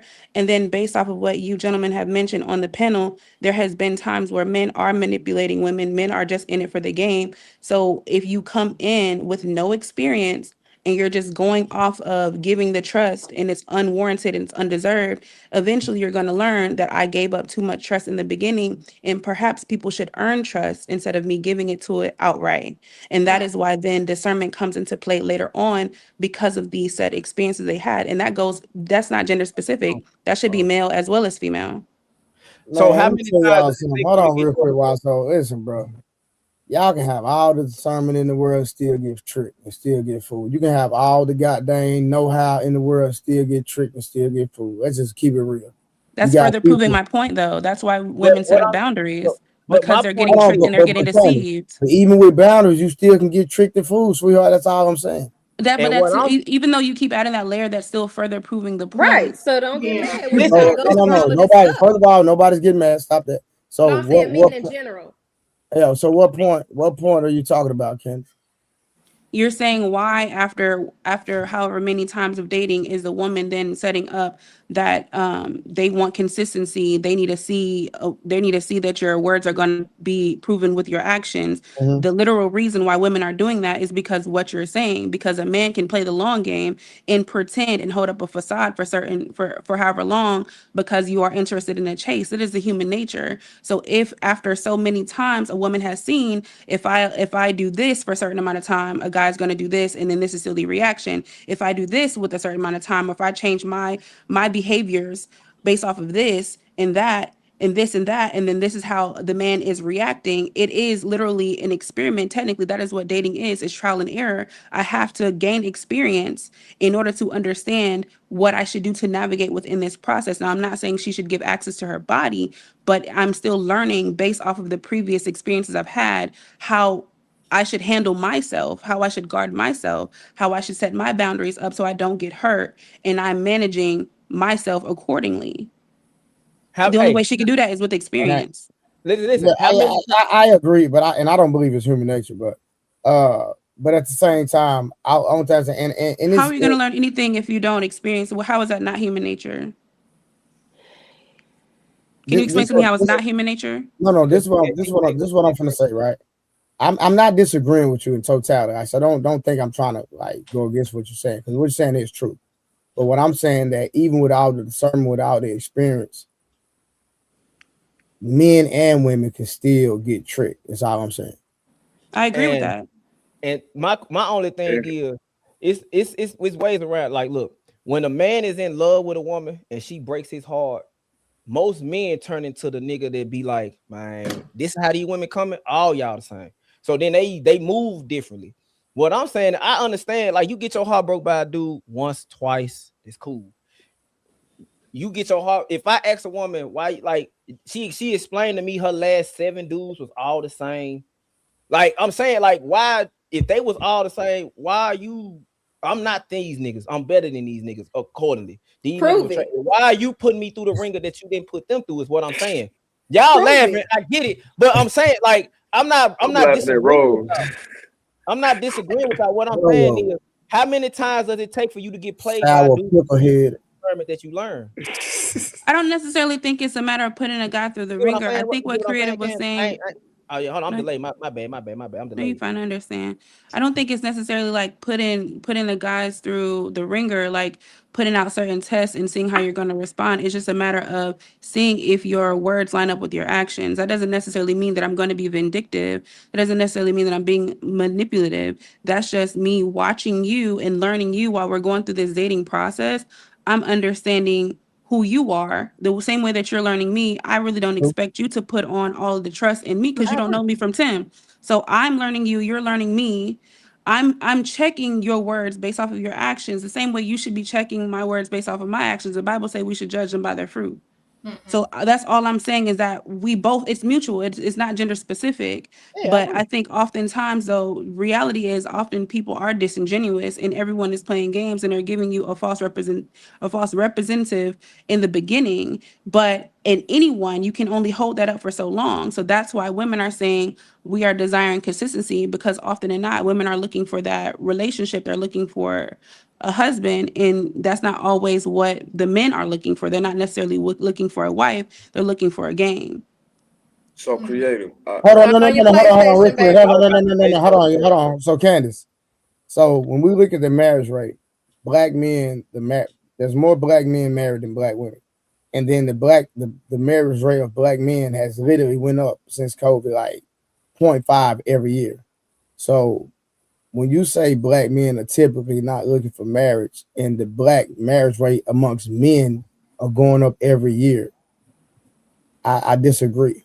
And black women, Trey, but what did I say? I never said a color, Trey. I never said black men, because I don't have that. So what was the statement when you said about men typically? So men typically don't what?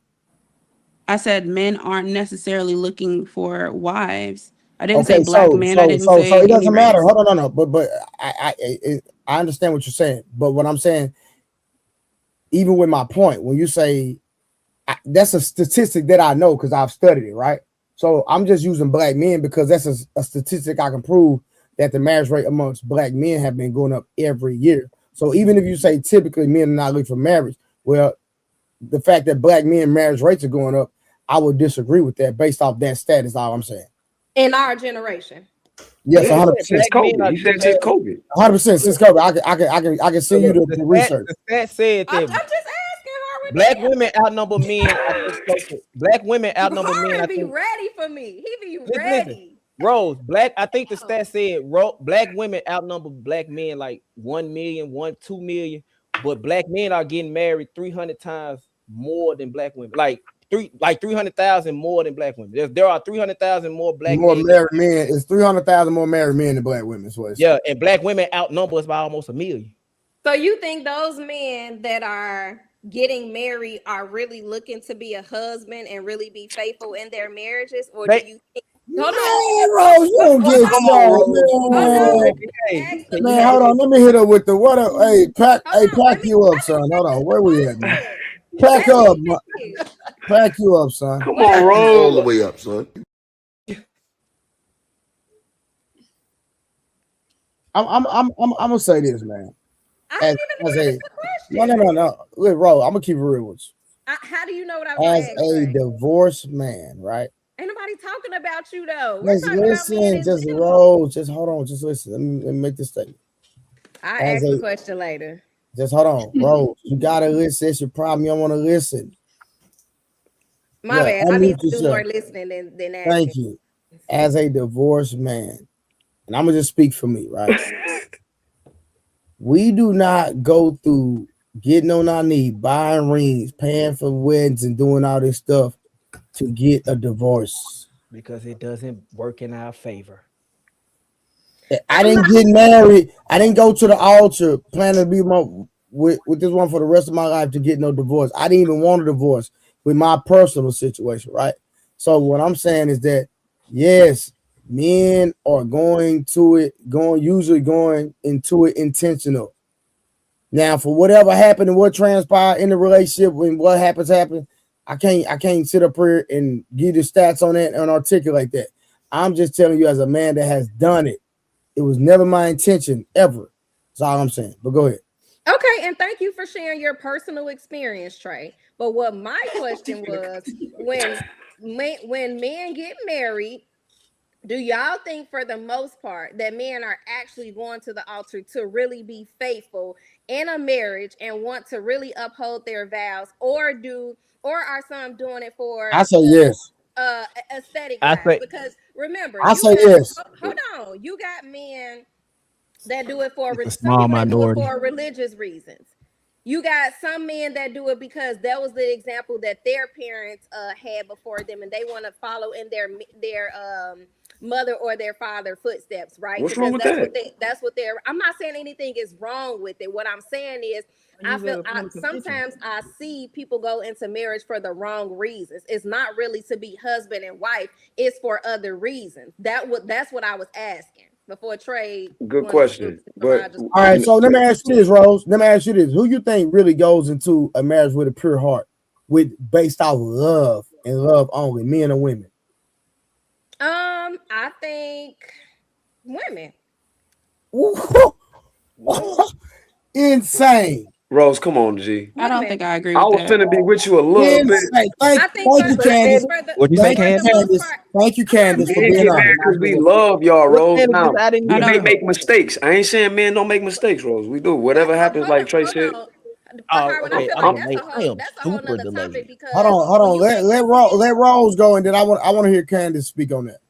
Okay, yeah, I'm gonna be real quick and I'll let Candace go. I'm not saying men don't, but for majority of the time, I think women do. But what I'm saying to Harwin is, I think that, damn, I lost my thought. Go ahead, Candace. But that's what I think. I think majority of the time it is women.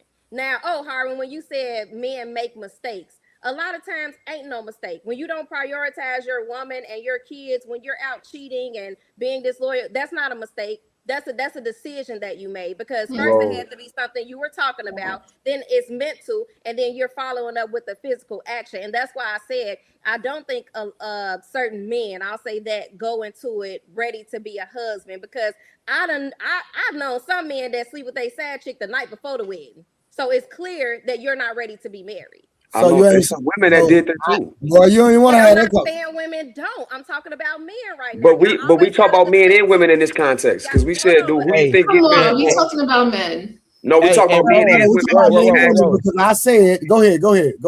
Rose, your personal experience of what you know isn't the word, because it's way. No. Hold on. Why so? No. You moving the goalpost right now. No. You moving the goalpost. Why so? No. We're not doing that right now. Hold on. Listen, Mike. I said, who goes into the marriage typically based off nothing but love and love only, men or women? There you go, creative. Right now, it's not just about men.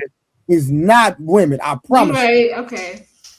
Because exactly. Thank you. I appreciate that. Creative agree with me. You gotta let Candace respond. Yeah, Candace got to go.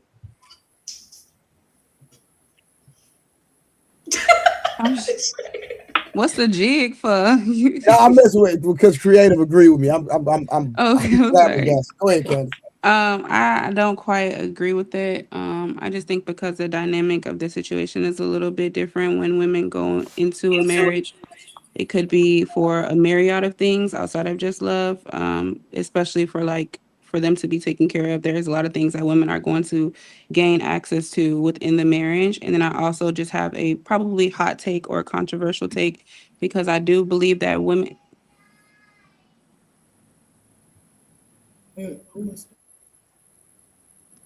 I do believe that women give access to sex, men determine the status of the relationship. So for a man to take that commitment moving forward with marriage, I think it's going to be more things taken into account, such as love and, of course, also family, creating life, having children, and things like that.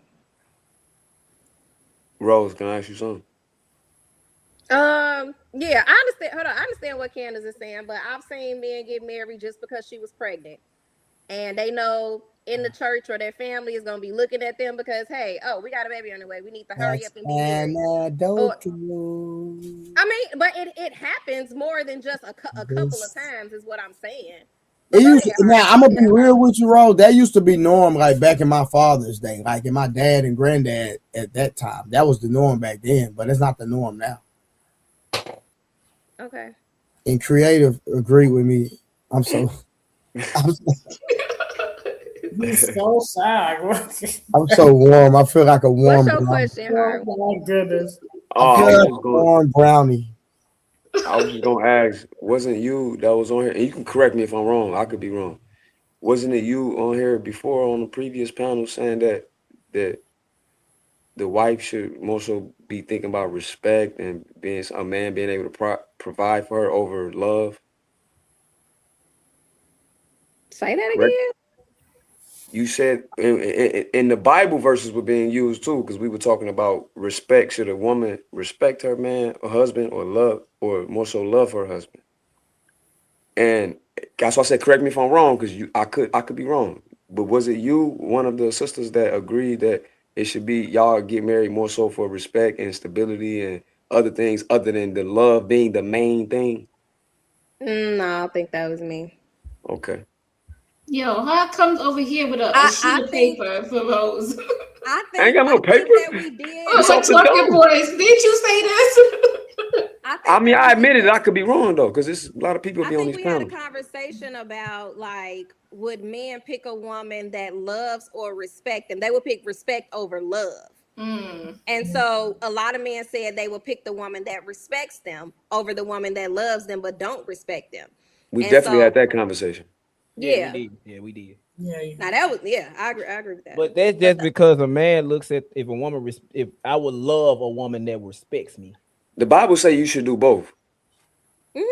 Yeah. It says a woman should love her man. Okay. Yeah, but we're most of the ones on the panel don't like read the Bible. They don't go to church. They don't believe in certain things. So it's a lot of times we can't even have certain conversations. You got non-believers that want to discuss the Bible, which is crazy to me. So that's like totally different conversation. Yeah, I know you do rock with the Bible. A lot of men want to talk about a woman being submissive to them, their wife doing this. They want to pick and choose those Bible verses, but you don't even believe in the Bible as a whole or the religion as a whole. I remember that. They just want that part. Yeah, me and you had that. That happened on this panel. Creative. Hey, Trey, that happened on this panel when it first started, when y'all ain't want to admit that Eve clearly knew the law.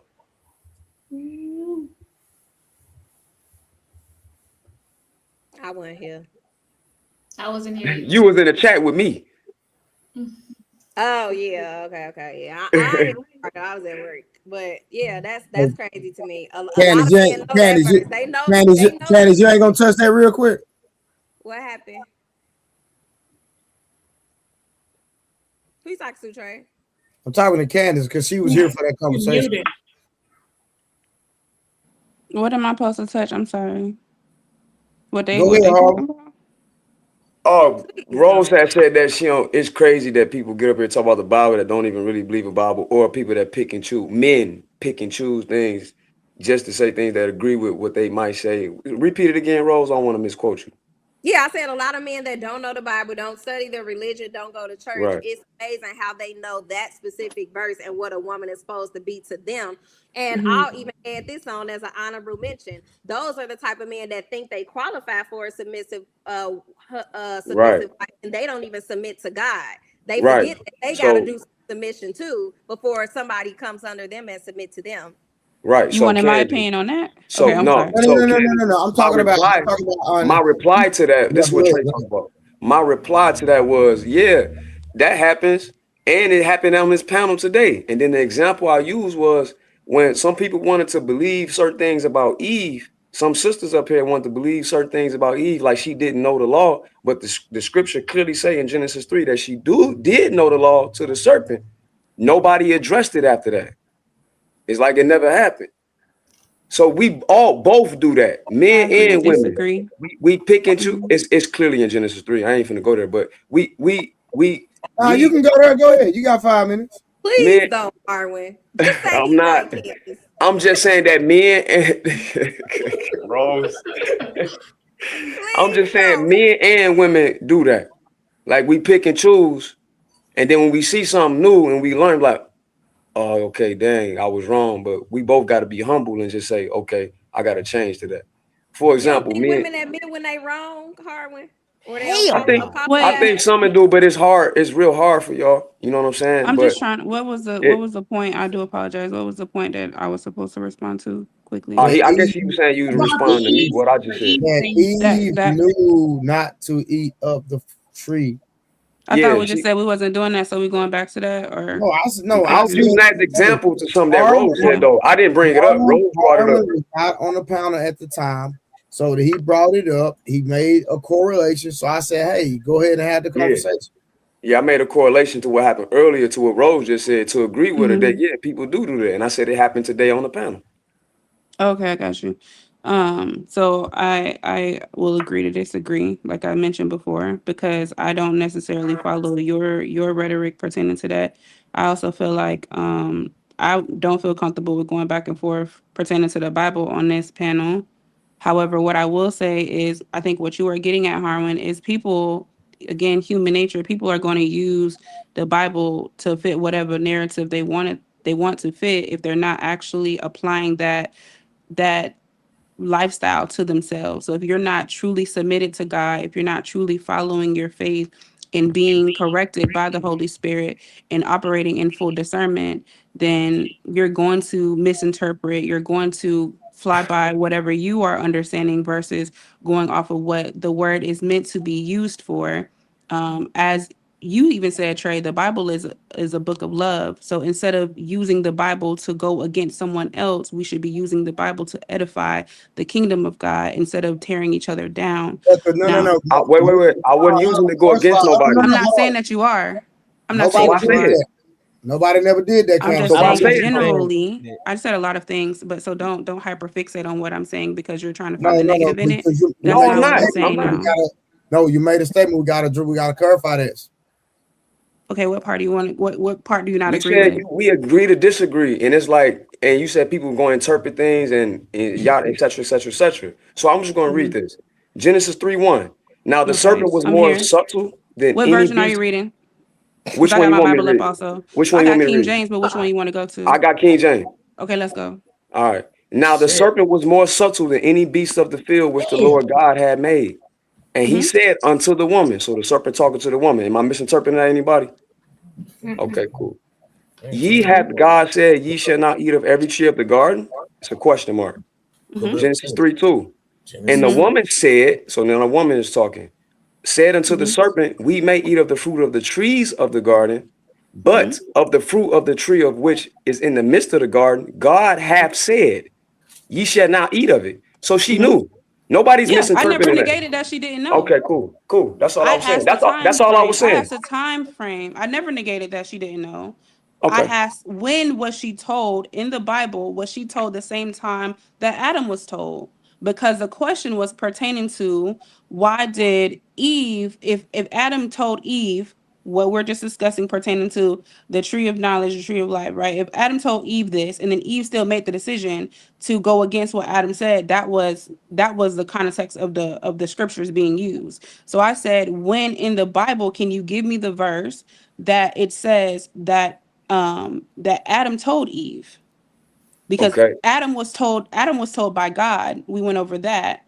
And then they were also saying that Eve was there when God said that. And I was saying that God gave the law to Adam, and then Eve was created.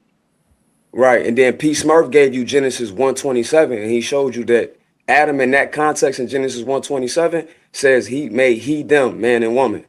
So that in that context, Adama is being used in the sense of, when I say Adama, that's Hebrew for Adam, right? It's being used for mankind as a group. So he was saying that that's how she knew. Now, there's no specific verse, to your point, that says Adam told her this, but we know somebody told her, because in Genesis 3:2 through 3:3, she told the serpent that she knew. But she said God said. God did say, but it don't say that he said it to her. Right, It's so just that's all that I'm she know saying. that God said. She could have heard that from Adam. She could have heard it from God in Genesis We 1:27. don't have the specific scripture to say that. So that's what I'm saying in relation to what Trey is saying. Adam told Eve. All I'm saying is we do not have scripture to say that Adam said that. All the scripture says is that God said it. So But we do Pete not have Smurf the said that scripture. God said it in 1:27 to both of them. But listen, that's my point, though, love. Trey asked earlier, Adam told Eve, and I said, where does it say in scripture that Adam told Eve? The scripture only said that God said. It does not specify that Adam told Eve for Eve to then go against what Adam said. That was the context that it was being used towards. But Candace, no, I guess y'all missed the first thing that I said. I said that the woman knew and she still ate. That was the original context. That was the original statement that I made. That was the original context. She knew, but she still chose to do it anyway. It doesn't. And then somebody said somebody in the chat said she didn't get punished. It doesn't matter. The fact that she knew, that was my original statement. I said she knew. You can sit up here and ask a million other questions. It still does not negate that she already knew and she still did it. Right. Which is why P. Smurf read Genesis 1:27. Because I don't remember exactly how it was worded, but that was the whole premise of me asking that. So I'll concede to that at the moment because I need to watch the playback. The whole point of me going back to it, and I asked you, where does it say that Adam told her? That was the whole point of my argument. So I can't go to what we said hours ago. And that's fine, but just to diffuse the back and forth.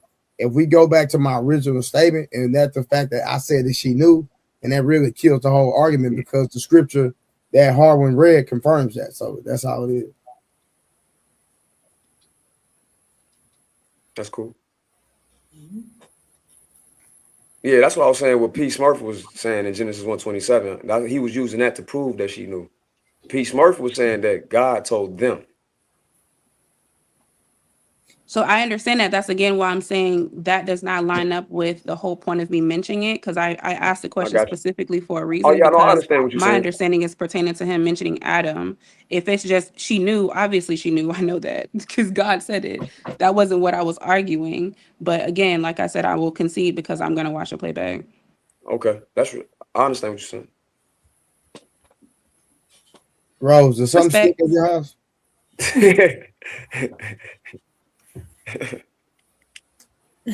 What you say? Darth Vader. I said, "Is something stink in your house?" No, why you say that? Are you making that same face now? No, I said. They did doing this. I said, yeah, Harwin. When Candace. They did doing all this while your hair going this way, your head going that way. Yeah, Harwin. I told you. I should tell me what. Hey, Creator, what makes you ready for a stable man? Not shit. I seen the Instagram. Whoa. Damn. My Instagram is pretty nice, okay? I'm playing. You did have you did have a thought picture on your Instagram. I'm playing. Did you delete that picture? No. It's still on there? I don't see anything wrong with it. I'm not showing like. Ain't nothing wrong with it, creative. Ain't nothing wrong with it. Samson, you're lying, nigga. She got a towel on and nothing else. She getting ready for her husband. She getting Who ready. posts that on the internet? Creative does. She thought it was creative. Trey, she thought it was creative. What you say, Dory? I said she what, Samson? You said what, Samson? I couldn't even hear you. No, don't have people going and looking. She thought it was creative. So, Rose, it's okay for a woman to post a picture in nothing but a towel. A towel? Where were you in a? Okay. Ask her where she was at. Sisterhood, boy. Ask her where she was. Not ask her. Where were you at? I was in my house. No. I'm thinking you're probably on the beach, maybe wrapped up in a swimsuit. No. Nothing under. No bra, none of that. Open. Yeah. In the house now. Okay, Rose. That's that. Hey, that's that liberalism for. Liberal women for you. You can't tell me what to do. I can post what I want. I can do what I do. But as soon as a man say something out of pocket, it's a problem. I'm gonna be in the bathing suit next, Trey. But you have some men that don't have a problem with that. I've seen women wives post certain pictures on there, and they saying long as you see these couples that have these Facebook pages alike, together, and their woman is like standing on the counter twerking, they're making some type of comical meme or reel with each other. Hey, look at this nonsense right here. Roll. Look at this nonsense right here. I'm just gonna put that right, set that right there. Otherwise, she can. This is sad. If she want to be mad, she shouldn't be posting it. This is how y'all think. I guess, Lady D. I mean, technically, yes. She's not married. She doesn't have a man. She can post technically what she wants. But what I'm saying is, I disagree. If you're looking for a certain type of man that is a quality husband, he won't allow that. Look what Samson started. He laughing. Thank you, Rose. I appreciate you. Yeah, because y'all be ready to crucify me before I even finish the sentence. I ain't say nothing. I'll let you go. I'm just saying, like, some women understand why a man just pump and dump. Like, they don't understand why he just pump and dump. But go ahead, Candace. Candace says she disagreed.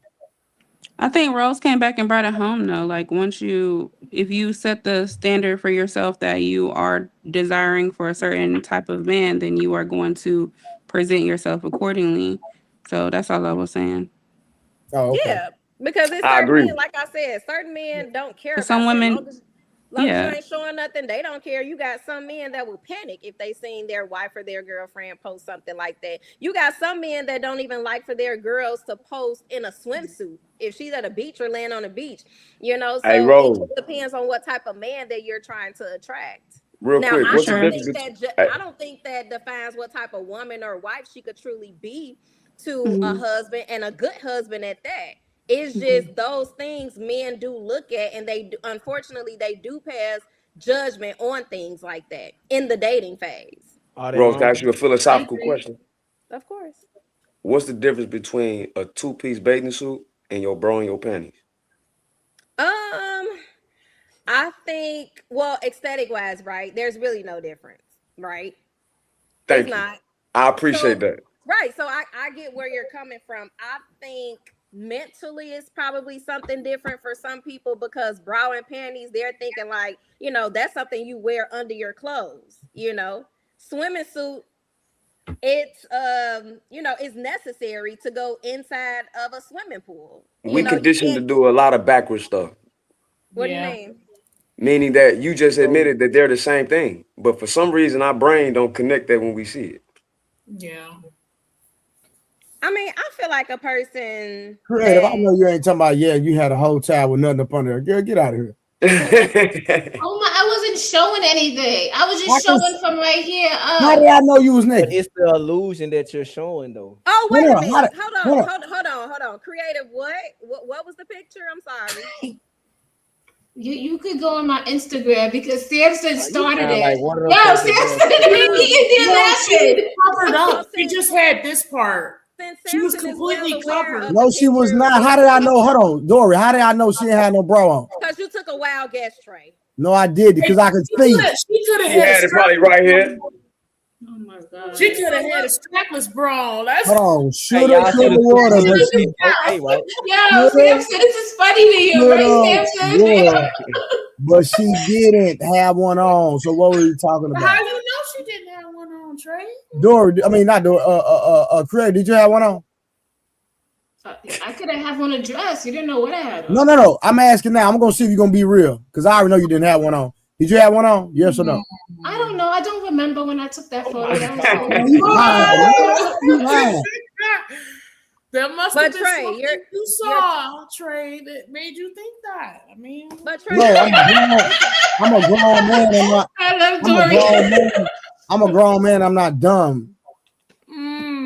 But at the same time, it's a 50% chance that you're right. So it's like I know I'm right, Rose. It's not even like. What woman come you on. know posting that and she got clothes on? You said what? What's Who the is point? posting something like that with clothes? Yeah, who posting in a towel? In a towel, In- Rose. in they And they got house. clothes People on.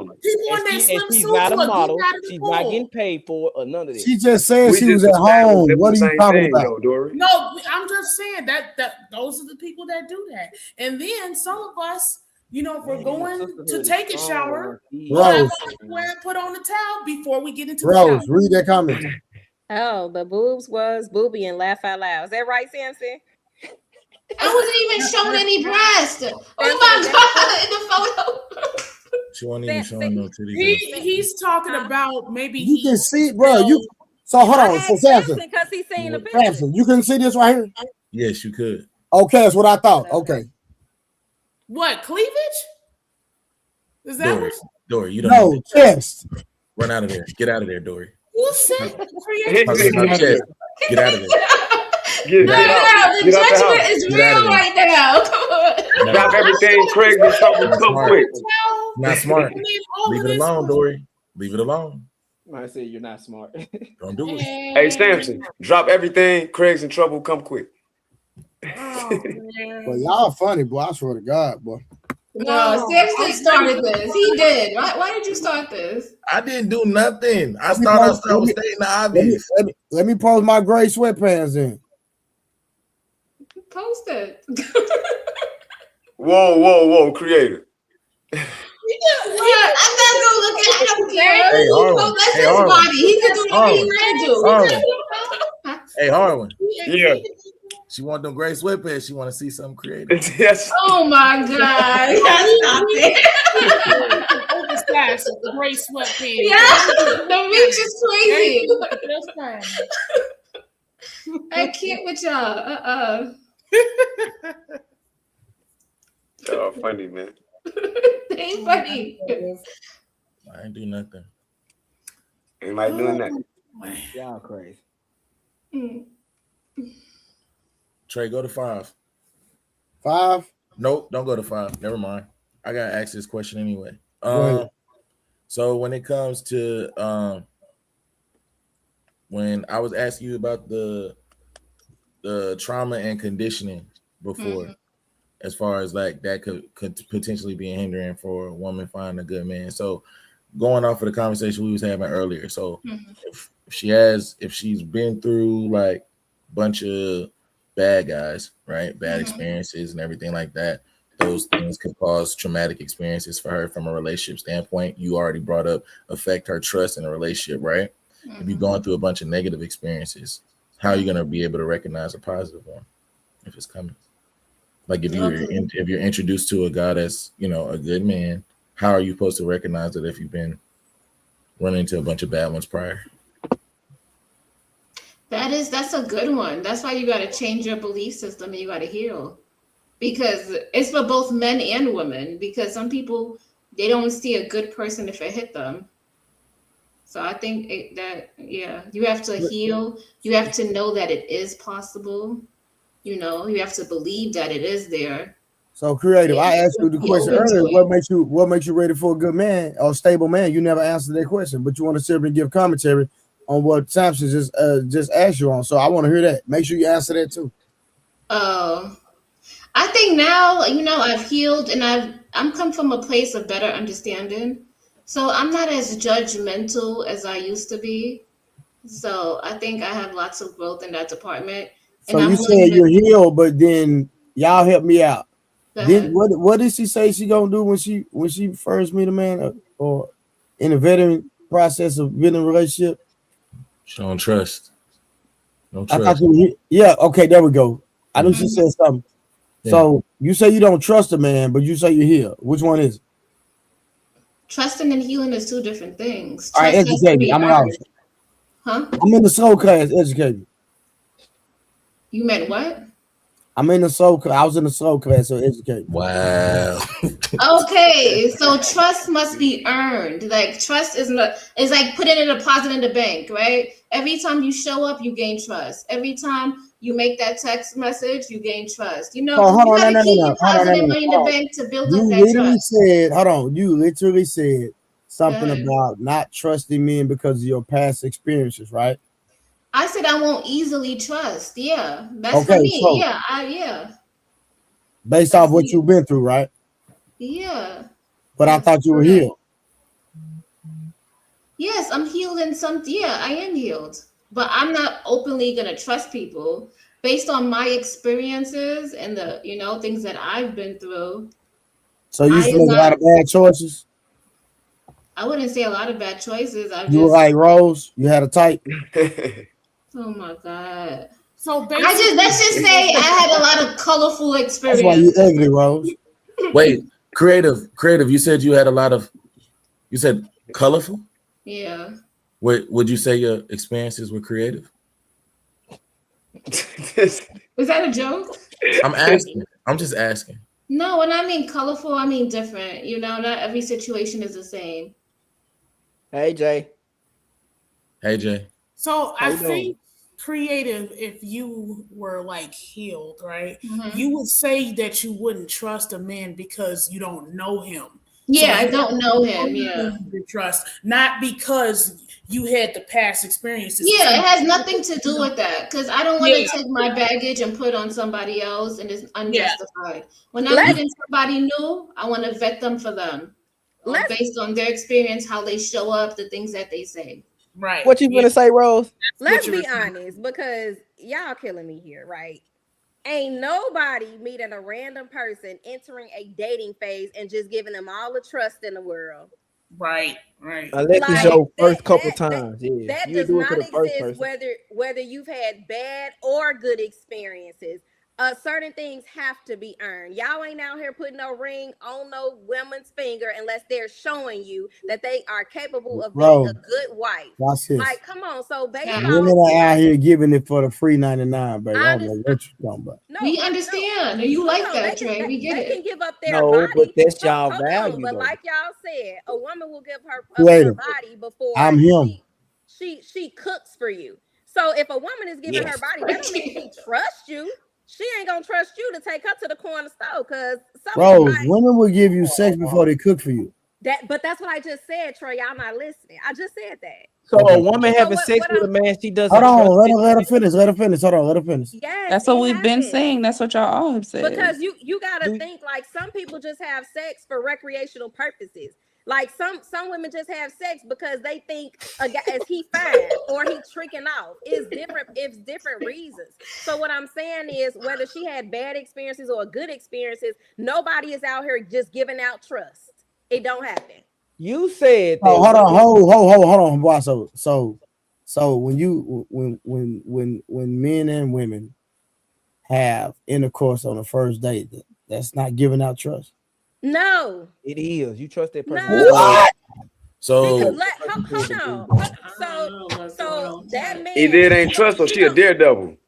I think it's trust. I think she means that it's trust to a certain extent, right? You're not about to sit up here and like. No, Jay. She said no, Jay. She said ain't nobody. She said nah. Cut all that. Ain't nobody giving no trust. If you fucking somebody, you gotta trust them with your body to let them fuck you. Thank you. Unless you daredevil. So sex workers are trusting their Johns. I like this sex right here. Hold on. So you'll lay down with somebody that you don't trust and let them enter your body and you don't trust them. But it takes trust for you to cook them a meal. That's bullshit. You actually have to trust that person to lay the fuck down with them and open your legs, let them do whatever the fuck. You got to trust them to some extent. You can't say, "Oh, I ain't trust that nigga. I just let that shit happen. I ain't trust him. I just let it happen." That's okay, I misinterpreted it because I was thinking trust to a certain extent. Hey, man, this is something I need every night. This is something I need on panel. Y'all have been saying that though, that women give their bodies up without having trust. No, there are situations where that's happening. What I'm saying, they've also said women have sex with guys they don't even like. Y'all said that women have sex with guys they don't even know their name. Men do that though. Men do that. Now we're moving the goalpost. We're going off of what y'all have said. We don't like. No, but that's still, but Candace and Rose, that's still a level of trust, unless you just straight up daredevil and don't care. That's why some women are. Some women don't have self-worth unless you enough. just straight up daredevil. But some women don't have the self-worth enough. That's what we talked about earlier, where they're just giving it out. That's true. That's the culture. Even on the first night, I don't like calling it coach. That's anti-kosher. Yeah, I'm saying even if I have a sex with a woman on the first night, I still kind of trust her enough to understand she might not set me up. It's still you gonna take the condom off the first night? If you ain't my woman, don't fully trust her. If you ain't my woman, no, but you can get pregnant. Yeah, you can get pregnant. I don't want to. Why would I get pregnant? And you're not trusting her to have your child, right? Why would I put a baby in a woman I don't want to be with? Do you know how many? But he trusted her enough to the extent. Men do that all the time. All the time. Listen. I'm speaking.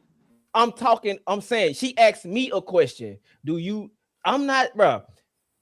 I'm not taking the rubber off until I really want to like lock in with you. That's you personally. But she asked me. We're talking in general though. Yeah. No. You didn't ask a general question. You said, but don't. And that's still some level of trust. Listen. She didn't ask. She didn't take say in general. She said, when I said what I said, she said, "Are you gonna take the rub off?" It's a level of trust, Candace. Specific question.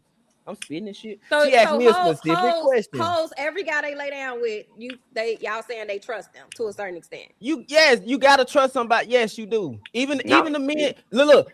Even the men who are quote unquote tricking, or the men who they get off the blade, they gotta trust that man to a degree, because at the end of the day, he's still dominating you. What are y'all talking about? That's why I don't understand when women say they'll have sex with a man, but you won't let this man lead you. You trust him enough to insert because if a man has sex with a woman, he can change your whole livelihood. He can change the trajectory of your future. So, but you'll have sex with this dude, you don't like him. You'll have sex with this dude, you trust him a little bit. You have sex with this dude, but you don't look at him as a leader, but then he can ruin your life or make your life better by having sex with you. Hold on one second. Hey, Jay. Huh? When they over there in Magic City by the Greyhound bus station, and they on the corner. Even on the blade, even when they on shit. Jason, we talking about hoes, right? When they over there on the Greyhound bus station across from Magic City, and they trying to get picked up, they trust that money gonna be in their account, Cash App, or they trust that money gonna be in the back pocket before they leave. They trust all that shit before they get in that nigga car. You trusting that nigga to some extent. You are trusting something. Unless you're into human trafficking, where they throw your ass in that white van and you end up on a Lifetime movie. You trusting it to some certain extent. Period. Hey, you are. You're gonna trust that dude to some extent. The other way that y'all are trusting to some extent is y'all are not caring about diseases. Y'all are getting in with these people and you don't even what makes you think we're not strapping up? Yes, Dory. What makes you think we're not strapping up? Doing that. It's not hold on, Samson. So when I say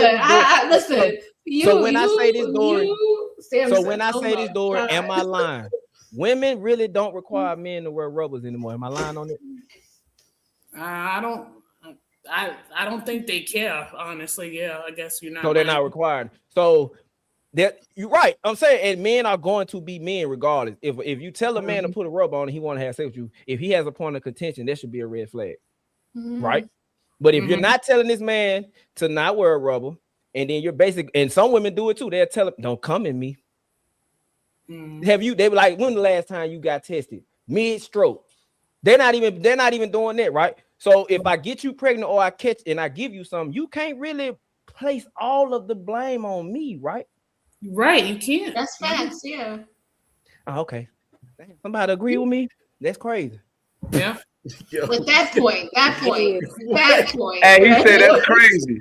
He couldn't believe it. Crazy shit. He couldn't believe it. He was appalled himself. He was Somebody perplexed. agree with me? That's crazy. He was perplexed. He couldn't believe it. He said, "Wait, what? That's crazy."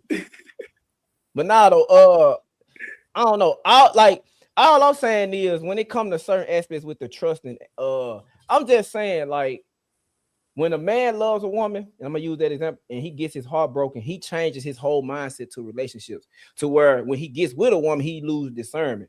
I'm saying that when women date, either one heartbreak, two heartbreaks, third heartbreak, two baby, like she has a baby, second, the fourth heartbreak, two kids. Then when she's coming with all of that, the dude that's worthy of her, he has to deal with some type of transgression. And I'm not saying it's blaming. I'm just saying men and women both do that. I think that y'all should use discernment in the beginning to where it'll nullify the boundaries that you are setting after you should have those boundaries up front and you should stand on those boundaries. If we wish life could be that easy, but some people got to burn to learn. Hey, I don't think it's gonna be like real quick. I'm gonna say this real quick because I really feel like as a people, because I know I'll be joking a lot. I'm gonna be serious for like 2 seconds. I'm gonna get on my Hardwin box for 2 seconds. I'm not gonna be on it long because y'all be too serious up here for me. So as a collective, as a people, specifically my Black brothers and sisters, the reason I mentioned what I mentioned to you, creative, is about trust, right? You know the conversation that we had with Dory, right? Mm-hmm. Yeah. So for people that's in those type of situations and people that's coming up and stuff like that, right? I don't want it to be a situation where because of your past experiences, you close yourself off to open in new experiences where you can get somebody that actually could be your person, right? Yeah, I agree. Now I'm not saying that that person doesn't have to earn your trust. I'm saying in 2026, the amount of women that earn your trust road to the relationship could be a very fucking long and extensive one with barbed wire, guard dogs, fucking fire-breathing dragons, a castle, and it needs to be more. And bullet. Hey, look, it could be bullet fire, live cannon fire on your road to get just to that first barrier, guard down, trust, all that. You done went past German guard dogs, amongst other things, just to get there. And the only reason that you're going through all these trials and tribulations to get her, let her guard down, is because of something another nigga did. That is what I mean when I say unfair. The reason I also say it's unfair, because if we flip it, and I made you, creative, go through this laundry list of shit because some chick cheated on me and was doing some shit, your ass would tell me to go heal. And who hurt you? That's what you would tell me. Yeah, and I will move on because you need to go do something. Okay. So that's all I'm saying. But I don't treat men like that. I don't do that. You do. You got the I know, but I understand what you're trying to say. I understand. You understand what I'm saying. Other people don't need to pay for, the past transgressions. Yes, but what he's also saying is a lot of women will jump into a situation with a man. He got to take me as I am, or he ain't getting nothing from me.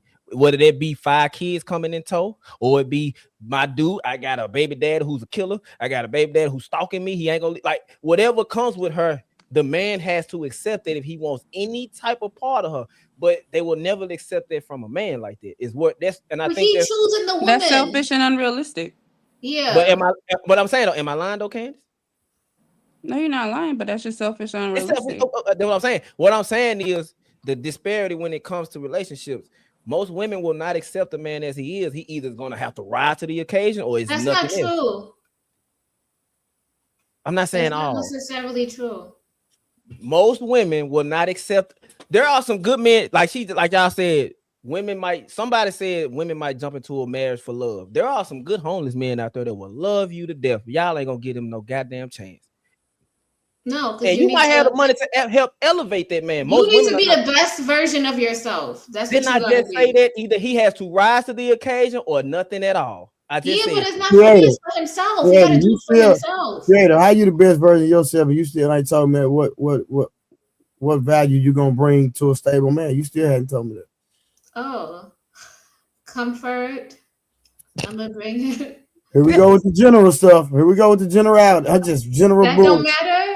Those things don't matter. How you gonna comfort a man? Give me a detail. How you gonna comfort a man?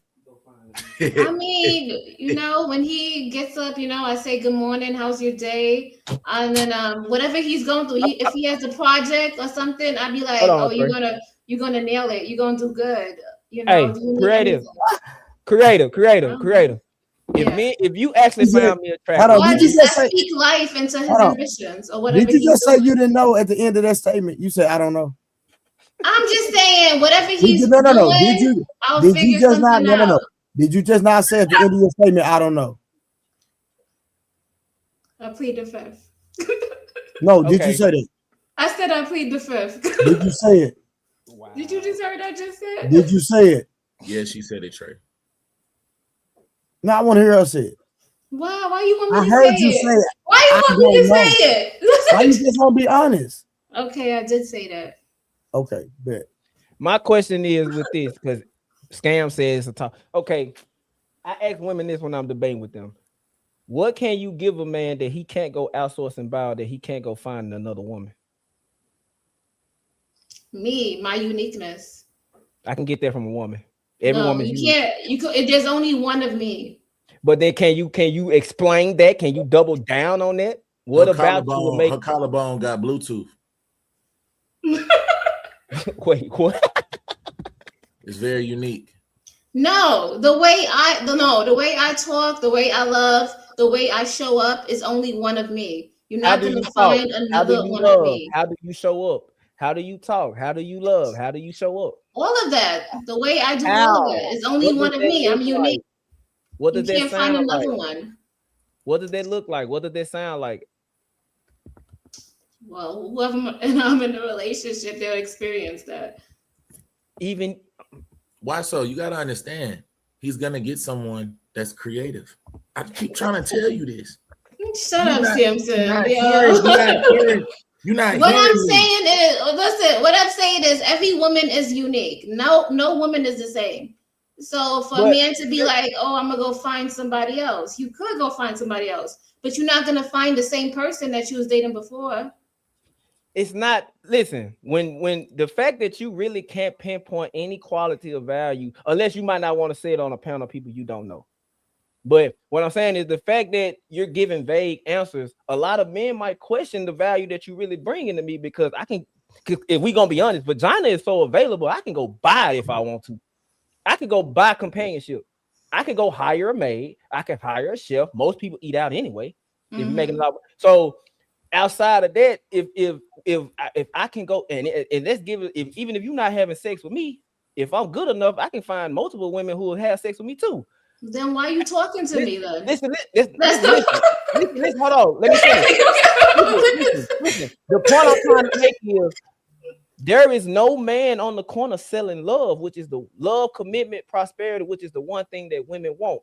Now I'm saying to this, what can you give a man that he can't go find another woman or go get it or go get it work? Like, I'm not saying go get it work, but what can you give a man that he can't go get? He can't go outsource anywhere? And if you have a problem with that question, if you I don't have a problem with that. I'm gonna turn back. Hold on, I'm gonna turn back. Why so serious? Because I can't go around and say all the list of things you say. I have to say, like, whatever I do, I'm gonna do it the way I do it. And that's what makes me different. I'm gonna cook differently. I'm gonna clean differently. I'm gonna have different candles set up. My atmosphere and the way I carry myself, the way I dress is gonna be different.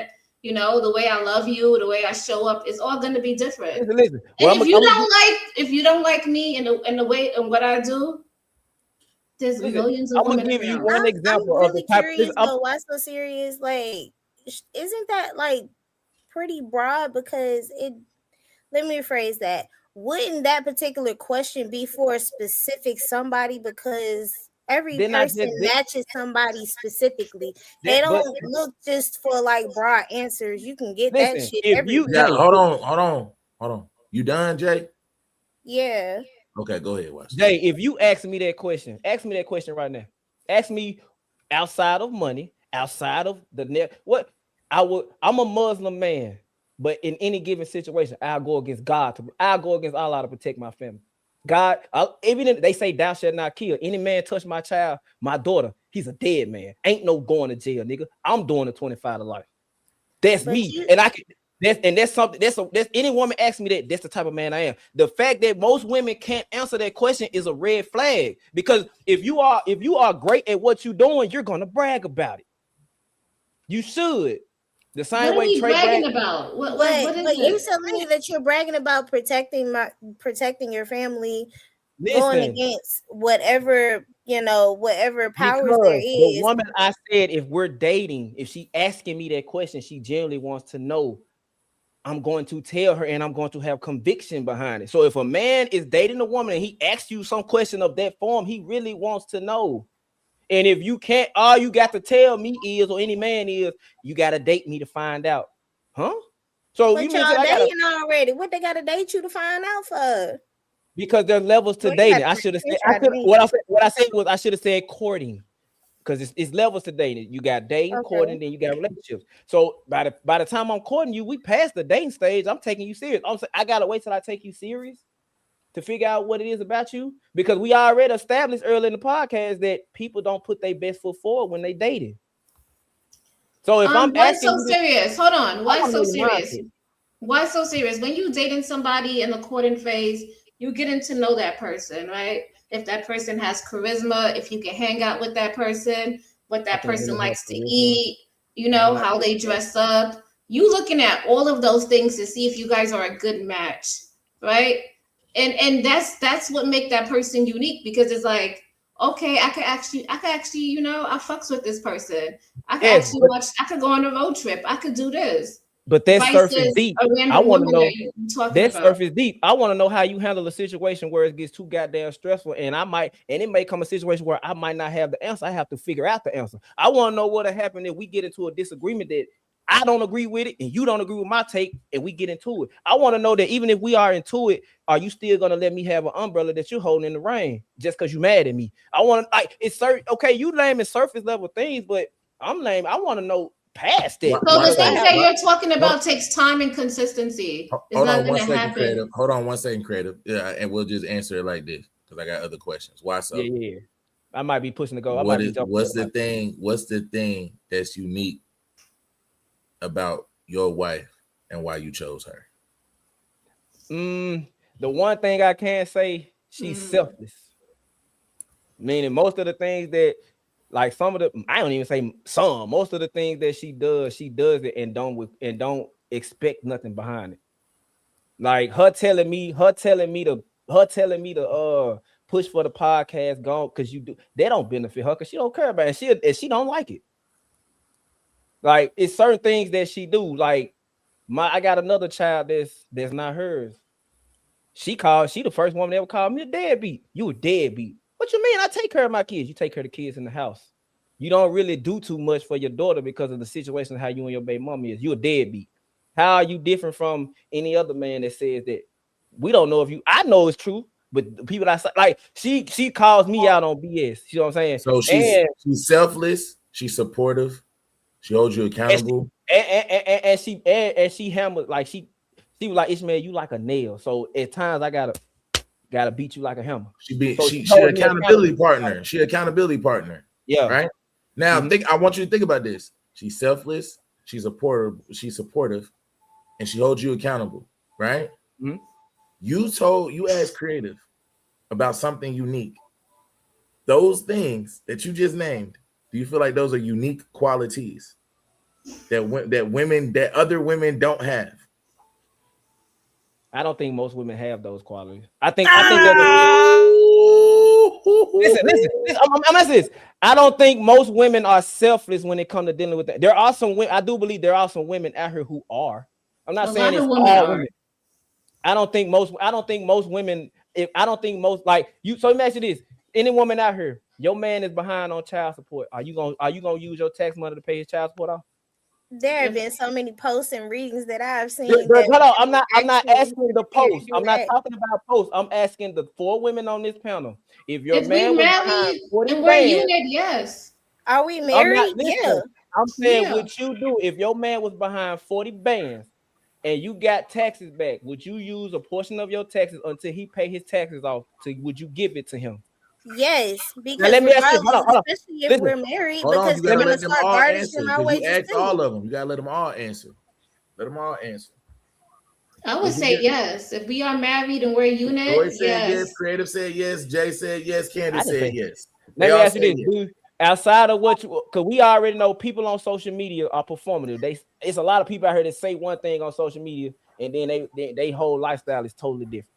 Do you think most women will actually spend the money that they get if they get back $10,000-$12,000 on tax? Are they gonna pay their man? Are they gonna put forth money towards his child support?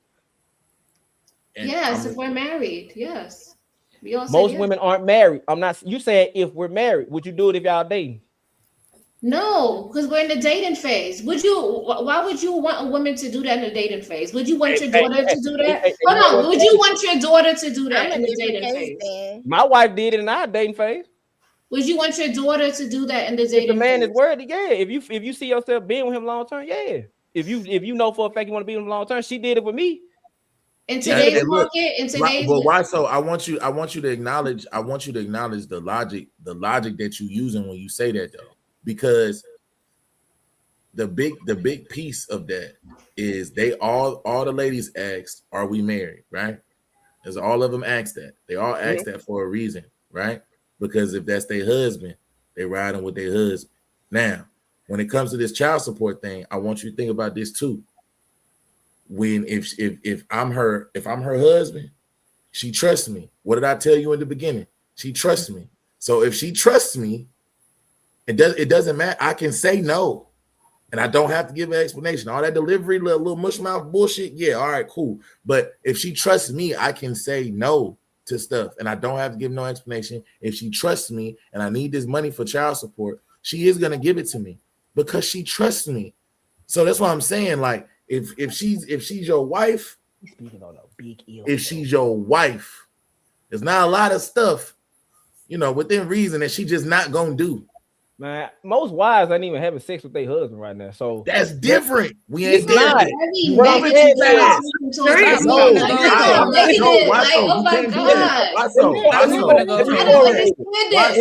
you used an example of child support. We was talking about that. We I don't think address that. You can't move to sex within the marriage because we addressing that. That's what I'm talking about. Let me tell you why I don't think most women will, even if they marry, will pay their husband child support, because I don't think she will, because if what people don't know is the reason why we had that conversation, why we did it, because if we got married and I'm on child support and at that point we filing jointly, they was gonna take my taxes. That means her taxes and my taxes combined. So we talked about it. I was like, I want to marry you, but I know how it will be if we get, and I don't want to do the thing that you got to do when you're married. You got to file separately because they got to, no, we do everything together. That's why she started helping me with I don't believe most women, I don't give a damn what these people say, because on social media, they say one thing and they do another. It's never me. I would do this. I don't think you would. I'm a down the hill with that. I don't think most women will financially support a man in that caliber of aspect. But can I ask why so serious a question? Mm-hmm. Can I ask him a question? Nah, keep your question. I just created. You can ask him this question. I just want him to understand this point right here. When you say that, you got to use the logic on both sides. Because niggas get on here on the internet and say they want 666 and 100,000 and all this other goofy ass shit, and then their dude that they actually have has none of that shit. These girls will get up here and say all this stuff that this nigga gotta have, and then you look at the nigga and you be like, oh, that's not the nigga that you was talking about on the panel that you was looking for. So if you're gonna use the logic, use it all the way through. They will get on the panels and say, I will never help a nigga with child support. Ew, your baby mama, trash. And then you end up finding out them niggas in real life. Not only did she help with one kid, she helped with two. And she's a great stepmom, bro. Okay, so when you go around when you go around there, I see it. You just gotta use the whole thing. That's all. Go ahead. I still don't think it's majority. I still think it's a minority. All right. So the question I have for why so serious? Why so serious? You're in a loving relationship. You're married. I wouldn't say why you have so much negative beliefs about women. You really want to outside of your relationship. If you're experiencing something so beautiful at home. Oh no! Because of the simple fact don't do y'all want to please can I please if you comfortable you gonna go down this rabbit hole again? Because of my mama. How about that? My mama told me be aware of these garbage ass women in the West. At the end of the day, they will stab you in their back because they stab their friends in the back the same way. My mama and my daddy reinforced it when he was like, your mama right though, listen to her. So when you tell me why I think the way I think, blame a woman who got the same genitalia that you do.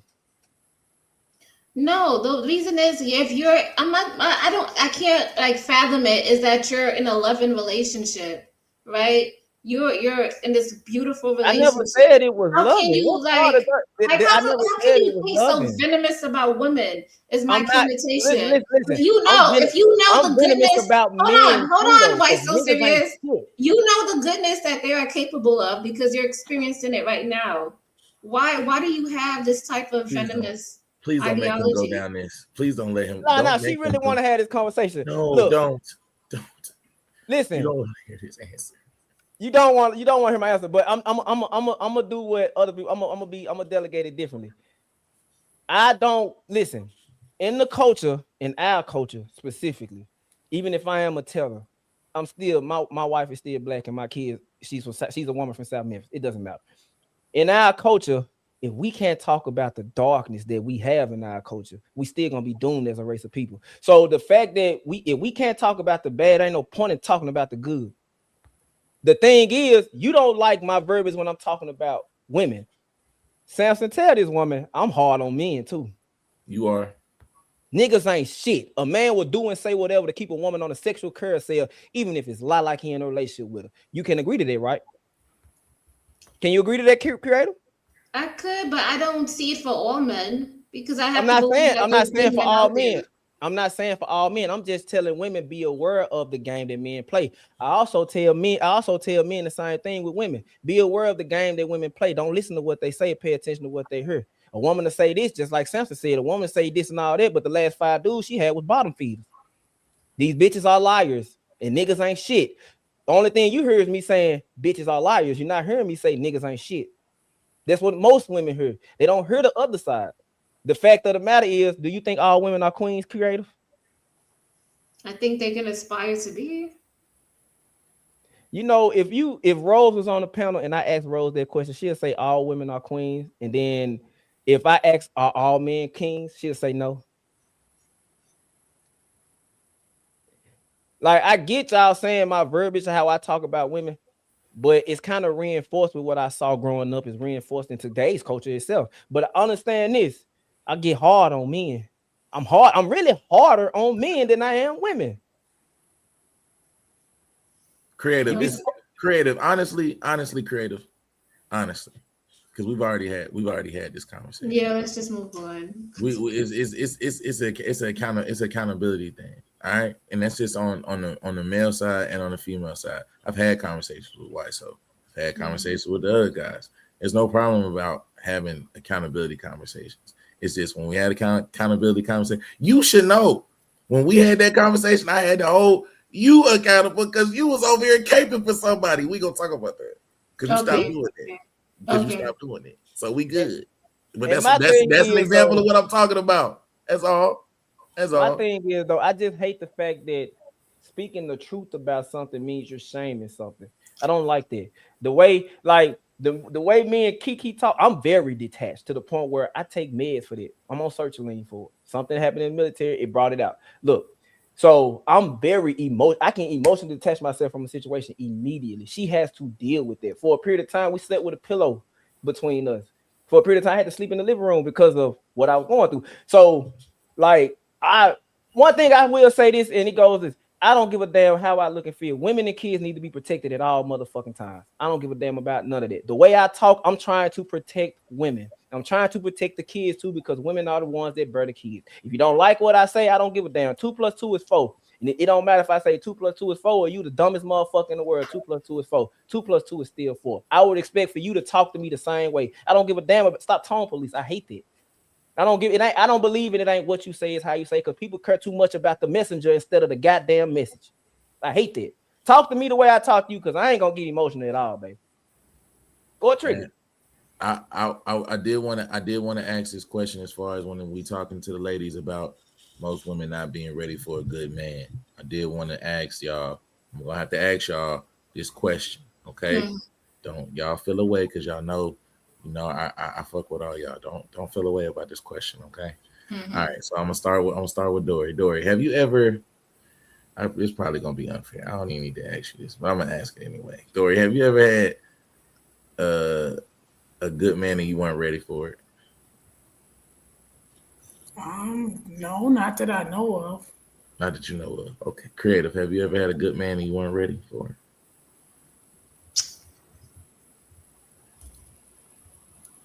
No. No. Okay. But you have had a good man though, right, Creative? I think that's the way it started, and then relationships outgrew themselves. But okay. I'm gonna just ask it like this. When y'all started, when y'all was talking. When we started, yes, that person was good, yeah. But then stuff happened in the relationship, and then ultimately, okay. Yeah. But he was a good man, and you initially recognized good man, and it was cool. But then stuff happened, and then y'all didn't work out, right? Mm-hmm. Okay. Jay, you ever had a good man you weren't ready for him? Yep. Oh, we're gonna come back to you. Candace, you ever had a good man you weren't ready for him, Candace? Yes. Okay. Jay, we're gonna go back to you. The good man that you wasn't ready for, what were the things that good man required of you? He required me to be open and honest. He required me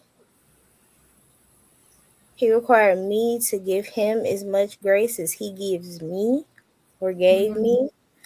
I love that. That's tough. He required me to listen and understand just as he did. And this is my good man calling. Give me a second. Okay. Candace. Clock it. While she answer quickly. While she making a birthday cake, Candace. Yes. What is the because her good man called her. That's who's she on the phone with. She making a birthday I cake. told her I'm kind of delayed, man. I don't know. Yeah. Candace, what are some things that the good man that you had? What was his require? What did he require? The main thing was for me to listen, understand, and fully hear him. Do you feel like his request was unreasonable? Not at all.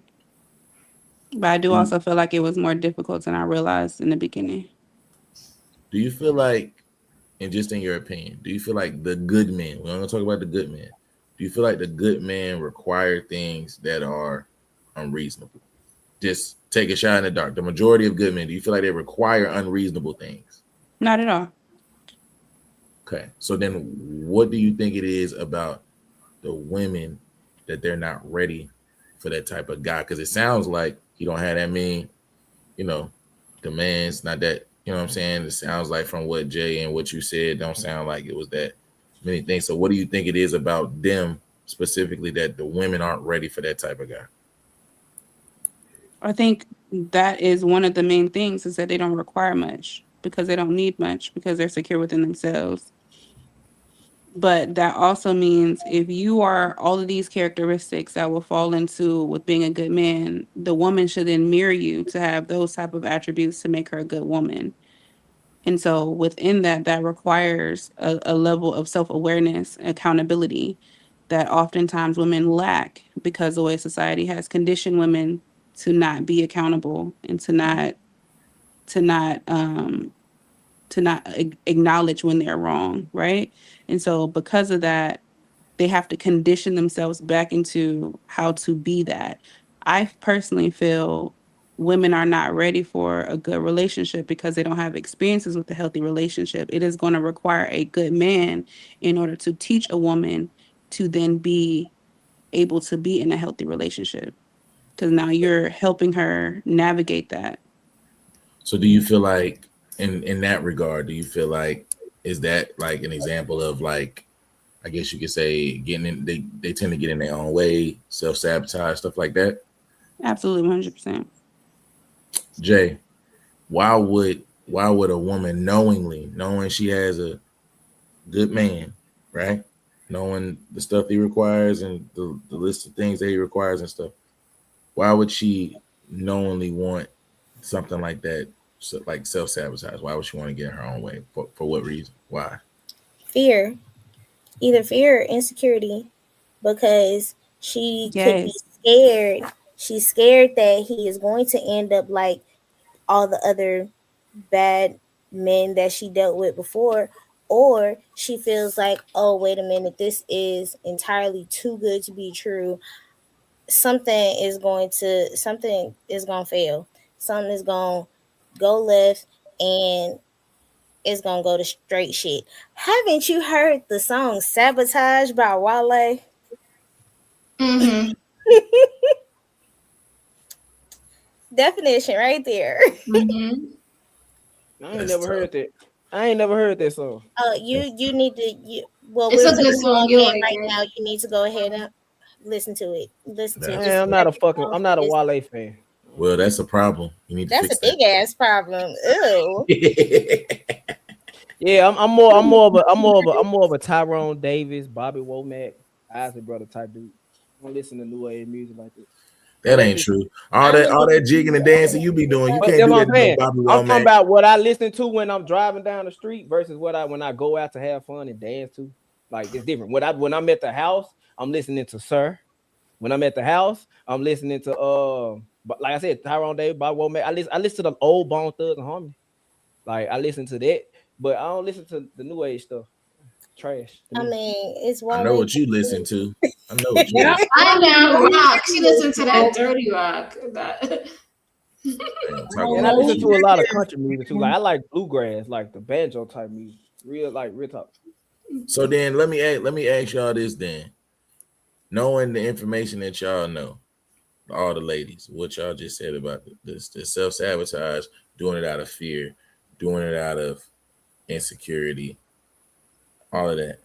Sometimes it's their nervous system too. They're just not used to it. Okay, nervous system too. So they run back to what they're used to. They used to that's great. You went back to the ain't shit nigga because you weren't used to the good one. That's cool. Cool. That's great. What? Knowing all that information, what would y'all advice be to the good guy? Because he's gonna be the innocent bystander in this. What would y'all tell him? What is y'all advice to him? How is he supposed to navigate those situations? Or better yet, how does he not get corrupted and then become a why so serious? I'm just playing. I'm just a bad nigga. Oh, okay. I know.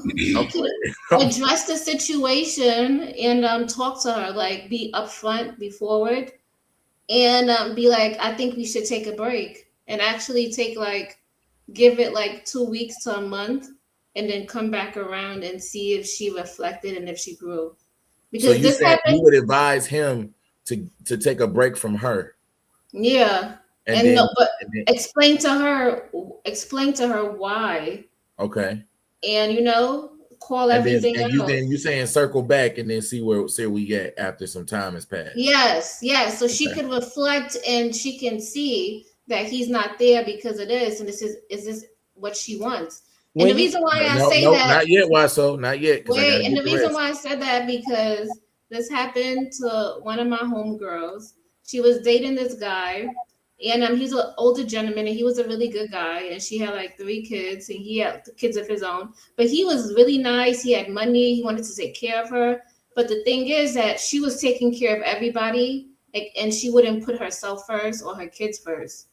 So he told her that, and he told her he can't be in this type of relationship. And he gave her a month, to figure out what she wants to do. And he came back afterwards, and yeah, she had to cut her family off. Basically, and put boundaries in place. They bid. He didn't like the fact she brought the word into their bed. What about you, Jay? What advice would you give the good man in that situation? What would you advise him to do? Be patient, but have boundaries. Okay. To specify that a little bit, give her grace. You know, if you want to help her heal and show her what that would be like, that'll be good.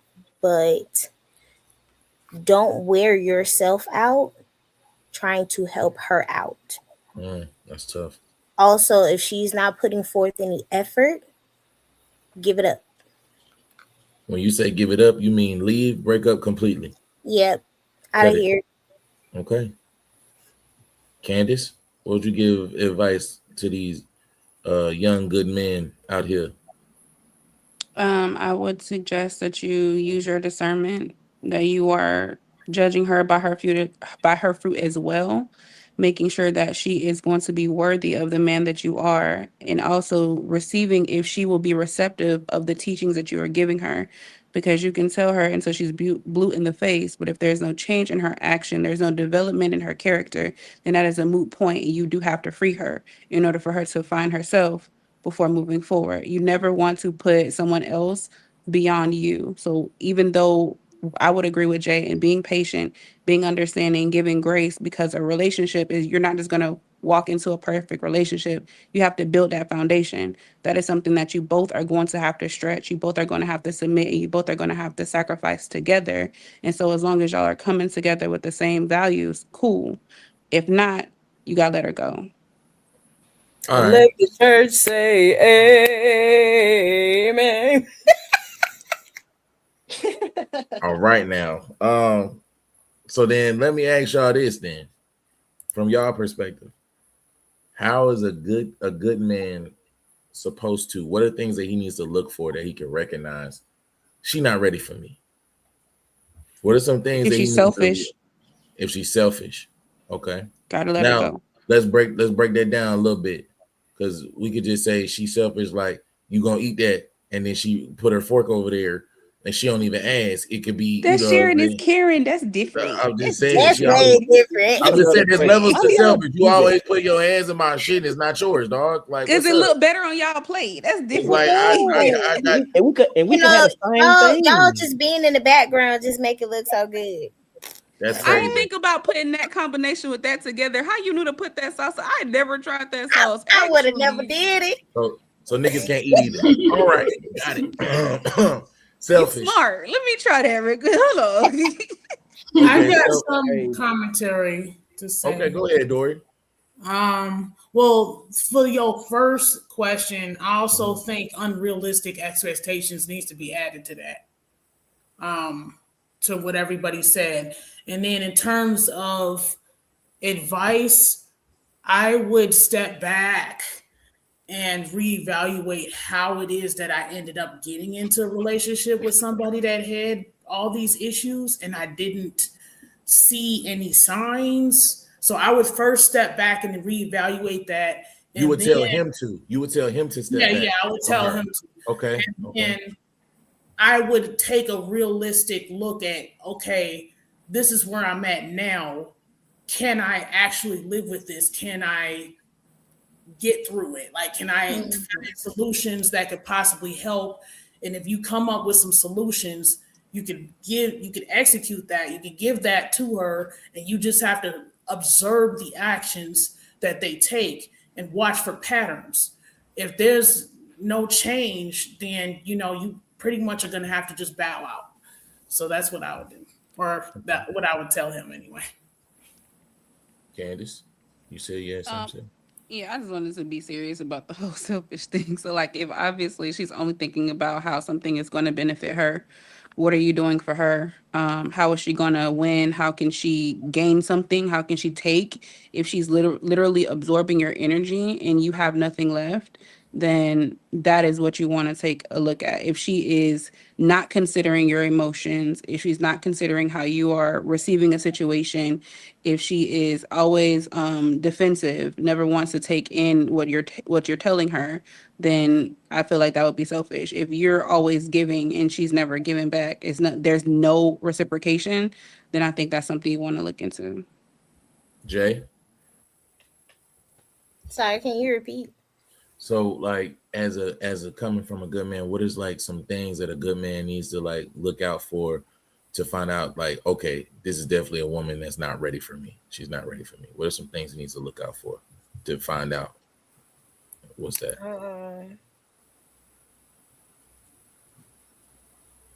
Man, if she's not putting forth an effort, or if she's being like closed-minded. Okay. So I guess here's the thing, and why, so you can correct me on this. Here's the interesting thing about this, right? If you're a good man coming into this based on the qualities that you guys said that a good man is supposed to have, that means this man is coming into this, looking to pursue you guys in a pure way. He's not trying to use you guys. He's not trying to use you for your body. He's not trying to manipulate you. He's not trying to do none of that. He wants you, right? All right, cool. But if this woman is, like Candace said, if she's selfish, if she's closed-minded and all of that stuff, if it's coming down to that, and he wants to take Dorian Creative's advice, and he wants to, like, I need to take a break. Something don't feel right. This not working. What makes him not susceptible and vulnerable to the quote unquote gaslighting word that you guys talk about, or the I am gonna fix it, or it's gonna be okay, or this was just one time. Give me grace, or it was an accident. It was a mistake. Don't you love me?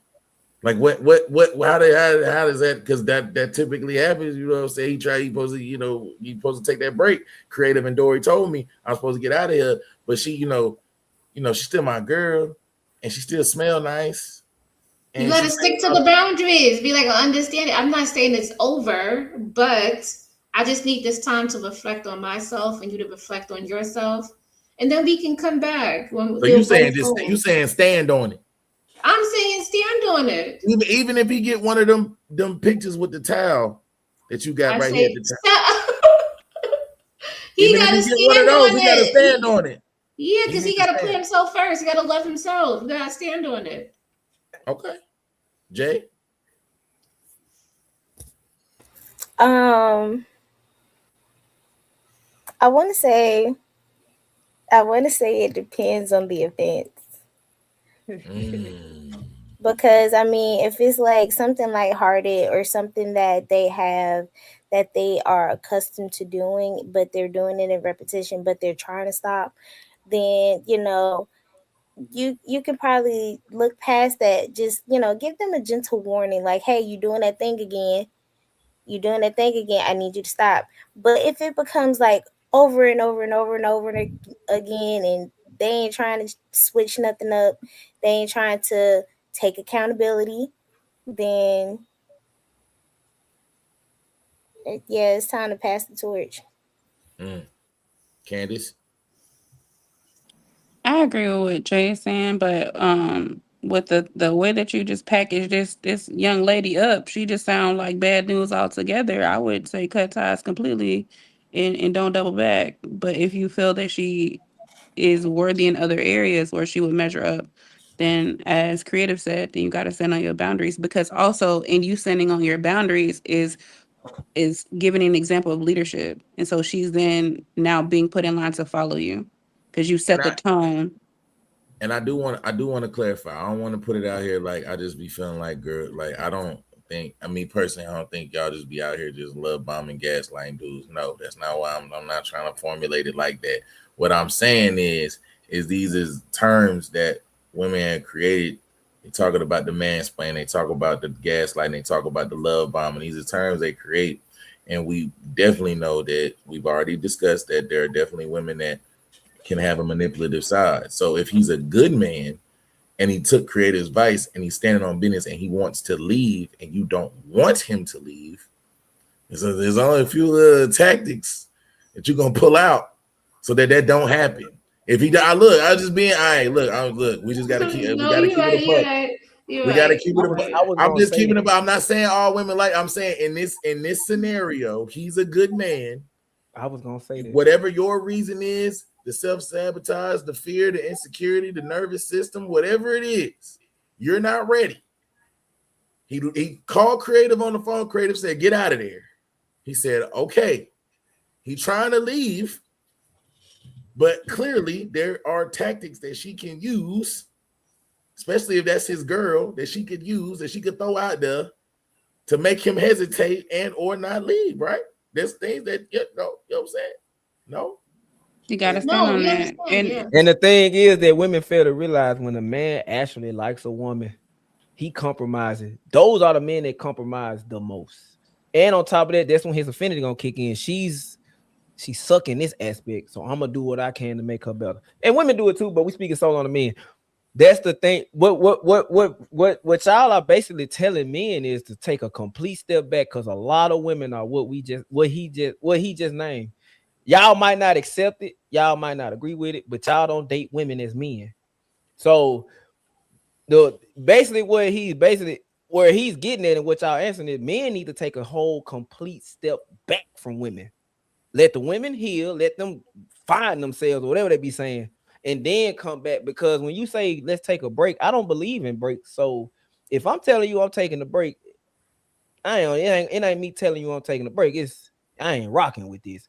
So when people say that break, it's a lot of things that can happen within that break. We take a step back from each other. Are we still kicking it with each other? Are we still hanging out? We just not having sex. We not going on dates. Do I call? Can I call you at 3 o'clock in the morning when I wake up out my seat because I need to vent? Are we not talking? It's like no communication, no seeing each other, nothing. And at that point, are we free to do whatever it is we want to do? So when you say that, you gotta like it. No communication. That's the ultimate test of the relationship, though. Man, you gotta set the full boundary. You set the tone. So if you wanna, you set the rules up. But I would agree with Creative. There's no communication, no contact. But also I just wanted to add another layer to it. Why So Serious podcast. I feel like it's not just a black and white. I think what a lot of the women were saying, that it's not that the first time that she does something wrong that you cut her off and you tell her that, oh, we gotta take a step back. We're giving grace within the relationship. We're doing the evaluation of the dynamics on the things that she's doing that you do not like. But if her overall character, her overall nature is flawed, she's selfish, she's self-serving, she's not taking into account what you need, there's no reciprocity in a relationship, then that is what we're saying you need to take a full step back, because her character is a problem and she has something within herself that she needs to fix. Not that there are some issues within the relationship where there may be arguments or what she's doing is annoying, because that's just normal things. Or if it's some small things that she needs to be adjusted. Even Jay said you give her grace the same way she's probably giving you grace. Even though you are a good man, you're still going to have flaws as well. I just don't want us to be like, oh, the first thing this girl do something that I don't like she breathing too hard in the middle of the night, I'm just finna tell her she got to cut all ties. You know what I mean? Well, we gotta. I'm about to say this is a hot take. It's bad. I gotta put it out man, there. Pull the Band-Aid off, man. We gotta keep it real. We gotta keep it real about something, okay? Mm-hmm. When y'all done with a nigga, y'all done with a nigga. But when we done, we double back. If y'all don't want it to be done, she get real sticky. Mm-hmm. And I'm just being honest, okay? I'm just being honest. When the dude is supposed to be done, he's supposed to be done. And y'all don't want it to be done. Call and say your tie just caught a flat in the middle of the night. Hey, bro, it could be something. 100%. Yeah. It could be something small. It could be something big. It could be a little conversation here. But if you're done with him, it could be emergency here. But when y'all done with him, there is nothing he can do or say. No emotional. Because by the time a woman leave, she was done like 6 months ago. There's nothing that nigga can do. And that's the part. At all. That's the part, though. At all. And look, Creative, you said boundary. Candace said it too. Boundary, stand on it. When y'all done, it's your boundary. Stand on it. Stop calling me. Stop texting me. You're blocked. Leave me alone. I'm invisible to you. Get away. You right. But for some calling the police on you, nigga. That's because women don't set up those boundaries like how we women are very good at giving advice and very bad at following the same advice that we try to give. So what it is that we're telling you guys, because I think we're married? Huh? I hate to see women. I hate not this is not me discrediting you. I didn't hear what you said. It's why aren't I hate when women like y'all be single, bro. I really hate. Oh, did you say why am I not married? Yeah, because oh, and it's not to say like how some people like, why you not married? You can't get. No, I'm saying like Wow, I hate when level-headed women or sensible women are still in the dating market, my nigga. She haven't found the right. I say whatever the fuck I want. Who gonna pop me? Nobody. Ain't nobody home to pop. You single. You can say what you want and go home by yourself. Well, yeah. Yourself the season. I said. Did y'all see the look on? Hey, you saw the look on her face? Like, damn, he right. No, she. No, that wasn't a shot at you though. That wasn't a shot at you. I don't even know what I said about it. What? Okay, yeah. Women oftentimes give good advice, but we don't follow our advice. So what we're saying to you guys is the advice that we probably give like our brother, cousin, a family member, like, hey, at the first sign that there's an issue, you want to go ahead and set your boundary. The reason why women are quick to be like at the end, we done is because that whole process, we set a boundary, we allowed it to be crossed. We set a boundary, we've allowed it to be crossed. We've gotten to the point where we're looking at you and we're completely disgusted. So then we're leaving. I agree with that. There's pretty much nothing you can do unless God himself come down, sit on her bed and be like, hey, I know he was doing X, Y, and Z, but this the one I put with you. You know what I mean? And then even sometimes women will still concede because we still are willing to submit. We still value you and there was still love there. But oftentimes she waits to the very end where she don't got nothing left and she don't even like you no more. The love already checked out. She don't like you. I don't even like how your left eyelash blink when we talking. Breathing too hard. You got too much hair on your left ear, and I just don't know why your moles is situated like that. You know what I mean? Like that's what it is. Speaking from personal experience, one thing I have, you're right about that. They will say, you know what?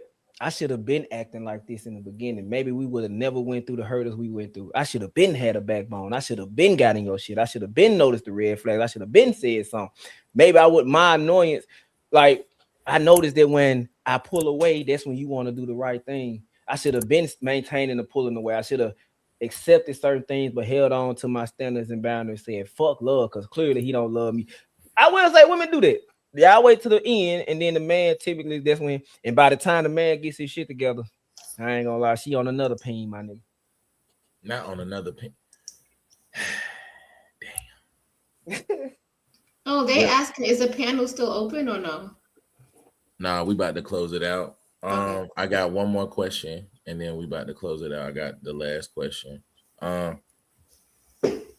So, and I appreciate y'all for answering honestly, man. Ain't no capping y'all rap, man. I appreciate y'all, man. And I'll be hearing some wild shit. Shout out to Creative, man. Creative done came on to the other side, man. She done man, she made it to that shack, cuz.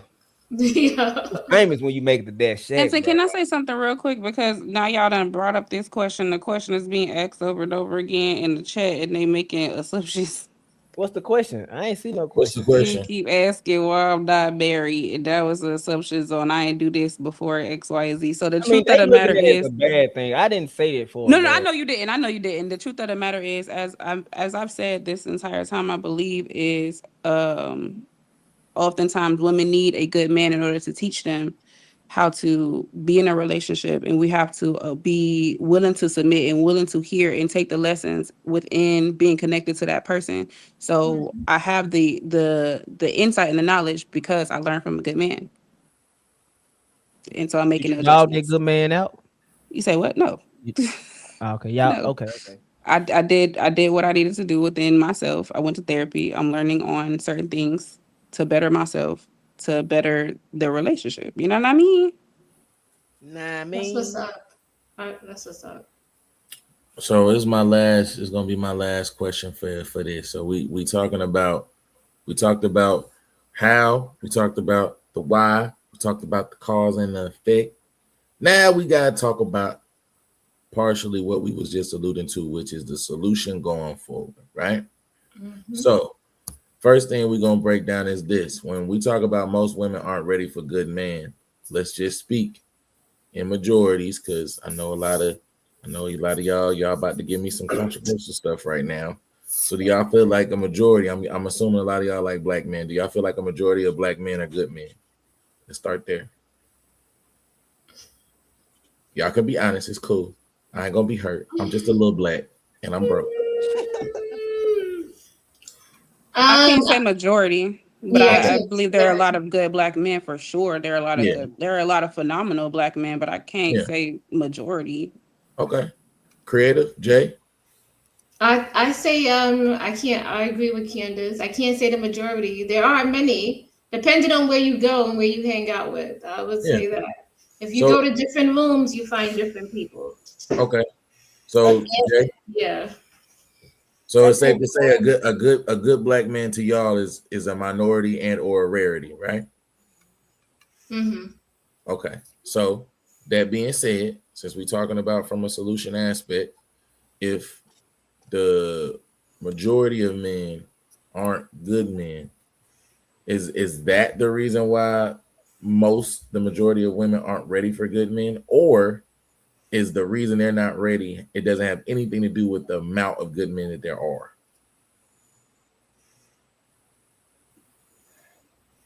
That's a crazy question, though. You want me to ask it again? Yeah, can you Okay. rephrase All that? right. All right. So I'm gonna rephrase it. You lost me, I know. man. I'm gonna rephrase it. Okay. So the majority, we just established the majority of good men, they're not the majority of men. They're the minority, right? Okay. Yeah, y'all just agreed to yes. Y'all with? Okay, come take this walk. Okay. The majority of women we just talked about aren't ready for a good man, right?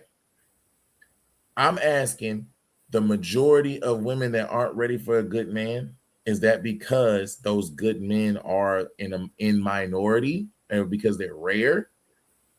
Or is it doesn't have anything to do with them being rare, it has something to do with the women themselves not being ready for a good man?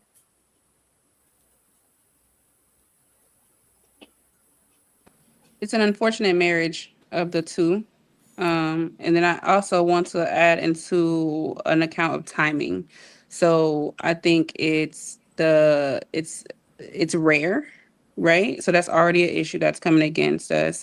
And then the women are not ready. So then their picker is off, right? They're already having an issue because of them not being ready. They may be choosing the wrong men, and they're now in that cycle. They're in that loop of continually going after the men that are not ready, that are not ready either, right? And now they're trauma bonding and do all of this other issues, right? But also it takes time for a man to get to that point of being a good man. So it could be that some of these women are meeting these men on the way to it, right? So I think that is also something that's another level to that could be why we're not meeting together at the same time.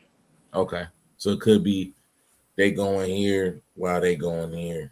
So, you might not be ready at that time because you still got growing to do, and he kind of right. And so y'all pass like two ships in a night. Got you. Jay, creative. I don't even know. I was gonna say, according to the statistics, right, there's more black women than black men, right?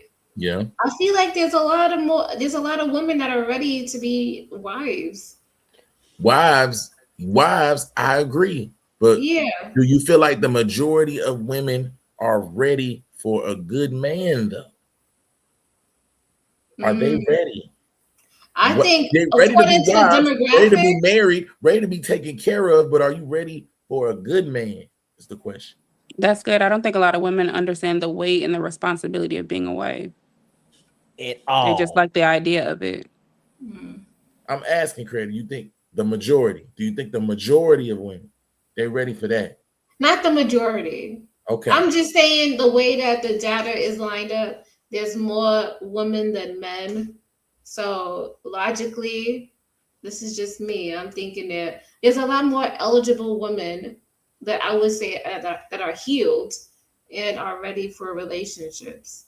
But it probably doesn't match with the men because there's not as much men to match with all those women. That's which what goes with the original point earlier, which is minority, right? Because there's already more women than there are of men, and then of that men, right? The good ones are the minority of that. Exactly. So they would be difficult for them to find, right? Mm-hmm. So so to that point, right? if the majority of women aren't ready, but I agree that they do want to be wives, though. I agree with that. I agree that the majority of them are ready to be married and they want to be wives. But I just feel like there's a big difference between you ready to be a wife and you're ready for a good man. Because I think we have to see more examples. Some women they be like, I ain't want to do all this shit and pay all these damn bills and do all this damn shit by myself anyway. So I'm ready to be a wife because I'm ready to be taken care of and I'm ready to be kept. And they fail to realize marriage is about sacrifice. You sacrifice more, and that's cool. Like, look, everybody got their reasons. I ain't hating on you. Hey, he both take care of you. He your husband. Cool. But ready for a good man, that's a whole different conversation. Yeah, I think they have to be able to see it and see how to operate with a good man. Because a lot of them don't have good examples to see. And I also think behavior, right, as far as the conversation, because ain't nobody gonna have no relationship where ain't nobody not finna argue. That's bullshit. Everybody's gonna disagree. Everybody's gonna argue in their relationship. Everybody's gonna have something they get into it about. But I think the biggest thing with the good man and essentially the good woman in that relationship is going to be the respect, right? The respect, right? Because the respect for that partner, things is only going to go so high and so far. You know what I'm saying? You can disagree. You can be upset with each other. I think my boy earlier said, go take a time out. Hell no. In 2026, you take time out you want to. It's going to be some shit. It's going to be a cold day, cold night, cold week. If she even do it. But hey, look, that's me. I could be wrong. But I'm just saying from the standpoint of the conversation, I think if, you're treating her with the respect, she's only going to be okay looking crazy for so long. No one wants to be the rah-rah crazy one saying mad disrespectful stuff while the other person's just sitting there just taking that shit. If he's a good man, eventually somebody gonna be like, all right, let me chill because he ain't even talking to me crazy. I get, you know what I'm saying? Let me come up here. Let me chill, talk to her like I got some sense. That's baseline respect, though. Baseline respect. We disagree. I told you no, you don't like it. Candace tried to lie earlier and say she pouting. They ain't got nothing to do with emotions. Yes, it does. You're pouting emotional ass. Why the fuck are you pouting and you not in your feelings? That's crazy as hell. Jay, I know if your ass is pouting, you are definitely in your feelings. Come on, Samson. If somebody tells you no, but whoa, not emotional every time I pout. Look at y'all. Let's get full context to that. Look at you. Just look at it. Emotional. Because wait, hold on. I'm not being emotional right now. Because wait, hold on. This is comical. Right? She sounds like she's from New York. Hold on. And then you over in New Orleans, Jay. Yeah, come on now. Because I said I would pout, but I also said I would still follow what he said. Now, because you in your feelings. That's because I just don't like to hear the word no. But you're still in your feelings. That's not no. It's just I don't like. Doesn't like to hear no either. I'm not emotional. I'm not crying. I'm not angry. I just don't like your feelings. Does that not mean you being emotional if you in your feelings? But I'm not in my feelings. I just don't like it. So I gotta adjust. If you're pouting, you're not in your feelings. No, I'm just adjusting. You just lied to me. That's great. You just lied to me. No. Jay, if you pouting, you not in your feelings? No. I will ask that nigga, you're lying to me. It depends. Okay, it depends on what it is. Because I can literally playfully pout all the freaking time. Yeah, but I'm not talking about a bag. I'm not talking about a bag of Skittles or some Starburst bullshit and you took the last pack. What I'm talking about is this nigga told you no, you didn't like it. He said, no, we're not going on that trip. We can't fucking afford it. We're not doing it. And then you like pouting and you hit, you doing that shit. And I'm going to say, okay. I'm going to say, okay, fine. Look at how you saying it. Look at how you saying it. Look at your I'm gonna be in my feelings. I'm gonna be like, I'm not in my bag. Now if I'll be like, how can we afford to? And I get in my car and I gotta smoke a blunt to calm the fuck down, then I'm in my feelings. This is gonna be last day, and I'm gonna close it out like this because I'm about to find out how petty y'all are. If y'all already start, like we've been doing so good, and y'all decide to wait to the very end and start lying to me. So let me figure this out. So if y'all in y'all feelings, hold on, not you, because you lied to me first. You're done. Jay. So when you in your feelings, you be playing like songs that be attacking your nigga in the house. Exactly. Like you be cleaning and you be like, if you don't want me, then don't talk to me.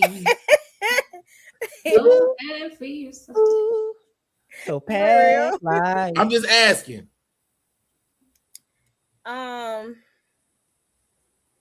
You said if I'm in my feelings and I'm being if you in your feelings,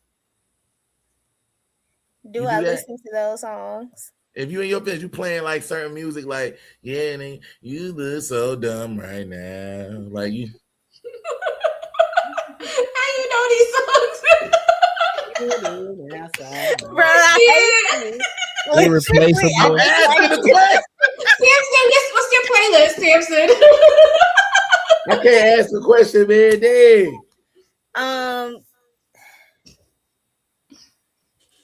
I might resort to my In My Bag playlist in your bag or my apologies playlist. It depends. If the playlist called apology, you definitely in your feelings. Yep, in your feelings. Yep. We got you out the way. All right, let's get back to this nigga. Hey Jay, wait right there, Jay. I'll be right there in a second. This nigga, she lied to me first. Hey Candice, when you be pouting and stuff, do you just go like get desserts and shit? You go get desserts when you in your feelings. That's me. I go shopping. Yeah, like niggas go get chocolate, pastries and shit. You do that shit? First of all, actually, it's a yes or no. I'm gonna get there. I know. I need you there now. Do you do that? Yes or no? I actually wanted to concede to what I said earlier because I did feel like I think I pouted this day and I was going to do the whole hand folding thing that you just said. And so maybe you're right. I am in my feelings because I didn't like that. So I was supposed to start pouting and I was about to cross my arms over. And so now I'm thinking about it. You weren't supposed to concede. I got to because that's not being honest. So yeah. And then yeah, I do get my pastries and chocolates. Do buy chocolate actually. And I'm not playing the emotion. I'm actually playing like Candyman and Mona Leo and a little Aaliyah. Yeah. Creative, what you be doing, creative? Because you're not like them. You told me the truth. I know you be in your feelings. I get mad. Let me see what I would do. I would get mad. I probably bang some dishes. Or I probably leave the house. Do you clean the house aggressively? Yes, yeah. That's me. The kitchen ain't never been this clean. What the fuck did I do? Damn. Yeah, I start cleaning everything. You will know I'm bad. Same. But I'm still gonna take the no. I can't do whatever I wanted to do. You done folded the laundry and it's color coded. Oh, I done fucked up. Damn, what happened? I must have forgot something. Shit. Yeah, you don't know. I'm gonna be mad too. So you said you clean aggressively, or you leave the house? I clean aggressively. Sometimes I might leave the house and I won't come back till it's dark. Creative. Yeah. You don't come back till it's dark. Yeah, I'm mad. But you could be doing anything. I don't care. I'm pissing you off. Let me ask you this. I got a question. What y'all do when those tactics what do y'all do when those tactics don't work? Like he don't care, you gone. He happy. He get to beat his dick in peace without you walking in on him. He get to play the game and be on the game all night without I ain't gonna lie. Why? So if creative done left, he done already saw that little towel pick. He saw the real thing. He saw the whole thing. She done walked out of there with it. He done played at least 16 games of 2K since she been. You know what I'm saying? So what do y'all do when that don't work and that y'all tactics don't trigger him into doing or getting emotional? It is gonna trigger him because I'm gonna spend his money. We gonna see it. We don't care. Y'all spend our money now. We don't give a damn. Creative. Hold on. Yeah, hold on. You talking about leaving the house when he gone all night and spending his money? No, it's like this. God told me to take. God ain't tell your bitch ass thing because he got my number directly, whole ass nigga. So look, if God is all that.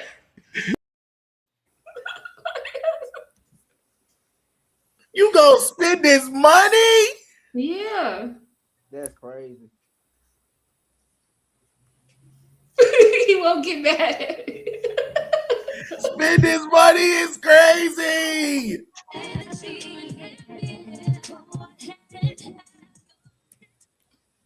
That what y'all be playing? That what y'all be playing? Hold on. We not no copyright. No Oh, yeah, copyright. That what y'all be? That what you be playing, Jay?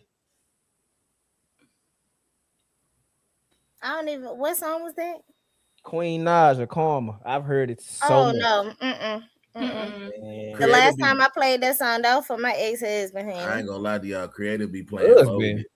Creative be playing. You be playing folded. What's folded?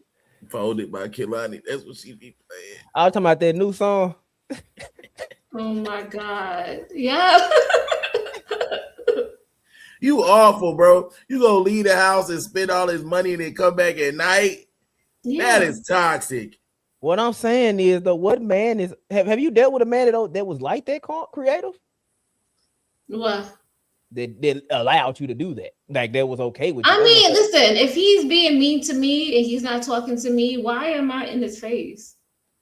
We not because okay. you don't want him to be, because you don't want him to be mean because you don't want him to be mean to you no more. That's why. No, I don't know. I don't like disrespect. So you can't go. So you can't go in your. You can't go in the house in your own personal space while he in the living room. You gotta leave and be gone all day. You can't ignore him. I need to conserve my energy so I could come back happy. You know. What? So what made you happy while you was gone? How you spending his money? Creative. Hold on, creative. You left mad. You spent that nigga money. You came back happy at night. And you expect for him to have an understanding? Because he said no, mind you. It's because he said no, mind you. This is crazy. No. Not because he said no. No, that was a scenario. When she said herself, Creative said if he make her mad. No, but certain situations do get heated. Like it get really heated. And you got no choice. You need to take your ass to the room. That's not going to work. You leave the house. Creative, you leave the house, anything can happen. Well, I'm not gonna go do anything. He should trust me. It might not be up to you. Anything can happen. You go out there. I'm just saying, look. You sound like those people. You gonna get kidnapped when you go outside. You know as well as I do, creative. We done been on these panels enough times together. The girls always talk about protection and provision. You can't get no goddamn protection if you leave my goddamn protection and take your little narrow ass out there and spending my goddamn money and come back with all 32 teeth of your damn mouth showing. That's bullshit. Come on, dog. I can't protect you like that. Okay. Like, just go in your room, mope, and lock the door. A simple no, I would just walk away. It's all good, and alleviate the problem. Try to solve it. You're lying. Your first answer was the correct answer for 200. No, I would do that for major conflicts. Okay, but you ain't gonna pout if he tell you no. I'm gonna be mad. I'm gonna try to alleviate the situation, but I'm gonna just. Well, you just told us what you gonna do if he make you mad. Well, I'm gonna just. That's mad to a certain extent, depending on the conversation. You gotta watch you creative. What you mean? Because it if sounds he like says no for something simple, why am I getting mad for something simple? Okay, I gotta watch you. You dangerous. You dangerous. I gotta watch you. It's okay. All right, everybody. Hey, man, I appreciate y'all rocking out with us, man. I feel like y'all rocking out us to the Weemo. I got one last super chat. I think Square Biz he left already because my boy he be here. And Simon? Simon is a trip. He said Simon a hit dog gonna holler, and then Square Biz with our last super chat of the morning. He said $5 super chat. He said Rose leads with logic when it comes to me. I lead with emotion when it comes to her.